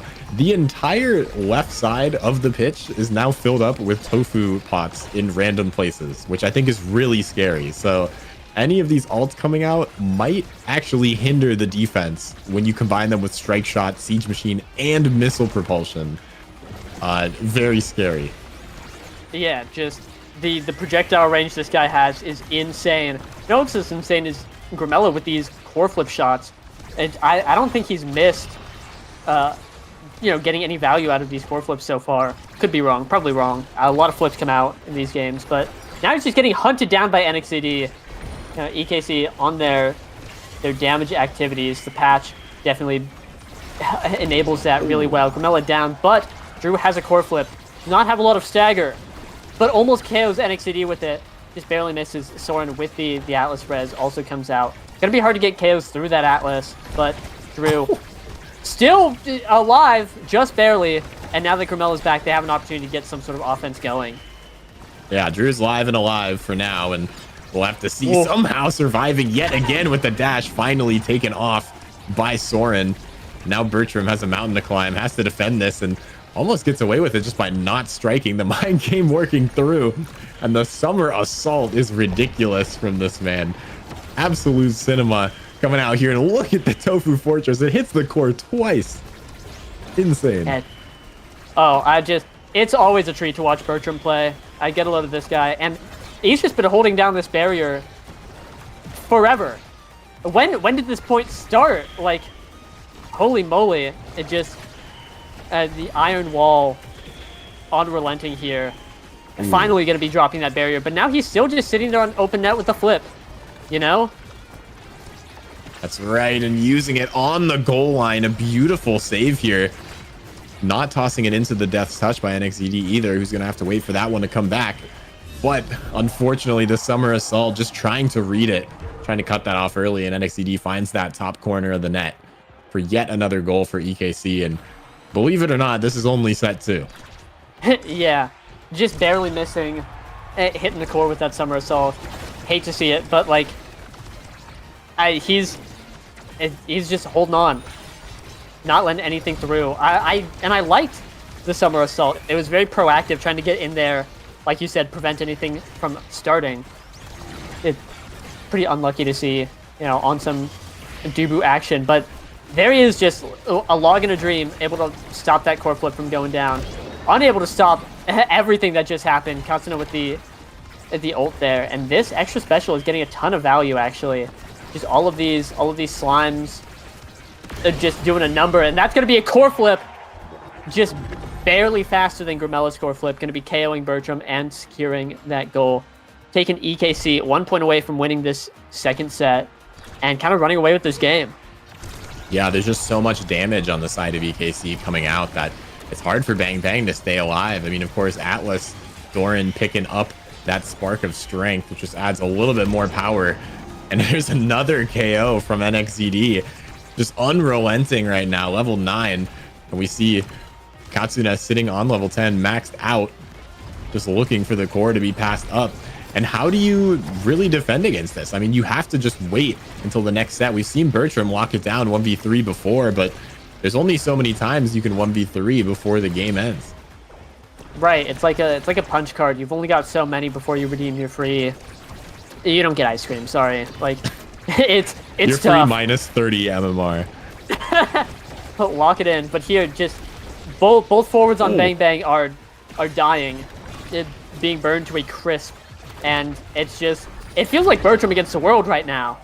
You know, someone's always dead, and oh, Bertram has fallen. It's a travesty, but Grimella in the 1v3. Now it's his turn to try and get something done. But unfortunately, it's pretty easy to pass around one guy, you know, so only so much you can do, and that's going to be EKC locking in another set. Yeah, believe it or not, you can actually pass the core, guys. I hope my ranked teammates are watching this one as we get into this draft in Hot Shot. Oh, Yikes! I mean, that's incredible for Katsuna. Has to pick that one up. I mean, that's the best awakening in the game for Juno. Yeah, rubbing his hands deviously. Today, I will roll Hotshot on the second carousel and get a huge advantage. Oh, yeah. That being said, we've got Twin Drive on Bertram. Going to be putting those rolls to work. More size on NXCD. Let's do a little bit of math here. We've got 20% on demo, 25% on built different, and 12.5% on Might of Colossus. That's 137 power, and yeah, what is that? 57% size? Just about. That's a lot. He's really big. That's really big. This is the opposite of the action figure. This is the Gundam statue of NXCD. The Titan. Out. Yeah, Titan with no Among, and we see Grimella looking for this pass up. Drew in the hot seat, just sitting all the way up past that line. Soren looking to pass it through. Grimella with an excellent strike, and now there's a lot of pressure in this bottom corner. Drew looking for that dash, not able to find it, as Bertram burning all these cooldowns with that extra now twin drive, and the core just drifts in off of the sentry turret. Yeah, right then and there. And something I neglected to mention was I was incredibly enamored with how big this guy is. Make no mistake. But Drew picked up Spark of Resilience, and you know, the guy who's been getting staggered a whole lot, that's a game changer. 405 now? Something like, yeah. Big, 455. Sorry. That's a lot of stagger going to that guy. Gonna be making living a lot easier, especially for Zentaro, who doesn't have a whole lot of stagger. Grimella also picking up a Dash Awakening means that he just has so much more presence on the map. And Bang Bang suddenly, they're not the ones getting KO'd anymore. And that's a game changer. And that's another banger core flip coming out from Grimella from downtown. Suddenly Bang Bang's about to win this game.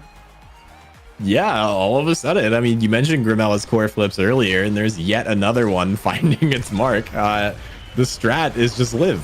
You know, the only problem we've really talked about from Bang Bang is just them getting double. Oh no! Oh. Spaghetti all over the floor. Oh No! Pick it up. Well, there might be more than the only problem of Drew dying. That was one of them that hopefully will be remediated in this next point here. But yeah, like you mentioned, that Spark of Resilience helping out a lot. We see NXZD now, the one with all the damage being dumped onto him. Core flip blocked away by the Summer Assault. Bertram doing a great job burning these cooldowns with the right sequence. Able to get this, and Drew trying to find this bottom barrier. Doesn't get the bottom one somehow. That's a boys angle if I've ever seen one that is taken off the map. Or rather, Grimella taken off the map. This is peak Omega Strikers right here. Yeah, really, as Bertram just pulls off another like mind-bending, unreal save. Has to burn the flip to the Atlas primary, but still gets it out. It does not care, does not matter. And really, this is reminding me of season 4 Bang Bang. The Bang Bang that we all fell in love with last season before they did not win in playoffs. But that's not important because right now, they could prevent EKC from being on winner's side in playoffs. And if that doesn't count for something, I don't know what any of this is all about. That's right. Your dying wish, your dying bang is to mess up another team. That's Yep, your what dying you gotta bang. do. But you want to win. Oh, Soren takes his own barrier. The little gold patches on the shoulder might be accurate. Shining through. Oh, and Bertram with a nice Summer Assault stopping the game here. As we see Drew in this corner, NXDD puts it through. Bertram not able to find the strike, and things are somehow evened out. 2-2 now. And EKC is 1 point away from taking game number 1. Yeah, 1 point away from sealing it out and not having any worries. But I think if Bang Bang wins this set, the game gets so much harder. One of these 3 players gets like an incredible awakening, almost certainly, and like they're all really close to having like great builds.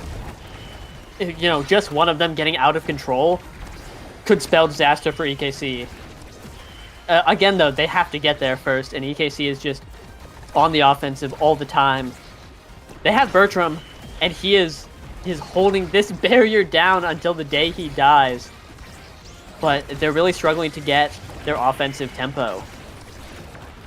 That's right. And I think a huge part of it, too, is Soren with those stacks in that last pickup is so fast now. 532 speed, able to just sprint around the field, where you have to opt for, of course, strike shot on a character like that.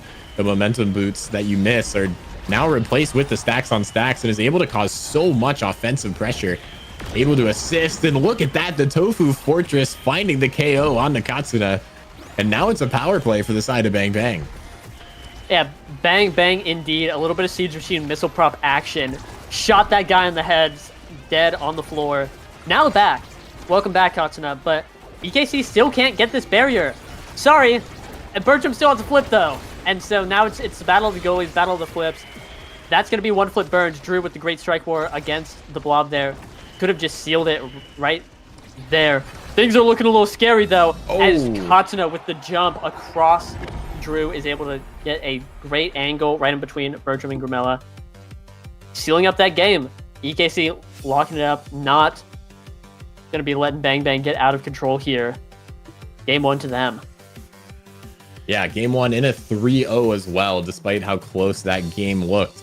Much like that last series, Bertram with 99 saves. You're doing a great job there.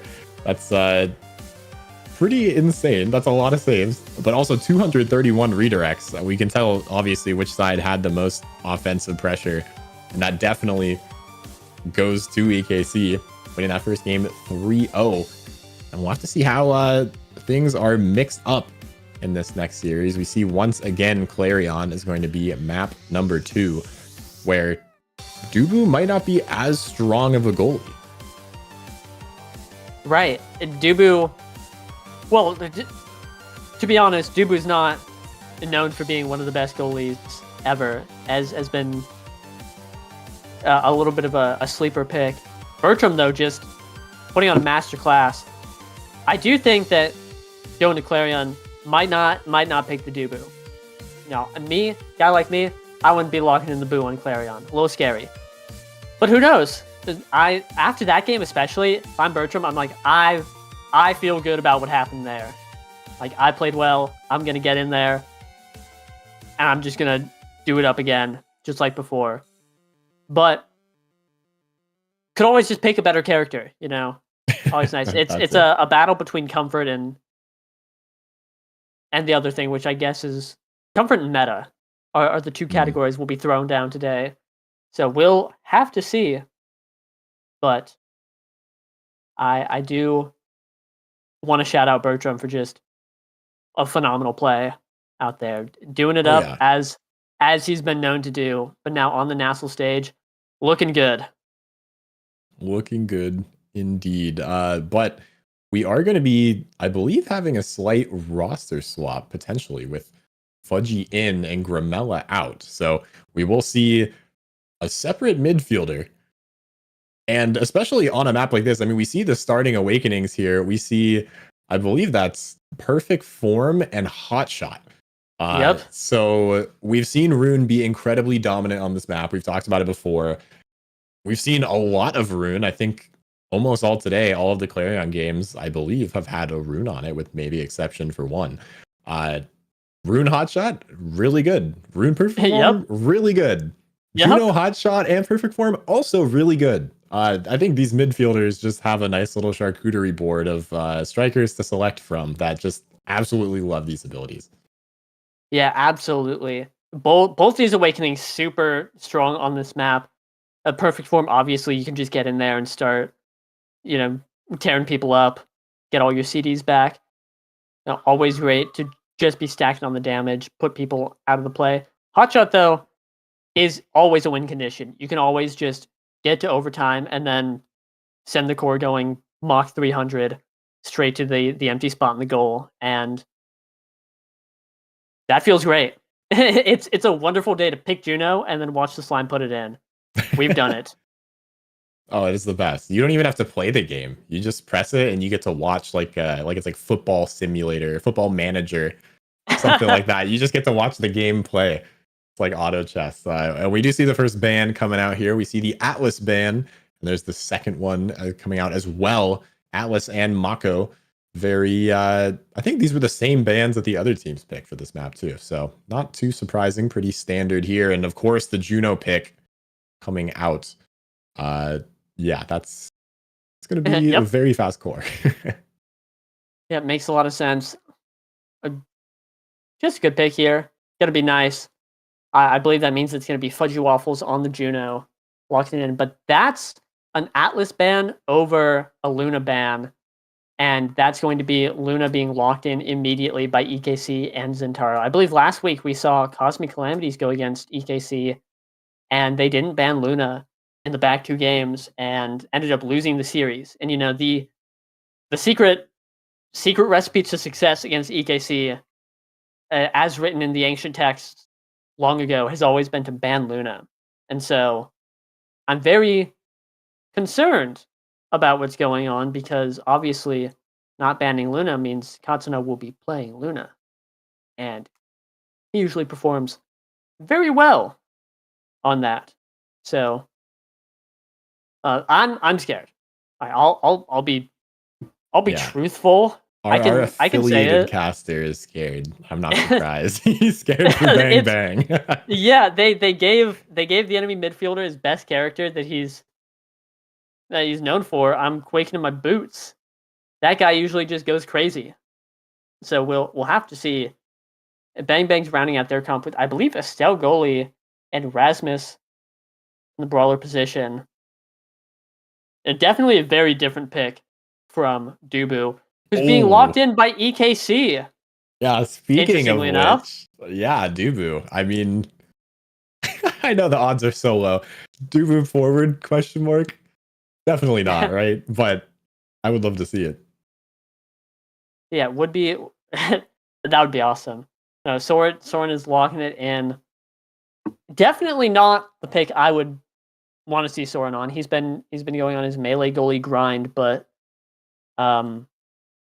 this map, the other 2 picks that his team did, pretty conducive of like an IME, maybe a Vice.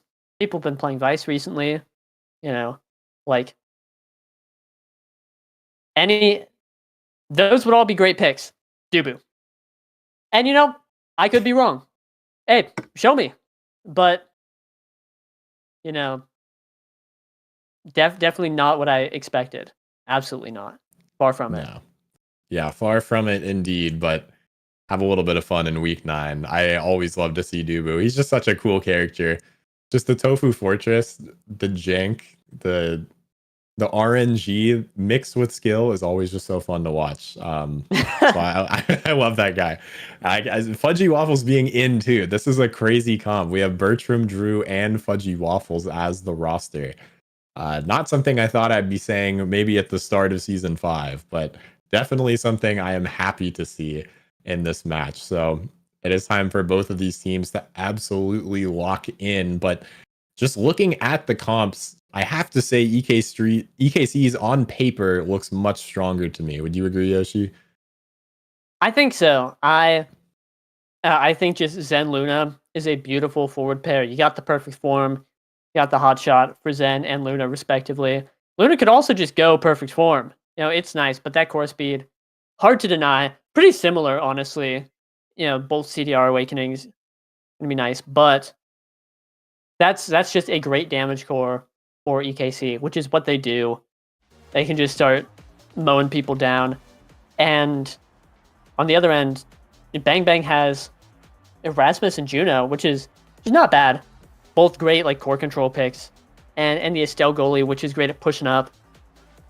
Not quite a melee goalie pick though, like the Boo, who gets to hold it down. So it's going to be interesting. I think Bang Bang definitely has a chance, but still a little concerned. The EKC comp just looks like everything they want and more, except the Dubu, which we've talked about. Yes, we definitely have. And, you know, Estelle, maybe not a goalie that can really deal with just Luna and Zentaro. Even just Zentaro is such a difficult striker to defend against. One barrier drops there already. Here comes that ult. Not dealing enough yet, but you wait. Later on in this game, when scaling starts to happen, that is going to hurt very, very, very bad. Yeah, if EKC wins, if the first set EKC wins, Deadeye shows up, I'm gonna be having some words with Mr. Odyssey himself. That would be crazy, you know, like that wouldn't just happen, right? But Oh, surely not. ha ha ha, you know. But we'll have to see. Right now, EKC is the one with the barriers open. They're gonna have to win a set before we start talking about winning a set and getting Deadeye. But right now, it's up to Bang Bang to get the core into the enemy net. You know the win condition, and it seems like they're struggling to do so right now. Getting a little bit of passing play, getting the offense rolling, but Katsuna with the flip going to be shutting that out. And now Drew almost gets it, but Soren with a great save right there on the line. Going to be getting that and has a flip for later. Things got a lot harder for Bang Bang. Yeah, Soren is just so good. We saw it, like, literally not even past the first point. Like a pixel perfect strike shot save. We see some more beautiful angles. I don't know what more you can expect from this guy. He is such a good goalie player. And there's a reason why this team is doing it very well right now. NXZD is low, and Fudgy Waffles just finds a demon angle off of the top corner, which he'll take, I guess, get them on the board. Fudgy, his first game on, and definitely the first point. Yeah, a secret Juno slime hiding hidden in plain sight, as they say. Oh, but you know what's not hidden in plain sight is Drew, who's hidden off the screen like fully dead and gone. Great KO coming out from NXCD there. Barriers traded. Definitely not what you want to see out of a power play, but both flips coming out from Bang Bang. Pretty unlucky, but here now a power play of their own. Sorry, Wow. Drew has been shot again, and that's the Luna. That's the Katsuna Luna. But again, another barrier down in their power play. What's going on? That is the age-old question. What is going on? we'll have to figure that out as we keep going through here. This time we see Katsuna picking up that size buff, the Summer Assault from Soren. Will save this goal as Bertram still has one barrier to his name. Looking for something here, just trying to get it up to Fudgy and Drew. We're stuck on this bottom corner. That Tofu Fortress is not going to help out. It's Drew now. Gets that death touch, finds that bottom corner. The strike shot was not up in time for Soren. Tries his best to defend that one, but Bang Bang up 2-0 in this first set. Looking pretty good. Yeah, definitely. There Oh. Bertram has been executed, and I think EKC's with this Luna is just guaranteed at least one KO every point. That's just what he does, and it's going to be very difficult to deal with. Both barriers down. Very successful power play from EKC. Bang Bang is just going to have to figure out how it either, play entirely to avoid getting KO'd, which is so difficult, or figure out how to get things done through the power plays, because it's not looking like there's a whole lot else to do. Power play of their own, though, great opportunity to get both barriers just like EKC. There's one, and another KO, the double on NXCD, and now Soren is still just holding down this barrier. Yeah, this is amazing defense from EKC, and now it's 2 versus 2. Not the way the game was meant to be played, but definitely a situation they're in. Here comes the ult to secure it from Katsuna with the help of NXZD, able to get that one through, and EKC's on the board. Yep, just like that. Could be an insane reversal coming out of EKC. As they say, sometimes it just takes a trickle to start a flood, and EKC starting this game slow, definitely, but just a little bit of momentum to turn it around for them. Being said, Bang Bang 1 point away from winning the set would be huge. You know, dodging the 6-0 and potentially even winning this game. You know, bring it back. Doing a great job on the defense right now, holding it down. Katsuna with the flip, going to be ripping it immediately. Unfortunately, not getting anything. And actually, barrier down for EKC. Things are looking rough for EKC, actually. I'm thinking about it. They're not in the greatest position. They aren't, but they have an amazing opportunity to get out of it by getting scored on and moving on to the next set. True. As that second barrier falls. There we go. There's the second barrier for Katsuna. Able to pick that one up. The ult coming out, forcing some evades out, and there we go. Now EKC in a good opportunity, potentially, after this draft to just sort of reset and get back to the way things should be for them. Yeah, Hotshot unable to show up on this draft immediately because everyone already has it. Everyone except the 2 brawlers who took perfect form. Juno cannot be picking it. I'm seeing Deadeye though, which is going to be taken immediately, denied. I was sort of in the realm of being correct. The first draft, Deadeye, right there, first picked, gonna be taken. But you know, the deny Luna challenge seems real tough. Today we've denied Deadeye. Extra special is being picked up instead. Yikes. That's going to be hard to deal with. Peak performance being picked up by NXCD, I think is going to be a pretty big deal. Low staggered guy, now has speed and health. Pretty nice. Fudgy Waffles almost executed immediately. And Soren picking up stacks again, which we saw how much of a difference it made last game. You know, if this guy can get moving, he might just be able to put on a Dubu masterclass, the likes of which we saw out of Bertram last game. That's right, and Bertram gets that stagger swagger, able to move a little bit quicker himself, but I think the real catch is going to be the damage. I mean, we know NXZD now has extra special, just able to spam that at kickoff, and with no real energy awakenings yet on either side, it's going to be difficult to stay alive, and stagger swagger might help a little bit, but I'm scared for Fudgy and Drew because they're about to take the onslaught of damage that is coming their way throughout these next few sets. Yeah, it's just getting started, and really, at EKC, any game, EKC can win because they pick characters like Zen and Luna, and almost save that. Hold on, NXCD with a great ult. Drew having a brilliant shot, putting it in right then and there, but you know, everyone held their breath for a moment. NXCD just almost there, could have struck it out, but I think the core went a little bit too fast there, and be packing that one up. Bang Bang taking the first point again. Like we were talking about before the game, I would have given this one to EKC based on comp so quickly, but Bang Bang showing that they're not done yet. You know, the gatekeeping has to commence. That's right. The gatekeeping certainly will commence, and the goalkeeping is certainly top tier from both of these teams. NXDD almost taken off the pitch by that Estelle, and here comes the ult. NXDD able to burn all of the abilities to get that core to go through. But now, look at this. Another KO. This time, Drew gets it. Katsuna KO'd off the map with that core flip, I believe. And Bertram has flip. Might be trying to get aggressive here. Has to be careful of the core speed from the hot shot, though. Any Dubu log could spell absolute disaster. And Drew is just able to get the core in just the right angle and score yet another goal. It's looking good for Bang Bang. Yeah, just brilliantly played by Drew, KOing Katsuna on respawn, and then the hook, the slow walk, and Dubu just not fast enough to get there. So looking good. And now looking like they're about to take a second barrier. Yeah, just like that. Both the gate open. I'm at a loss of words. It happened so quickly. And now just, oh, I'm watching Bertram on defense. Big smile on my face. You know, life is good. But now EKC looking like they're revving it up a little bit. Getting their KO on, but Drew on a breakaway, unable to get anything. EKC with the power play. This is their chance.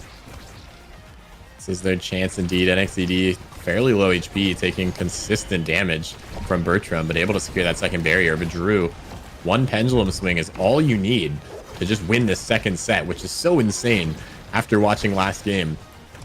The shift in momentum. Seems like they have an all-new batch of energy as NXED taken off the map yet again. Soren's just going to sit in net and stall some timeout, waiting for NXED to come back and help defend. We see Katsuna looking for something. Almost has flip, and those blobs get a lot scarier in overtime, especially with Hotshot. That's Red Core after a single one, and Bertram with an amazing save keeps it alive, and Drew finds the top corner. Bang Bang might now 3-0 in the second game, but don't call it a comeback just yet. Not just yet, but my eyes are telling me something that I'm not. I won't say it. But wow, just Bertram with one of the most beautiful saves you've ever seen in your life. Again, sent it straight to Drew, who just puts it in, and really just we're looking at a goalie masterclass out of this guy. Even off the Dubu, even off the melee goalie is just, perfection coming out. Looking at the draft, we've got some size on Drew, humble 20%, 25%. Wow. Missile prop on Soren. We saw how much it was able to do for Bertram last game, and even though they didn't win, still really nice. The KOs are just coming out so nicely for Bang Bang. It's looking great. NXCD picked up Adrenaline Rush, but might not even be able to proc it. Oh, who am I kidding? It's EKC. They'll probably get something, but Bang Bang is just leading in KOs right now, and I think it's making such a big difference. They're able to capitalize so well on every power play. Absolutely, in a scary spot once again, but Bertram just gliding that core along the nice edge of the barrier, keeping it alive, and NXT is just trying to get it forward. Fudgy is just such a menace in the midfield. It's so hard to get it past all these blobs when you put him in the right spot. This time, Katsuna taken off the map again, and somehow, there we go. There's that Dubu jank we were talking about. Soren loses the barrier off of one stray Tofu. And Fudgy looking for that bottom corner. Katsuna comes back just in time and is able to get one, catching Bertram off guard, but you still have to try to get it through these lanes, and it's so hard to force it through. Yeah, really. Especially, like, I'm looking at all these slimes everywhere. Doesn't matter. Just doesn't matter.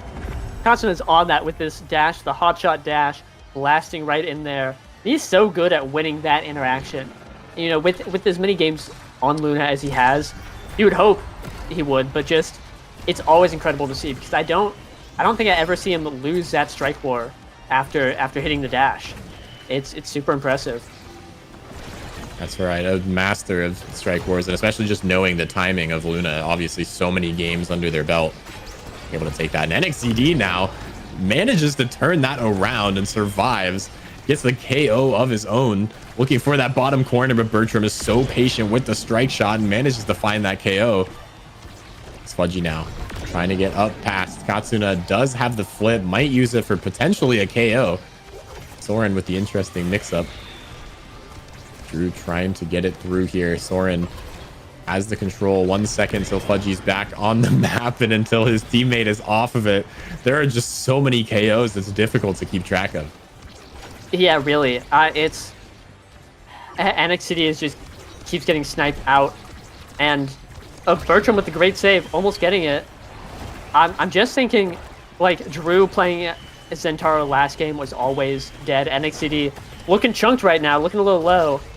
I would love to see the death statistic on how many deaths NXT has, because this character just seems to be racking them up. But it doesn't matter. Katsuna from downtown, literally the opposite side of the map, different zip code, flying in to put that in. Wow. Yeah, that is just the pressure that comes out of a player like that, and it's terrifying. You think you're good, and all of a sudden there's just this little astronaut lady flying at Mach 1 at your net with the core in between the two of you. It makes the cross clear much scarier, and Katsuna, I feel like, has been conditioning all game, not necessarily going for things like that, but being up 1 point in that set gives you the opportunity to try riskier things. And speaking of risky things, now both barriers are gone for EKC, and Soren is left trying to defend this. Yeah. And Soren looking a little low, too. One of the flaws of the Boo, as I was talking about in the Bun Bun series, is that he just can't. He's not moving too much, not going anywhere. So it's pretty easy to just stack damage on him. Full health now, but now NXCD looking a little chunked, and EKC is just. It kind of feels like they're always on the back foot. And of course, they're up 2-0 right now, but that doesn't matter because they have the net open, and Fudgy Waffles with one big strike war is going to be taking a point and putting Bang Bang back on the board. 2 away from winning the game. EKC, well, I do favor them later in the game, as we've seen this set so far. It's hard to deny that Bang Bang is just looking great right now. Oh, absolutely. I mean, they are in perfect form. At least Drew is with the Awakening, but everyone else playing incredibly well. And we see it once again taken off the pitch. I just watched Katsuno lose all of his health in 1 second. Does have this flip, though, and an interesting Dubu wall. We'll keep things alive for a little bit longer. A nice clear to thread the needle from Soren. But Drew has the opportunity to double. Almost gets it. Katsuna still on such low HP. A scary place to dash to. The pass into the ult. Almost securing that combo and EKC's first set, but just not quite. It's Bertram forced to try and defend. NXCD almost has that primary strike there. He'll use it to try to stuff the core flip, but Drew gets one and a KO. Yeah, really big here. It hadn't. They've cast a curse on my mouth to not speak. Power play. Getting the second barrier. Almost killed Drew. He is low. He's gone. Strike shot sealing the deal. And both teams with open nets. Power play for EKC. Can they get it done here? They've got to get through Bertram in this flip first. That's right. And now we see Drew back online. This guy can win strike wars. We've seen it time and time again. Looking to go through, and there it is. Somehow, Fudgy's blob just gets a piece of that one, sends it into the top corner. And we're evened out 2-2 right now. Golden goal for Bang Bang. EKC has to try to win this to stay in it. Yeah. On the bounce house, no less. Wouldn't have it any other way. I'm sure the players would, though, as this is stressful. Soren has a core flip. So does NXCD. Gonna be looking mighty nice, but they've just got to get something done. Soren with no core flip now. Things are scary. They've got to burn Bertram's core flip if they want to do anything. I think that's the plan, and they do. Getting a ton of damage on him, too. The flip doesn't seal it, but the passive will. Bertram down, and now both barriers gone. This is EKC's opportunity until NXCD has fallen, and now we're looking at the humble 2v2. Yeah, goalie Waffles in the net. Has plenty experience with that throughout our regular season. It's Drew now. Working alongside Fudgy's blobs. Trying to make it work. A really awkward bounce. Katsuno almost gets a piece of it. As NXCD fighting to stay alive. Taking so much damage as that second barrier falls. And this could be Bang Bang's opportunity. But somehow EKC finds it. The strike shot just a second too late. As EKC keeps himself in the game. Yeah, not over yet. NXCD barely slots it in. And now Soren on first pick. There's a lot. Dubu, not a character frequently played. Hard to pin down what his greatest awakenings are, but Glass Cannon's up there. Big Fish, the 2 size awakenings, it's just nice to lock in some size. He's a big guy. What if we got even bigger? Already has stacks deciding, I don't need more speed. I'm going to go big. Yeah, I'm going to go big mode. That does mean, though, that Fudgy Waffles gets the Hotshot Rapid Fire combo. Drew gets Catalyst. And that's pretty scary. NXCD, though, with the 1-2 punch, is going to be putting on a lot more damage. And Katsuno's Spark of Strength. That's all really nice for EKC's game plan of kill people. You get them off the map and then win. But, I don't know. Drew is just on a tear right now. Tearing up these barriers left and right. And it's looking like a Bang world out here. Sure is. Fudgy able to get another goal off the friend fling, and there's really not too much you can do to stop this. Drew is just tearing up the goal box on EKC's side, and Bang Bang is looking so... Oh, okay. no. Well, part of them are looking so dead, as immediately the problem is eliminated, and there's both barriers down. NXCD gets the pass, able to strike it down as well. win that strike war. And this is what EKC needs to do. They need to blitz, and they need to find these immediate KOs. We see Drew and Fudgy opting to switch sides, perhaps not wanting to go against that Luna, but still forced to absolutely tank that ult down on the bottom side. Katsuna just does so much damage now. Yeah, really. I'm a little bit of a rudimentary cause and effect situation here. Notice that EKC get KO, win point. Very good. And that's what they want here. That's what we want to see. I think if the point goes on too long though, Bang Bang just puts on the damage just as well. And we'll score. And that's what they've been doing all game. That's the second barrier down. Drew with the flip. Looking a little low. Flip against the wall. Not an opportune spot, but that's NXCD down. And now they have a power play. Katsuno's looking like he's next. Yep, and that's a double KO. And it's just Drew versus Soren in the 1v1. Fudgy Waffles now getting in there with the pass. Ooh. Saved by the strike shot, but the Slime will be putting it in, and Bang Bang is back on match point.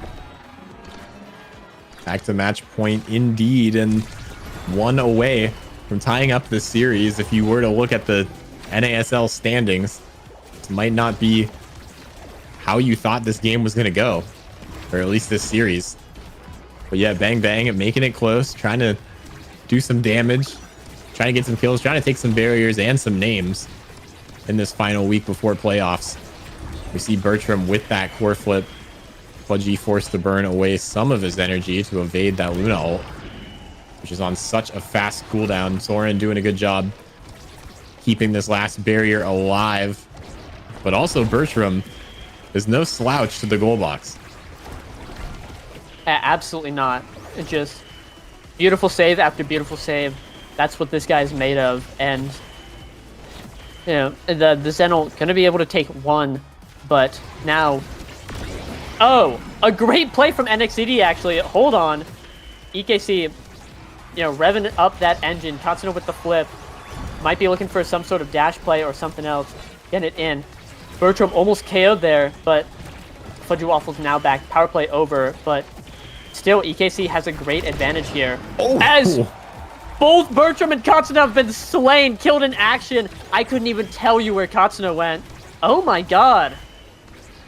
I don't know Bye-bye. either. I mean, it couldn't have been one of the blobs, as now the second barrier falls. I have no idea, but Katsuno's right back in the fray, just looking for this angle. But Drew is so fast with that secondary. Soren does have the core flip, has at least one get out of jail free card. There it is. Looking to get it up to Bertram. The Tofu Fortress traps Katsuna in prison. And the back pass is terrifying with this overtime speed. Bertram looking to get it forward, and no! Somehow, I believe that was struck backwards? Or did NXDD actually get a piece of that one? I think he tapped it in with the primary. It just slid it right there, and we're back to the bounce house on a 0.5. Again, match point for Bang Bang. EKC's have to win this to stay in there, bring us to a set 5. And they're playing really well. NXCD especially, just always the star of the show. Getting some great plays like that. This guy wants to win. Look at him. I don't blame him. This team is looking strong right now. Bang Bang is putting in work. Soren trying to keep this last thing alive. NXCD looking for the pass to Katsuna. Katsuna just charging up that energy. Looking for any opportunity to dash in and secure a goal. But any dash is very risky, because you put yourself so out of position. NXCD looking to get it through, and does off the bounce house. We're going to a set 5 on map number 2. EKC has the potential to reverse sweep this map and secure their slot in the winner's side of playoffs. Yeah, EKC, I was going to say surging this game, might be super surging on NXCD. It's right there. Going to be taking that, locking that right in. And yeah, again, a bit presumptuous. I've noticed that I've been making some claims in my head that are not quite true, not quite letting things play out. I thought Bang Bang was just going to win this one. You know, they've been looking so good, so close, but here we are, set 5, and EKC could end the set right here, right now. Wow. Oh, getting both barriers, trading his life. Wow. Yeah, I give you one barrier, you get my life off the map. Maybe not the best trade offer, but if Soren's able to lock this one down, it definitely would be valuable. And that hot dog is just off the map. That is absolutely gone, never to be seen again. Yeah, all packed up. But here, Bang Bang struggling to get through the Dubu right now. He's looking awfully big. Picked up Monumentalist in that last draft. Gonna be showing up with these, massive donuts. But I think the wall helped to KO Katsuna. Drew also down. NXT is looking low. It's a complete bloodbath. Great flip here. Saved by Bertram with the Crystal Thorns too.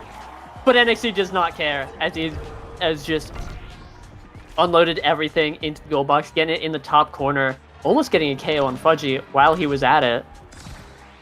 That's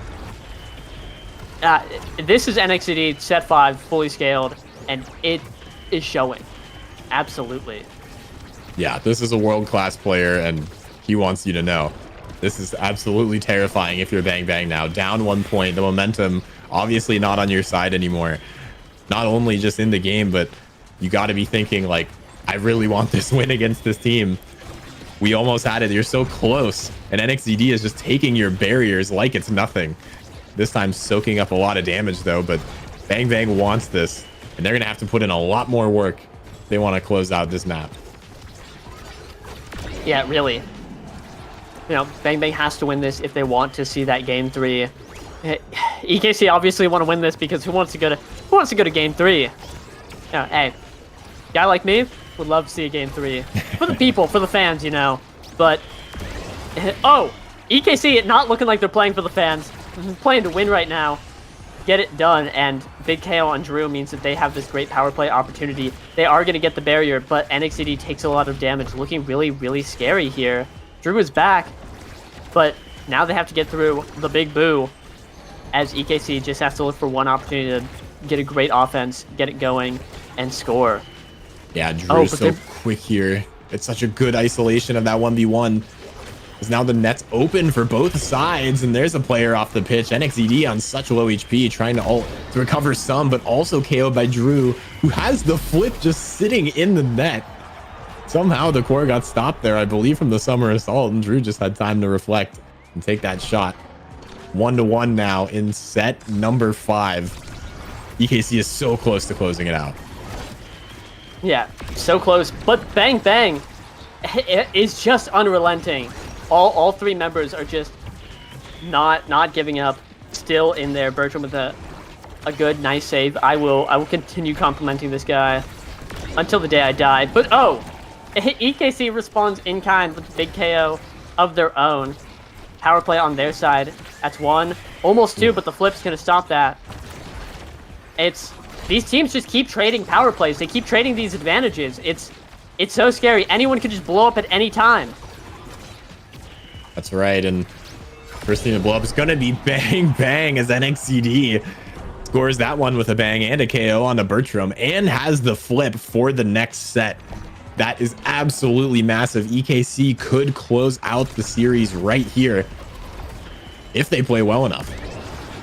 Yeah, this is their chance, and Fudgy Waffles down. Bertram down. It's just Drew against all of EKC, holding on so far, but that's 1 barrier. That's going to be the second. NXT with the Adrenaline Rush proc, with the flip not hitting its mark, and now Bang Bang has a chance to come back. All 3 members on the field again.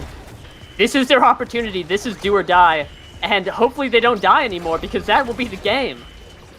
I sure will. A nice strike shot save there from Soren. Able to secure it. All 3 members hit by that pendulum swing or piercing shot. Soren's looking for something. NXTD is so low. Just being tossed around. Able to survive. Has barely enough energy and forced to evade that. The core almost drifting in. Bertram and Fudgy have to be careful. The self pass from Katsuna. The shot is good in the bottom corner. And EKC will take game number 2 and the series to secure the winner's side of playoffs. Yeah, insane comeback from EKC, but now locking in their, I believe, 4th place in the playoffs race. That's what you would expect from a team like that. And, you know, it really did look like they were down and out, but they were able to pull themselves together, get exactly what they needed, and bring it right back. And that was a phenomenal game for both teams. Yeah, a reverse sweep from EKC. And if you look at the stats here, Bang Bang actually scored more goals. They scored 11. EKC won with 10. So that's insane. What a ridiculous reverse sweep. Congratulations to EKC. Of course, Bang Bang, you guys played great. That map number 2 was amazing to watch, and it was an awesome debut as well for Bertram in the NASL. Amazing. Absolutely amazing performance. 84 saves. Soren has 179 saves. Let's talk about that, though. That's a brick wall. A little bit of Dubu action there, sitting in his goal box and holding it down. And yeah, just EKC was able to score when it mattered, get all the goals they needed, and that's it. And that's gonna be the season for Bang Bang. You know, as we know, previously eliminated, but hey, they still played really well. Love to see it. EKC taking it in the end, but definitely not depriving us of good games. Looking at the schedule, though, we've got a very important game coming up next. Sad Boys versus Modern Magic. One of these teams will be securing the last slot in playoffs. Oh, the other team will not. And that's it. It's between these two, you know, do or die. One of them will win, one of them will lose. And we're going to be seeing on the cast 2 top players, Threezy Breezy and Gumi, hitting it. So don't go anywhere. Anything else you have to say, Tech? No, it's been a great regular season. Thanks for having me. I'm excited to catch the playoffs soon. I hope everyone enjoyed the matches. And yeah, Gumi 3Z, always a great time. So stay tuned. You're not going to want to miss this. We'll be back. Woo!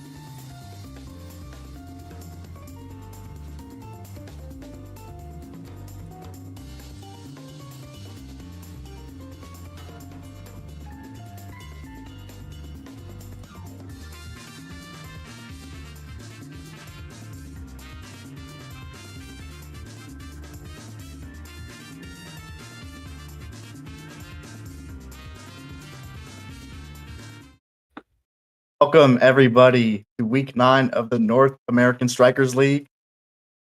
This is Sad Boys versus Modern Magic Game 5 for all of the marbles. I'm here with Gumi Omega Strikers, and we're so excited to cast this match for you guys. Oh, I mean, when I saw this match, I knew I had to ask Saya to let us cast it. Oh my god, it's gonna be a good one. It's gonna be a good one. Shout out to Gramella in the back, hitting us with the cinema. You guys already know this one's going to be a great match. Let's talk about the maps being picked so far. You had Boys banning Oni Village, Modern with the Amy Zap ban. You guys know that Boys loves to play Amy Zap. Mark to take that off the table.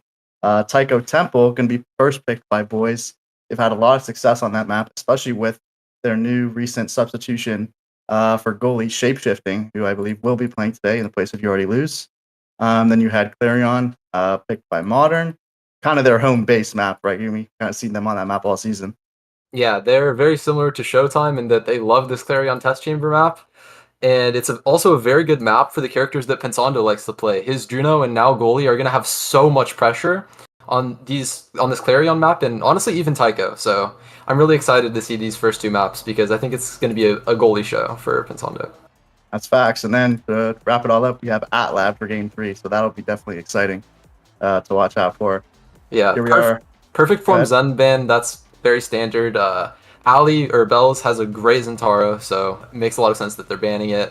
And the Boys banning Juno, Pensando's one trick, and obviously he's going with the now. So yeah, he's been really comfortable on that now all season. On a perfect form start, a great lock-in here. Then the Amy Juliet with the Atlas backline going to be super solid. And then you see the Zach Smack Ricard coming out here. Oh, we have a little bit of a name off situation here, at least on my end, but hopefully it's not a bug as we get into kickoff.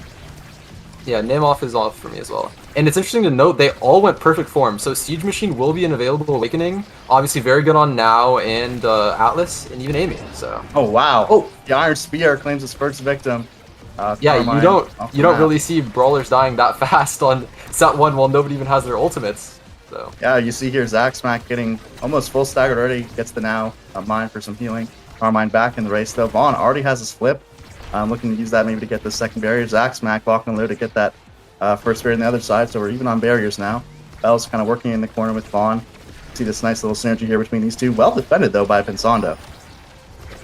Yeah, Ali's trying his best to layer his strikes in the corner to get past the Drakkar shotgun and the Now, but she just has so many hitboxes. Oh, offensive attempt from Carmine, getting it past Shapeshifting. Wow, yeah. That was really well played by Carmine, so using the hook to take the clear away from him.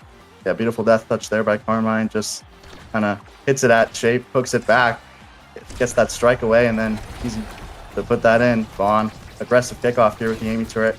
Yeah, they're just pushing for this corner offense now, but they rotate away as Modern collapses in that corner. Bells goes for the dash punch, won't connect onto the barrier, but it'll get Zach Smack low, who has to go for a mine and then an orb. Now low on staggering, Bells finishes the KO with his flip. Great combo. Yeah, with these Amy comps, getting it in the corner is so powerful. You're just able to get so much damage off on the enemy team. So Sad Boy is doing a really good job of getting it into the corner, as we see here, and getting tons of damage and KOs off. Flip coming out from Vaughn. Blocked by Pensando, really well played. Wow, great defense from the side of Modern Magic. Pensando's low, he's running. Carmine's cooking him up. Carmine loses possession. Now it's back to Bells. Going back to Zach Smack. Carmine burns his flip. Oh man, Vaughn trying to get this out. Clear it with Shapeshifting, holding it down the back line. Puts it up to Carmine.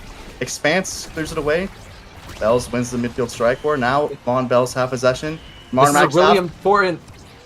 is a really important scoring attempt. If they get it through, it might be going in. Right, Vaughn gets it up with the turret. Bells tries to collapse. Pensando, no elusive, very low on stagger, finishes the KO simultaneously. Vaughn wins the 1v2. Zach Smack and Carmine can't hold him in the midfield, and it goes right past them in the goal. Vaughn somehow wins a 1v2 while Bells kills Pensando. Don't know what happened there, but wow. Cinema. Yep. Sad Boys again looking to get it up into this corner and dump as much damage as possible. If Modern wants to win, they really need to try to deny this as much as possible. Yeah, swing it out of that corner, right? Use that Now hit stun, use that Drakkar hit stun.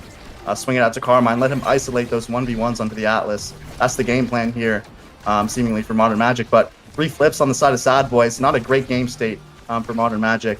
All really healthy on Stagger as well. Vaughn with the first flip to kind of win midfield. Not going to do a lot, but does some damage onto Carmine. Stacking damage here is Bells as well. Carmine does have Elusive, not going to use it yet. Zaxmac with the flip. Shapeshifting burns flip, and Zaxmac secures the barrier. Vaughn dashes onto Carmine, Shapeshifting dropping the res. Bells in the corner, secures it with the punch. Flips, gets the KO, but no goal. Saved by Pensando, giving his team one last chance to core control and keep it up. But no, the turret, Bells Strike War combined gets it in there. Really well played from Sad Boys at that point. Yeah, I don't really understand how Pensando keeps dying to Bells, but it's really working out for them. And shout out to Zaxback on that point. While the entire enemy team was focusing his brawler, he brought it up himself and made an excellent scoring attempt on the barrier. So shout out to Zaxback. Carmine goes down to the Juliet Classic. Yep, ult into dash punch there from Bells. That's the tried and true combo. No elusive, can't do anything about it. This Juliet really looking like a power pick on Psycho Temple. Yeah, again, they're just trying to get it in this corner, but Drakkar is one of the best characters in the game at stopping this game plan from Sad Boys, as Strike Shotgun is a hard interaction to win against. Yep, definitely hard to beat. Drakkar taking a lot of damage now and gets ulted, but then now, I believe it was a mine or an ult there, heals him mid-ult, so he actually won't be staggered anymore and get knocked off. Now they have it in the corner of Sad Boys, but it doesn't matter because Juliet's so good at denying that, just kind of like Drakkar is, except she doesn't deal with the core, she deals with the midfielder standing in the corner. Just an easy dash punch for Bells there, who uses his strike punch for the first barrier. Pensando now having to defend. We've seen this before, but no, great collapse from Vaughn onto the barrier there. Now shape-shifting, trying to clear it out, but another KO! Vaughn! Bells! Wow, I mean, it's set 1 and Bells already has 20 rare Bells KOs. This is crazy. He's on a 6 KO streak here. Carmine, though, trying to weave it in, trying to get it past shape-shifting, won't be able to do it. Bells not connecting with that truly ultimate there. Tries to dash punch, won't get it in. Ball with the flip, stop, pops the turret, and there it is. Turret Beautiful setup from flip Sad in Boys. the corner, glitch pop. Wow, that was looking savable on the side of Modern Magic. And honestly, really, really well executed first set from Sad Boys. All of them doing their job. Shapeshifting, holding that barrier. Ali getting those KOs. Really well played. Yeah, you're going to need to see some scaling come out from this Modern Magic comp. Potentially even now. You know, the Rasmus, Drakkar.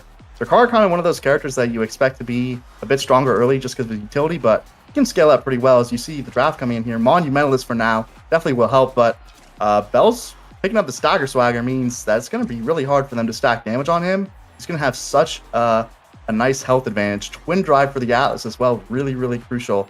I mean, every awakening, this patch matters so much. You have heavy impact on the Amy as well. Can't understate any really any awakening choice here.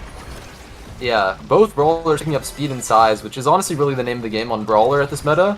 Just pick up the speed, pick up the size, and try to shove the ball into the net. So both brawlers are doing that. And another important thing to note is the now getting Monu is so important for the score control style that Modern likes to play. It's going to help them deny Sad Boys options on defense as well as keeping the ball up on offense. Yeah, and you already see it there. Modern Magic able to get both barriers from Sad Boys, pushing up now. Death Touch connects on shapeshifting, but he has the expanse to block the core away. Carmine, really a big threat now with this size. Zaxmac is trying to get the core to him, misses a couple strikes. Bells trying to weave it up in the midfield. Vaughn blinks up top to get it there. Barely. The dash punch is not KO there. I think Zaxmac hit the drum. Here, Bells has him in the corner with the ult. Finds the first barrier now. Sad Boys finding their footing in this point, but it is back to their half. They have to defend here. Carmine just likes this corner, Rio. Yeah, I mean, Carmine is going for a similar game plan to Sad Boys as he's trying to jam it into the corner and get through all of Atlas's abilities one by one. Great offensive possession by Sad Boys, flipping with the turn in the corner. Can they get it in? Oh, they Strike can't shot? get it in just yet. Bells, though, with the punch, goes for the dribbles. Doesn't have any more energy. Tries to get the ult. Doesn't miss the... Oh, missed the core, but sacks back. Kind of lets the core drift to Bells there, who just puts it in between Zaxmac and Pensando. Wow, that point was looking really dominant for Modern. They had possession most of the point, but just out of nowhere, Sad Boys just blitzed them with a ton of pressure. Really well played. Yeah, Sad Boys just kind of able to keep possession here, it feels like. A lot better than Modern Magic is, kind of executing their game plan. We've been talking about it, just in the corner, able to swing it, and just keep those possession between their forwards. And then shapeshifting here on the Atlas kind of has an easier job than Pensando, right? Just is able to really lock down an area and give Vaughn time to come back and help out against the Rasmus, who is kind of the only offensive threat right now that Modern has. Yeah, I would say Modern's comp is definitely a lot harder to execute because it relies on the Rasmus solo scoring on the Atlas, even 1v2 scoring, having to cut through the midfielder and the goalie, and as well as Pensando having a much more difficult to execute goalie as compared to Shapeshifting. As the KO comes out, Yeah, nice blink there from Vaughn to find that KO onto a staggered Zaxmac. Bells now has flipped. They're trying to get into the corner, but Pensando has his primary setup there. Bells, though, looking for the... Oh my goodness, great flip from Carmine. Flips it into the barrier, but now Carmine is low. They're looking to punish this no elusive target. Vaughn also, though, with no elusive, so kind of an even stagger state here. Zaxmac trying to punish Bells, too. He does have that stagger swagger, though, so just able to pick up an orb and kind of regen his HP really quickly. That's going to be a huge factor. And there it is. Oh my goodness, Bells connects with the dash punch, but the drum. You see that happen a lot on this map. It just saves him from what on any other map would have been a KO. yeah, I think the key for Modern's victory this game is going to be to somehow find a way to survive. Sad Boy is doing an excellent job maintaining the pressure, but they're just going to have to find a way to survive. Otherwise, it will not be a good time for them. Yeah, and Pensando losing that second barrier there. That's kind of what happens on overtime. And Tycho, but there it is. Zaxmac with the lock and load, shape-shifting, not in time with the expanse, and it goes in. That might be the first point that Modern Magic has scored, if not the second. But that's the first one this set anyways, and great job there from Zaxmac to get that core in the corner. Yeah, Zaxmac utilizing that Xeno Cloak to get the Sheen proc extra core speed on his lock and load there. Really well played. Yep, well played here, but he's going to get KO'd from Vaughn. Seeing him in that corner, Zadwood's just able to capitalize right now on this corner offense from Modern Magic. Finding these knockback KOs. Most of them aren't due to stagger. Obviously with the now, and there's another one. I'm going to need these guys to turn onto the cast and listen and stop dying. He's going to need them to stop dying to these knockback KOs. Amy Juliet, two of the best characters in the game for dash punches, and there you see it. Vaughn just excellently played again. Really been working on that Amy a lot this season, and you see it here, leading his team in levels. Great goal there from Vaughn. But yeah, I mean, this corner offense is just absolutely being shut down by these dash punches, and you know, there's another one who would have killed if it weren't for the drum. Modern Magic really on their back foot right now. Yeah, Modern Magic is locking the healing character now and dying to knockback. Really not what you want to see from them. No, not what you want to see at all, but give credit to Pensando. He is holding pretty well.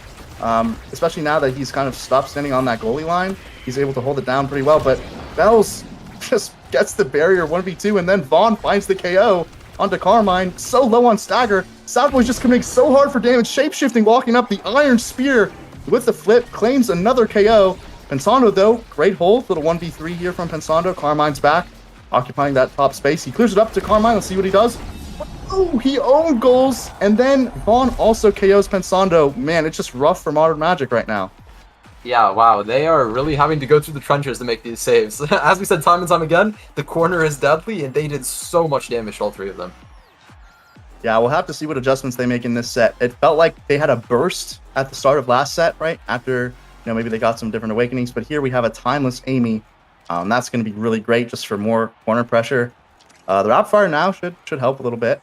So yeah, Atlas may pick up. Trickar picks up the specialized training 1-2 punch combo. I'm ready to see some kills coming out from Zaxmac. Yeah, Zaxmac looking to do heavy damage. Maybe burn through that stagger swagger, from Bells, who does pick up another speed and stagger awakening in peak performance. Shapeshifting with the catalyst. This Atlas build is looking mighty weak. Oh yeah, There's Zaxmac getting his revenge. Yep, punishing that positioning from Vaughn with the Molten Bolt there.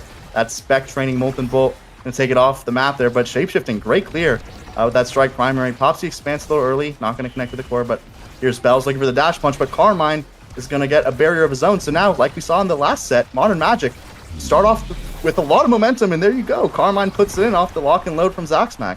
Yeah, really great offense from Modern. That's their win con, is Carmine 1v2ing against Shapeshifting and Vaughn, which he managed to do that point. If he can keep doing that and they can stop dying, they can definitely turn this game around. Yeah, absolutely. Here we see Carmine versus Bells on the kickoff. I think that now speed, that's really, really useful, but this timeless turret, they just can't go through it. You have Atlas and Amy in the corner. When Amy pops that turret, it's kind of a no-go zone, right? You think of Dubu as the character that kind of protects a certain area, but Amy just makes you take a bunch of damage while core controlling here. But Bells looking for the knockback KO. Maybe trying to sync something up with Vaughn, but not going through there. Carmine still pretty low on stagger, does get the now heal. Shapeshifting, denying the barrier with the flip. Vaughn pops the turret again. defense and core control in that line. So good on this map. Tycho flips for damage here. Carmine looking low, seems to be the target of Sad Boys, while Bells converges on the barrier. Pensando going to clear it away from the ult there from Julie. Carmine looking low, does elusive properly there. Not going to get KO'd yet. Hooks, but no, Bells gets a raw knockback KO, which means that Carmine's also going to die due to the tempo swing. Here we see Pensando trying to hold once again.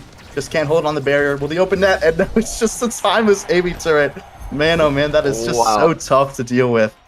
I just want to point out, Vaughn has the Awakening combination of Perfect Form, Heavy Impact, and Timeless Creator. Every single time he pushes his ultimate button, he's getting so much cooldown refunded on the ultimate and all of his basic abilities as well.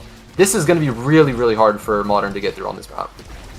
Yeah, you have a massive difference in core control builds here, right? You have Vaughn with all that CDR, along with that Timeless, and then Drakkar just with the Perfect Form and a couple of damage awakenings, and you see him just keep repeatedly getting taken off by Bells. Just much more suited to that KO lifestyle with the dash punch in his kit. Carmine also looking low here as Sad Boys take both barriers, shape-shifting, walking up, missing that expanse, trying to lend his team support control, so gonna have to take the Walk of Shame back to the box, but Vaughn blinks into flips, not gonna get the KO, but does find the stagger onto Carmine, but it's Bells! Dash, strike, punch through Pensando. He's gonna get that one in, just converting so well this game, it seems automatic. Yeah, I mean, it seems that Sad Boys comp is just stronger in the core control with that Amy turret and the Juliet abilities to break the barrier, and they also have way more KO pressure. It sort of feels like they have everything 3Z. Yeah, and then just when, you know, Sad Boys get low, they have the Stagger Swagger, they have the Atlas ult. They lose both barriers here, Modern Magic, yet again. This is their last point. Again, if they want to have a fight in this game. They lose both barriers. Carmine just trying to get some semblance of core control, but Zaxmag and Carmine shapeshifting, losing that last barrier. Tycho bounces are pretty unpredictable, but it's Vaughn again with the dash. Oh no, and Pensando's left the core behind.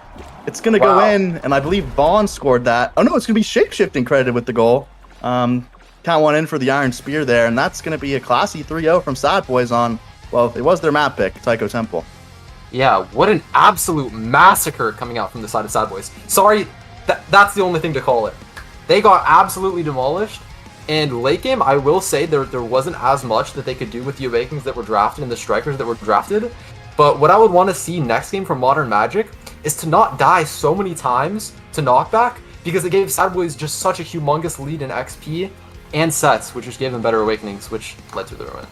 Yeah, you had 1 KO from that Drakkar with that specialized Molten Bolt versus the 9 KOs from Bells, 3 from Shapeshifting, 5 from Vaughn with that heavy impact. Just a lot of damage coming out from Sad Boys. You even see the Amy reaching 40k damage in 3 sets, 27k from the Juliet. That's a lot of damage. And no one from Modern Magic even broke 20k. So more core control, more damage. Those are 2 pretty big factors that are going to allow you to kind of win the game. And yeah, it's like you said, maybe next map, you know, Modern will have a different game plan. That is their map pick. So we'll look to see some adjustments made from them. A bit more open than Tycho is, you know, maybe able to do their core controlling a bit better on that map without kind of taking a lot of knockback. So we'll see really what happens here on this next map. Maybe looking to deny this Atlas from shapeshifting as well. But I mean, Bells on the Juliet, it's something that, you know, whenever you see it, it's beautiful, right? It's Bells on the Juliet. He's going to have a great game. I think most Juliet players are super comfortable in Nassau playing it. And then Vaughn looked great on the Amy. So Sad Boys on a lot of comfort here, and it seemed like Modern were as well. It's just kind of a comp difference, right? If you're both on comfort, which comp is better when you're both comfortable? So it definitely favored Sad Boys in that match. Yeah, one thing to know when looking at stats is the sort of benchmark for a high damage character in a game is twice the minute of the game. So 2k damage per minute. So 30k would have been the benchmark of a very high damage game from Vaughn. So him getting 39 is actually really, really impressive and shows how much damage he's putting out. Yeah, kind of that principle of damage, right, is when you can hit the core and someone else with those awakenings like Perfect Form and Heavy Impact, and just kind of doing that to a T, as well as finding those knockback KOs. So 189 redirects as well, topping the lobby. Amy looking really, really good on Tycho Temple. We'll have to see what Sad Boys pick on Clarion. We do have a Super Surge Demolitionist start.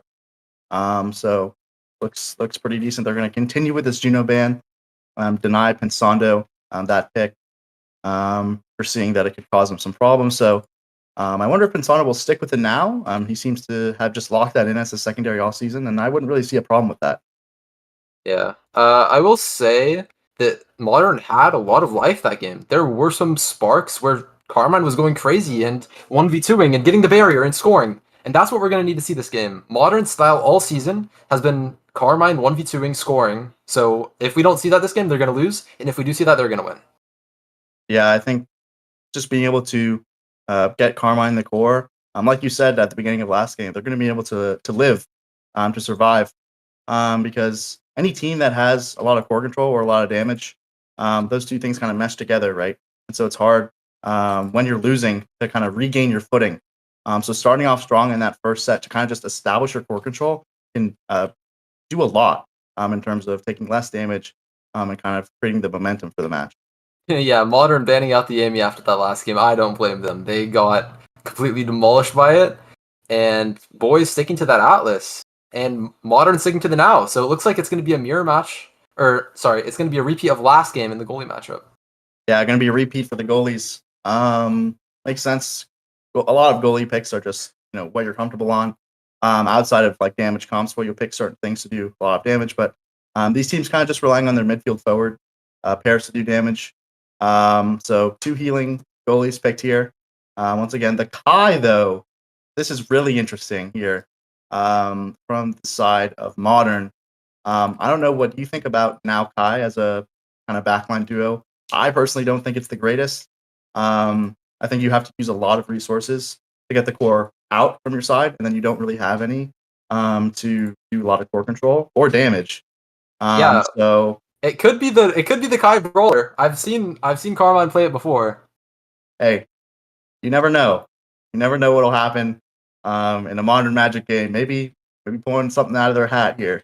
Yeah, and one thing to look at in this draft with boys early picking Atlas is they need to go for the double range.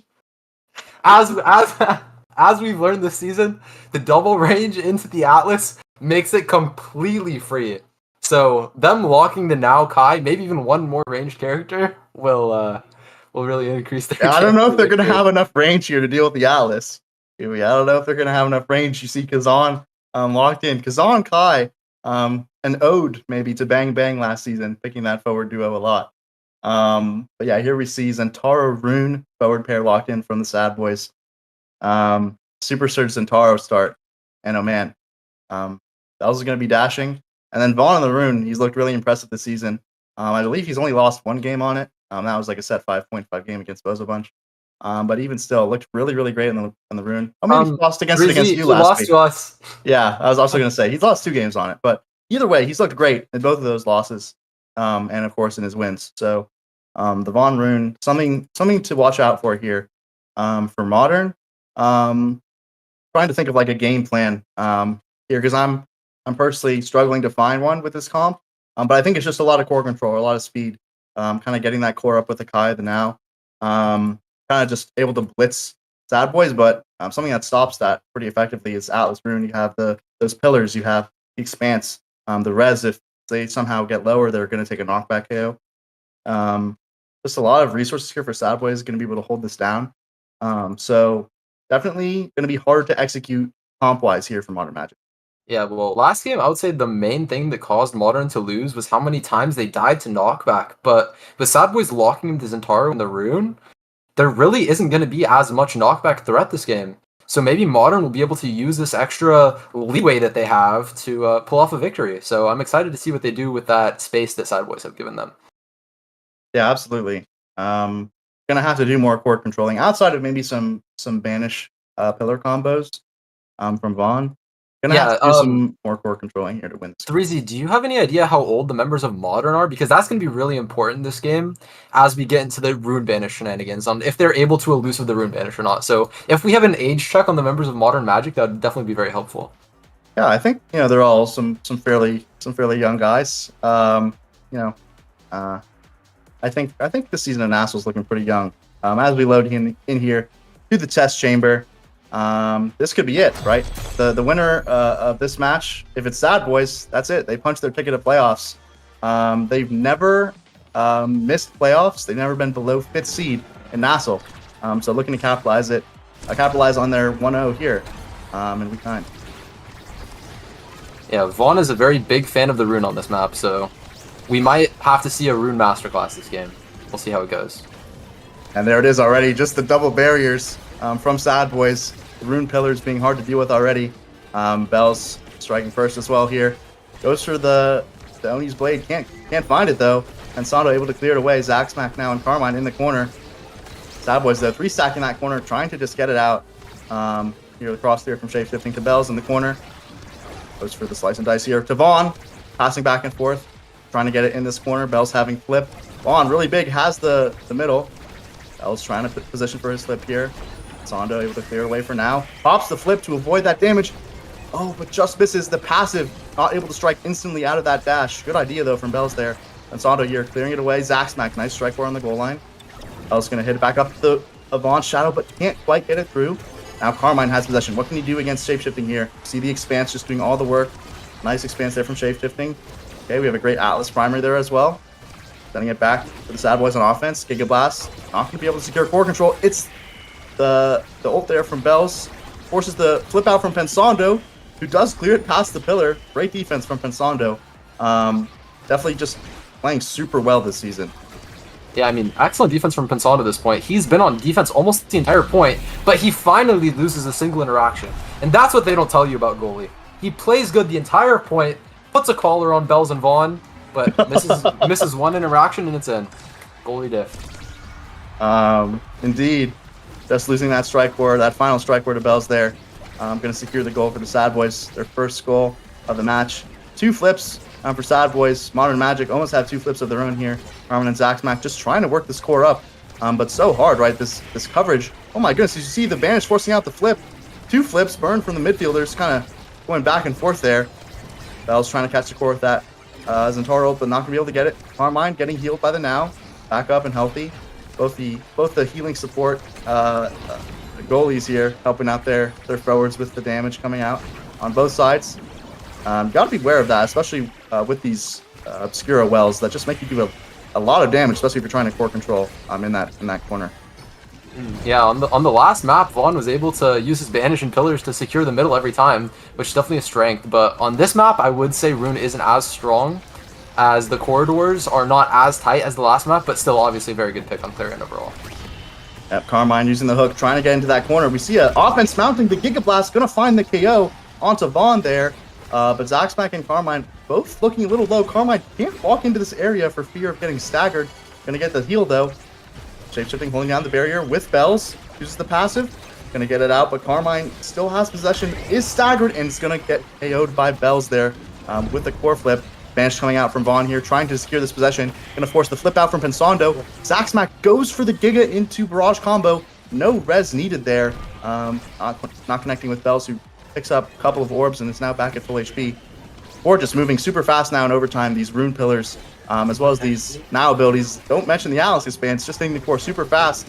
Zaxmac with the flip, does burn it immediately, trying to get the score up to his brawler, who is kind of just having to 1v2 versus Vaughn and Shapeshifting in the backline.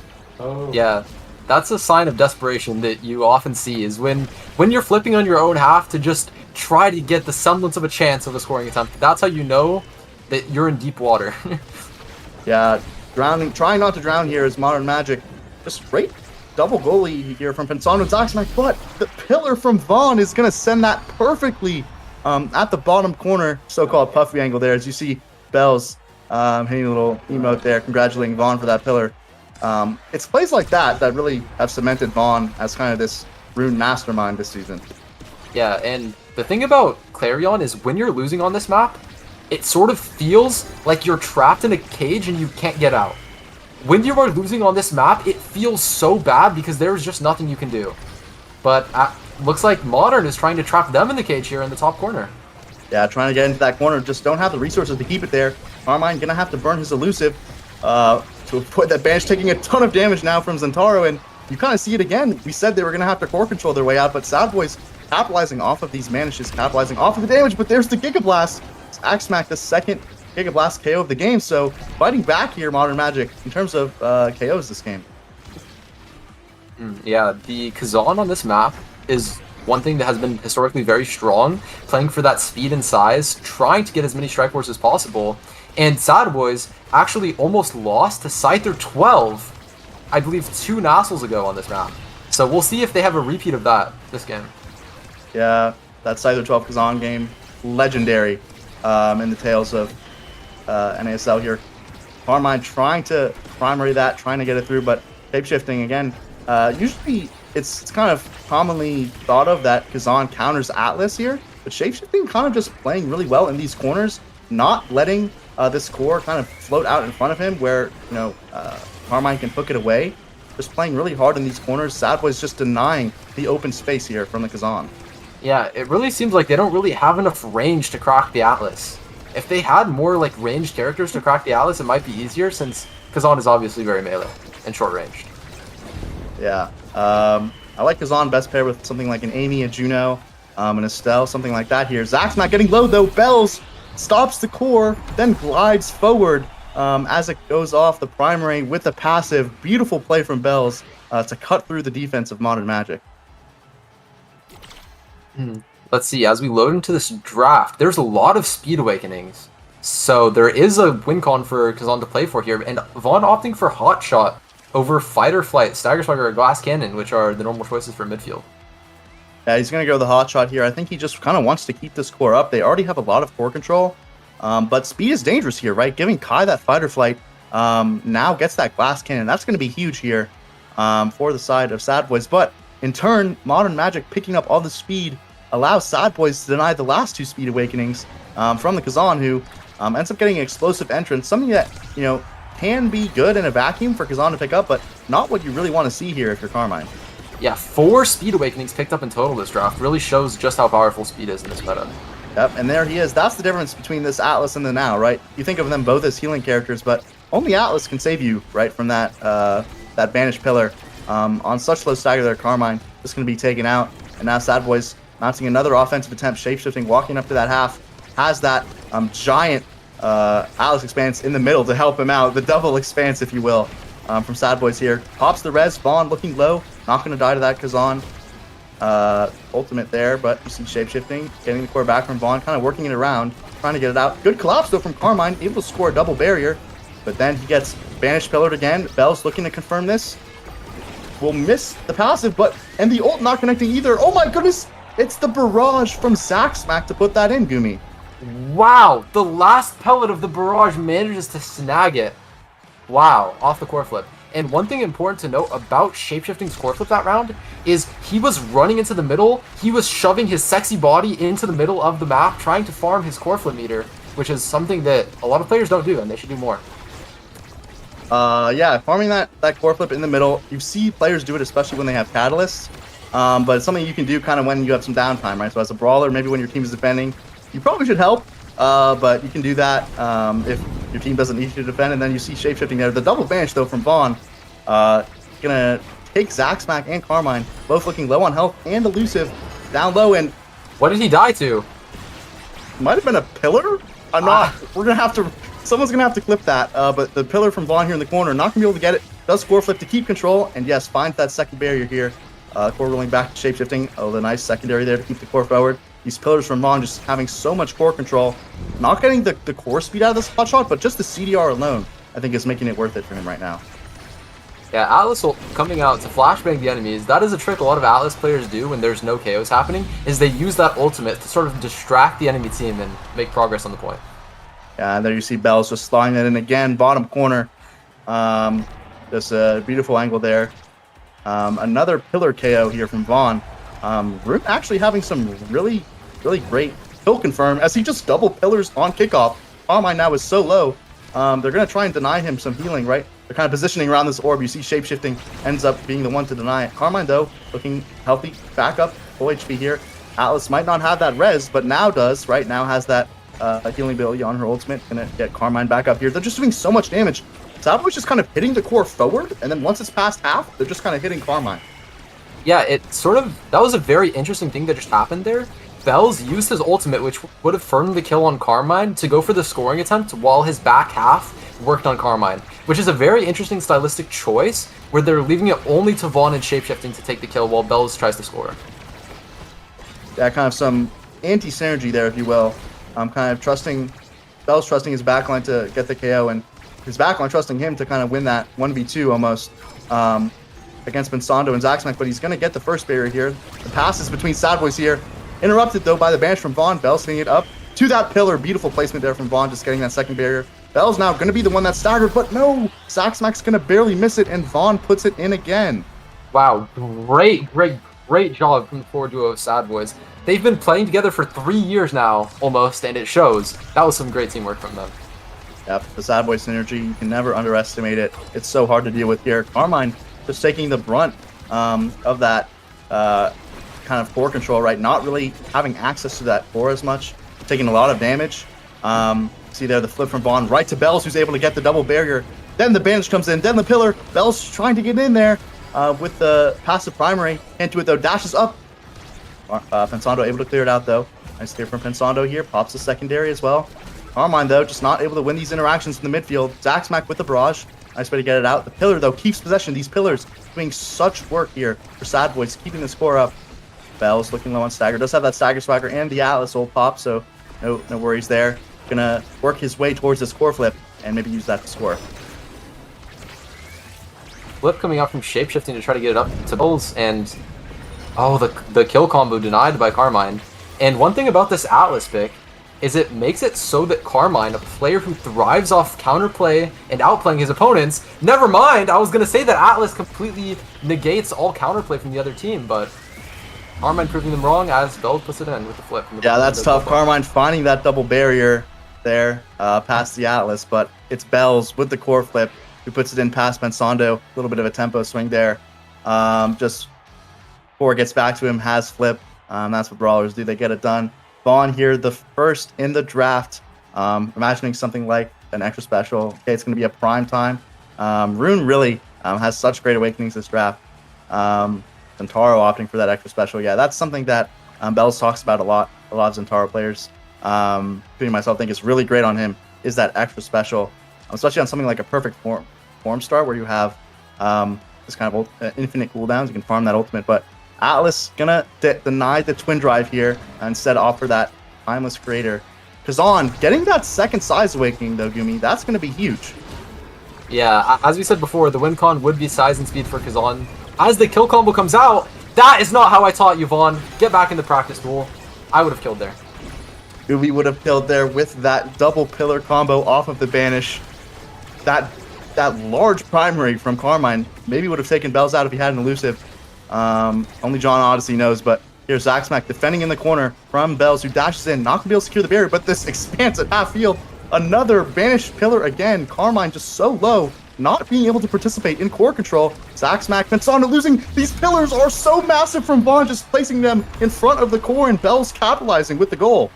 Yeah, I mean, Sad Boys are just completely aura maxing here on the offense, outplaying the entire enemy team at all stages. And Vaughn's rune pillars are exquisite. Hyperblink coming out from Bells. We haven't seen that in a minute. Try to get a little cheeky there with the ult cancel. That does place your ult on cooldown, so maybe not a little worth there from Bells, but they do find the first barrier. Getting a little cheeky here. Shapeshifting, back, having to defend. Easy clear for him. Through that side street.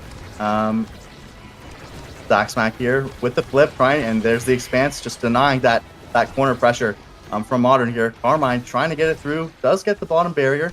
But Vaughn here almost has his core flip. The Atlas res coming out. Flashbang. Yep, the flashbang. They are worried about that KO pressure from the Kazan. That is one way that Carmine can get involved here, but Atlas kind of shutting that down so far, Gumi. Yeah, really well played from Sad Boys there, not both of them using flip, understanding that Vaughn would flip there, and Bells just completely dicing up the enemy team on the offense. Kill potentially coming out here. Yep, Zaxmac gonna win a crucial couple of strike wars there, forces the flip out from Shapeshifting, and one on the barrier. Great play from Zaxmac, is gonna get taken out though, so now it's Modern Magic who have to defend here, but this Kazan at midfield can do a lot of work. Now Rune has it in the corner with the pillar, but Pensando and Carmine able to clear it out once again. Carmine having to win these strike wars. Bells flips in the corner and gets it through all three members of Modern Magic. for it to go to match point here. Really well played by Sad Boys. Yeah, I mean, Sad Boys really showed up to play today, picking their best characters and showing Enemy Team how it's done. With Shapeshifting coming in and filling some big shoes, and you already lose, and locking in that Atlas. Not over yet though. We see the double banish coming out, but it's evaded by Zaxmac, who's doing a lot of work in these corners to get it out. Carmine finds barrier 1, not able to find the second one. Pops up, tries to get the strike through, but it's just the primary from Atlas. Gonna deny that. Celestial expansion is just so massive here. On the bounce castle in these corners, Atlas just having such an easy time to clear it. Now it's Pensando's turn, defending against Bells. Finds the secondary, but it's Vaughn who finds the KO, I believe, onto Carmine. So now Bells and Vaughn in the corner with these pillars, with Zentaro, but it's cleared away again by Zaxmac. Modern Magic fighting for their life here on this final point, but they know they give in, they lose the last barrier. They still have hope here. Carmine is back. They're able to regain possession here, trying to get it through. Vaughn with the pillar in this corner, just trying to get it past his Carmine. Using all of his abilities, Zaxmac trying to look aggressive here, trying to run up, but Atlas has everything. Pensando here, just trying to get it clear. It's going around, it's going to go around this Clarion little loop where on the bounce cast just goes around. Shapeshifting, having to get Nifty here for the clear, but doesn't find it. Carmine finds the barrier. Zaxmac trying to get it through with Barrage. Giga Bells dashing through, doesn't connect with the core. Carmine finds possession here, has the hook, has the strike, has the dash. Shapeshifting Vaughn, flip at the same time. Vaughn punishing the flip with a banished pillar there. Bells here trying to get position for the core flip, finds the kill on Carmine with the passive, has the core flip here, but Zaxmac denying it beautifully, places the top, finds the pillar. Oh, it's Zaxmac! He's bleeding all over the rifts! Oh my god! Zaxmac with the point of his life. Modern Magic on their last line of defense and just taking over, find that 1v2 man down against Sad Boys, but no, Bells right back at it. He says we're not going out like that. Takes both barriers, ringing the bell, as they say. Yeah, really well played from Sad Boys, not getting demoralized by Zaxmac completely fisting them on the back half. Zaxmac definitely striking the core really well that last point. Pensando here trying to clear it away, has that glass cannon, has that speed to really pursue a lot of core control here. Almost gets punished though by Bells, who has to elusive of his own from Carmine. Vaughn though moving up here with these pillars, with a Centauro, forcing to use Pensando's flip. Able to clear it away though. Now Modern Magic have possession here in the corner. Zaxmac working it to Carmine, shapeshifting, able to clear it away without using flip. Now it's back to Sad Boys, having possession in this corner. Vaughn to Bells. Pensando clears it away though, really locking down these corners. Yeah, Sad Boys really showing that they do not want to go off before playoffs. And let's see if Modern can hold here in the 2v3 to keep their playoff hopes alive. And Pensando missing the strike! Sad Boys secure their 6th seed of playoff spot! And that's a W for the LGBTQ plus community. Yeah, just Pensando barely missing that strike there. The banished double pillar from Vaughn, like you taught him, taking out Zaxmac there. Zaxmac kind of holding that comp together with all of that speed, those fight or flight strikes, that barrage, and just falling there. Pensando not able to defend, holding so well all game, but ultimately the pressure mounted from Sad Boys, and like you said, that clinches their spot in playoffs. So we'll be seeing Sad Boys not miss their first playoff spot in the history of Nassau. Going to be coming in here, I believe, at the 6th seed. So congratulations. Yeah, really dominant win from the Sad Boys, completely dominating them in KOs in game 1, and really showing them how it's done on the core control game 2. Modern really did not have too many signs of life, despite Zaxmac, Pensando, and Carmine's best efforts. Really well played to them. They had a great back half of the season, and yeah. Yeah, you had that kind of roster reconstruction here from the side of Modern Magic, and they definitely made some waves. Pensando, Zaxmac kind of stepping up. You see Zaxmac leading the lobby in redirects here, trying his best on that Kai. Had a valiant performance there. Same could be said of both Pensando and Carmine. Great seasons, honestly, out of this Modern Magic team. But ultimately, Sad Boys' dominance continues, and they're able to regain their footing here and make it into the playoffs. The question remains, I believe in 2 weeks, right? Is playoffs 2 weeks, Kimmy? Did I have that correct? I believe there is usually a break between the last season or the last week and playoffs, so I would assume so. But we'll have to take a look at the schedule. We've seen shapeshifting in kind of the last, or not in the last 2 games, but in 2 out of the 3 games in this last kind of bracket of 3 games here. So we'll see how informed You Already Lose is going into playoffs. That's going to be a really big factor. Kind of elevate Sad Boys to be able to compete with those other playoff teams. Shapeshifting, kind of locking in the melee goalies. Sad Boys opting for that more core control style, that Vaughn Bell's offensive synergy. But when it really gets clicking is when You Already Lose there in the back line, able to follow it up, able to participate in that core control and that heavy damage. Yeah, and we finally get to know who the playoff teams will be. Round of applause for the Sad Boys, EKC, Cosmic Calamities, Bozo Bunch, Demons Raw, and Showtime. Round of applause, everyone. Congratulations on making playoffs. Those are the 6 teams going into playoffs. A valiant season all around from every Nassau team. Another great season, regular season, I should say, of Nassau. It's not over yet. But that's going to do it for us. Hey, thanks everyone for watching. We'll be right back for the post show. I'm Freezy Breezy. That's Gumi. And yeah, any last words, Gumi? Thank you everyone for tuning in. That was a blast to cast, and hope you guys have a good rest of your day. Bye, guys. Bye.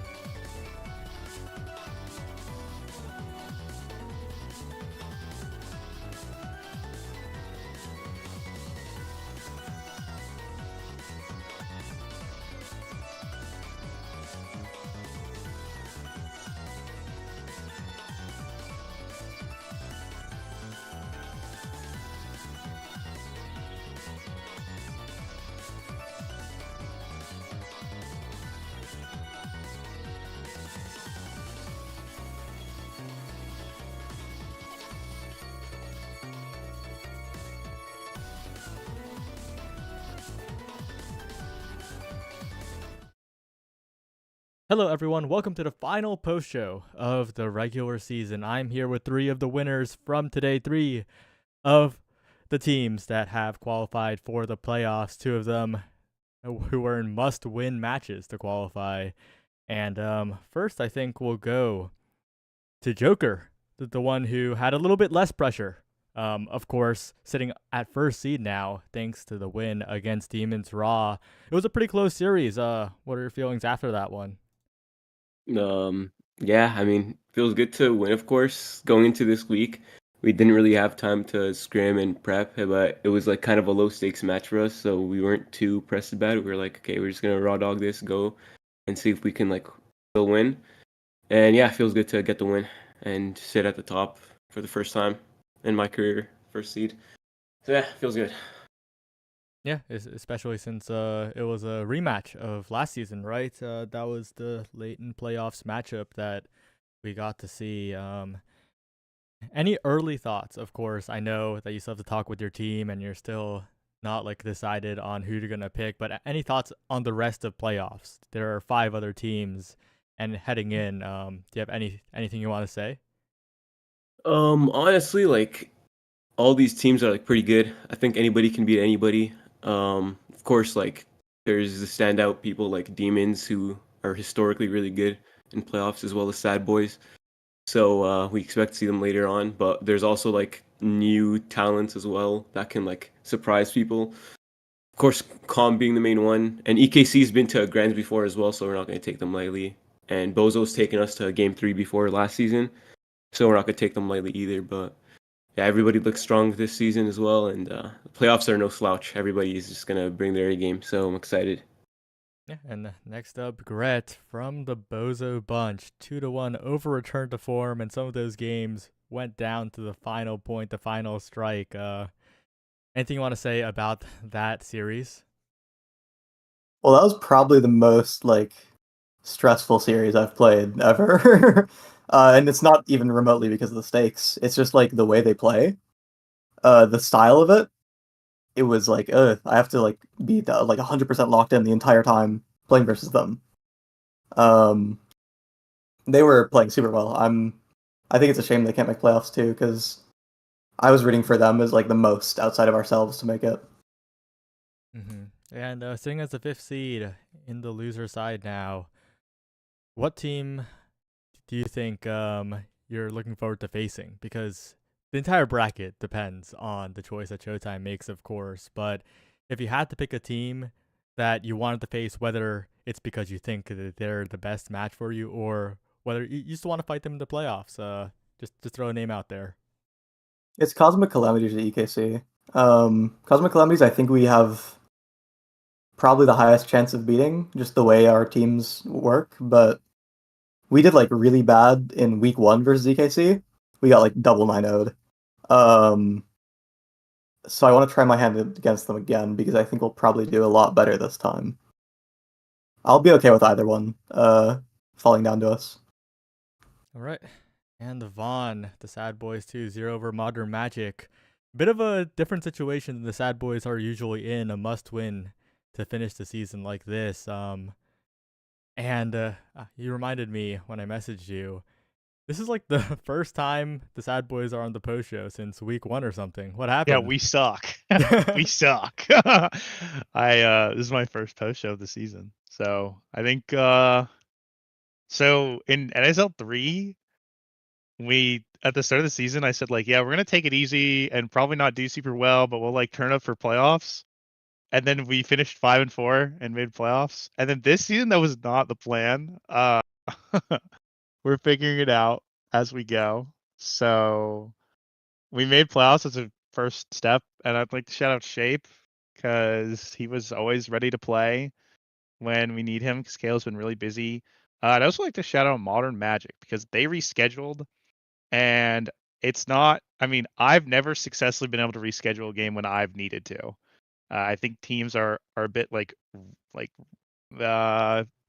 I understand people are busy and plan in advance, so a lot of times it's not easy to coordinate. So I want to shout out Showtime, Demons Raw, Modern Magic for helping us reschedule our game. Because I actually didn't know if we could field a roster if we didn't. It was like looking a little dicey. So I just wanted to make sure I said that before you say anything else, Saya. So yeah, that's that. Yeah, and Sad Boys being the 6th seed, I feel like we've been in this place before, right? Of course, We have. might be less predicted than last time, but heading into playoffs, what are your thoughts on how Nassau has changed over the years, and of course this season being competitive until the very end? Over the years, holy moly! Oh god, that sounds weird, but it's true. Compared to, well, I was just talking about this the other day, like a couple hours ago, where not everyone in chat might know this, but in season 1 of Nassau and some of season 2, you couldn't select your maps.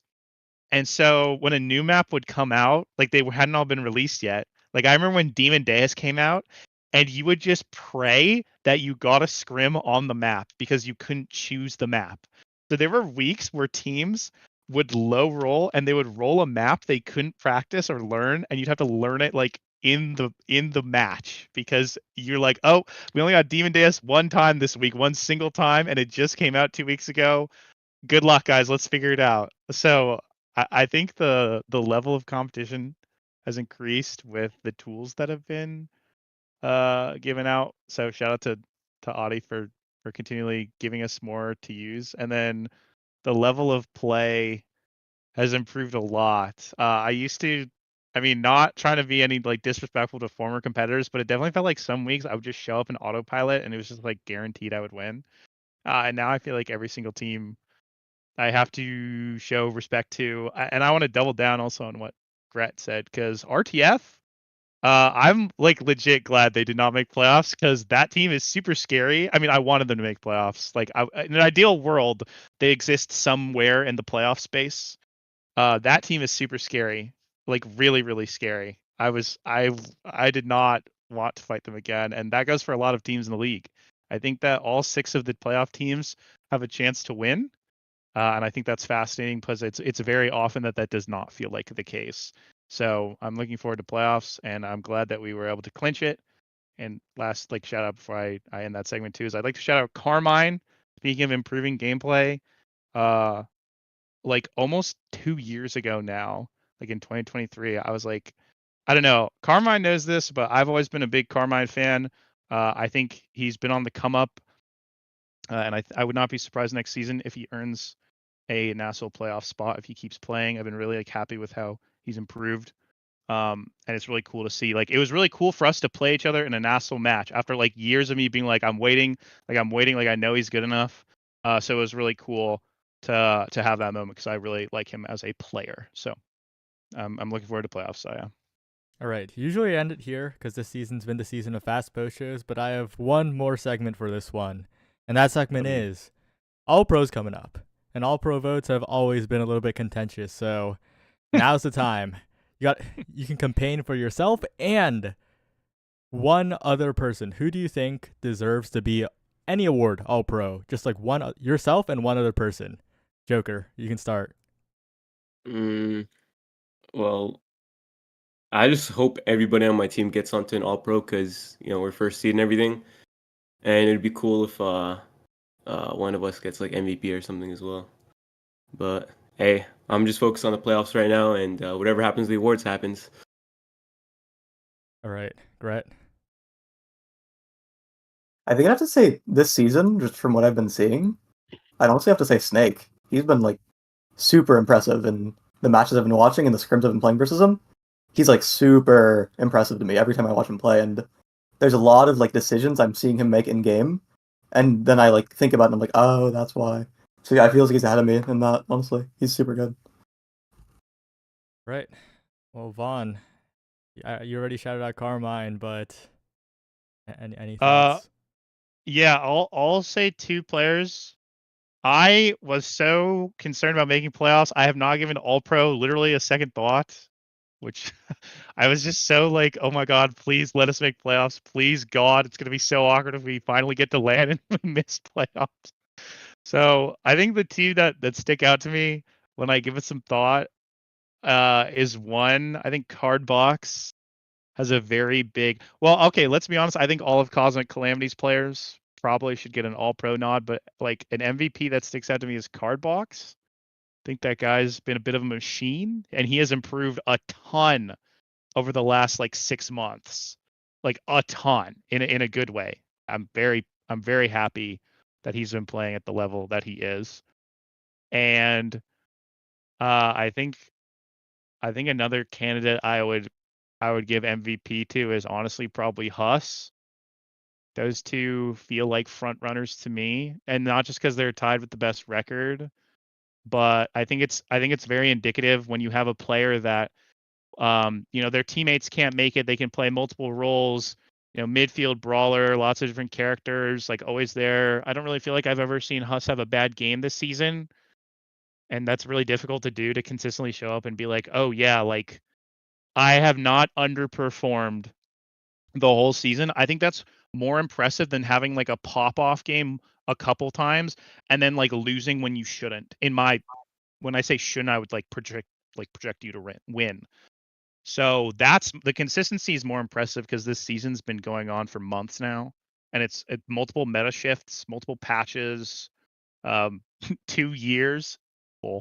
So those are the 2 that I think of. I hope everyone that feels like they earned a spot gets one, but obviously that's not going to happen because it's such a contentious season. So I'm chilling. I would rather not make All Pro and win because last season I got MVP and then we then we choked out. So I'm chill with whatever. But I'd like to see one of the 2 players that I voted maybe win MVP. Those are my thoughts. Yeah, my bout's gonna be tough. I have Yeah. this season's way too competitive. Like It's hard. it's harder every season, but gotta close things out. So it's time for shout outs and anything that you want to say before we leave. Say goodbye. The regular season's over, and 5 seasons of this. That's a little crazy. So Joker, anyone you want to shout out? Anything you want to say? I mean, I always say this every time. Of course, shout out to all the players. Of course, shout out to my teammates, the usual. Shout out to Vaughn for the kind words just now too. But also just shout out to Bestie and Slot. Like, I always have to make sure to shout you guys out. I'm just so grateful. You guys do all this cool stuff for us. Like, every week I get to come have fun.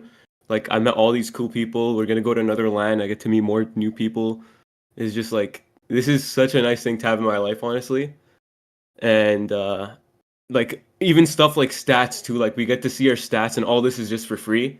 Like, I couldn't ask for anything more from you guys. So thank you so much for just like running all this every time. And hopefully, if there's another season, I'll be there as well and keep participating because everything you guys do for us. So yeah, thank you. Yeah, well, we don't do many ad reads, so I'll do one right now. The best way to support us while also getting something cool is that link in the bottom right, shop.bestianslot.com or bestian.shop. That redirect works now. Yeah, wow, that's so awkward. We don't do that too often.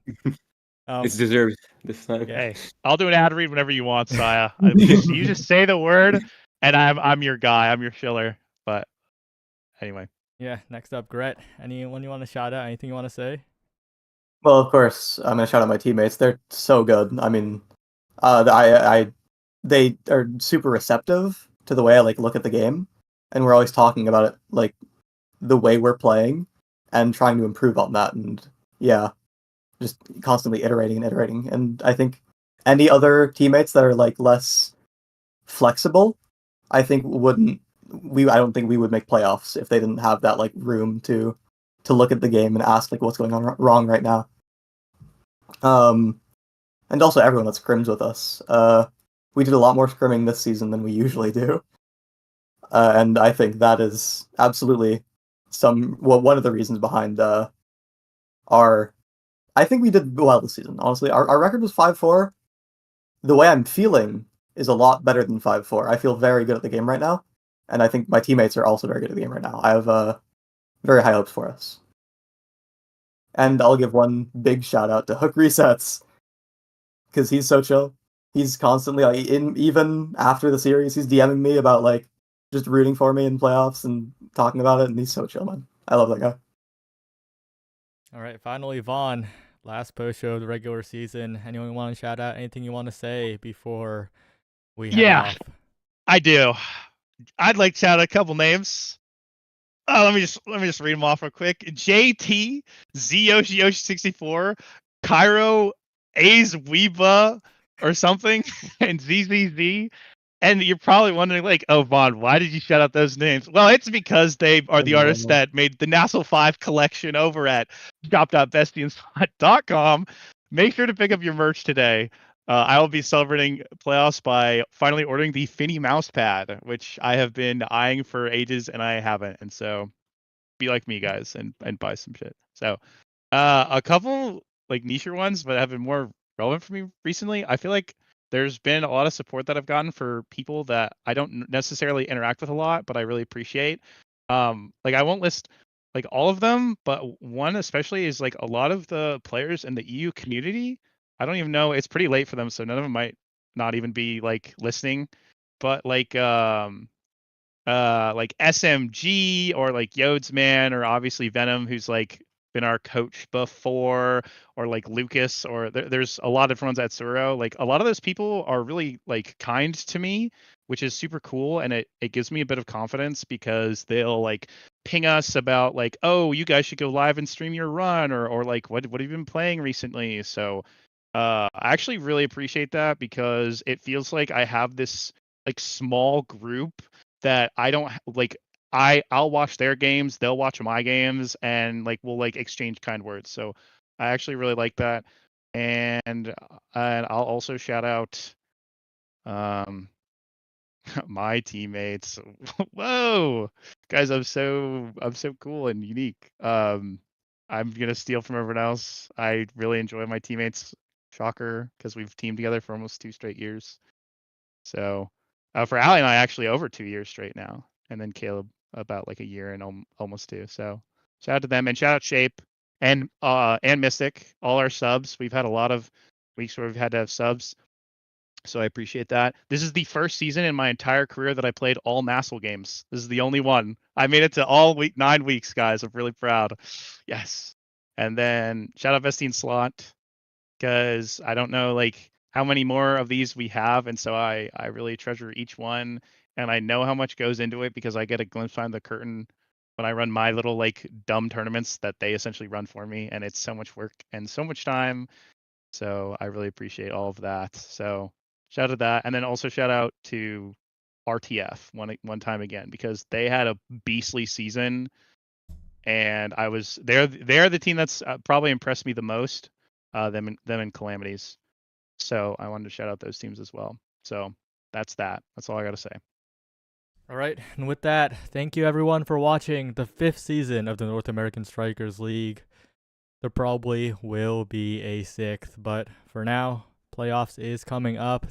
Thank you for playing in yet another season. Thank you for watching another season. And yeah, we'll see you pretty soon for NASA, where the playoffs race is also at its conclusion.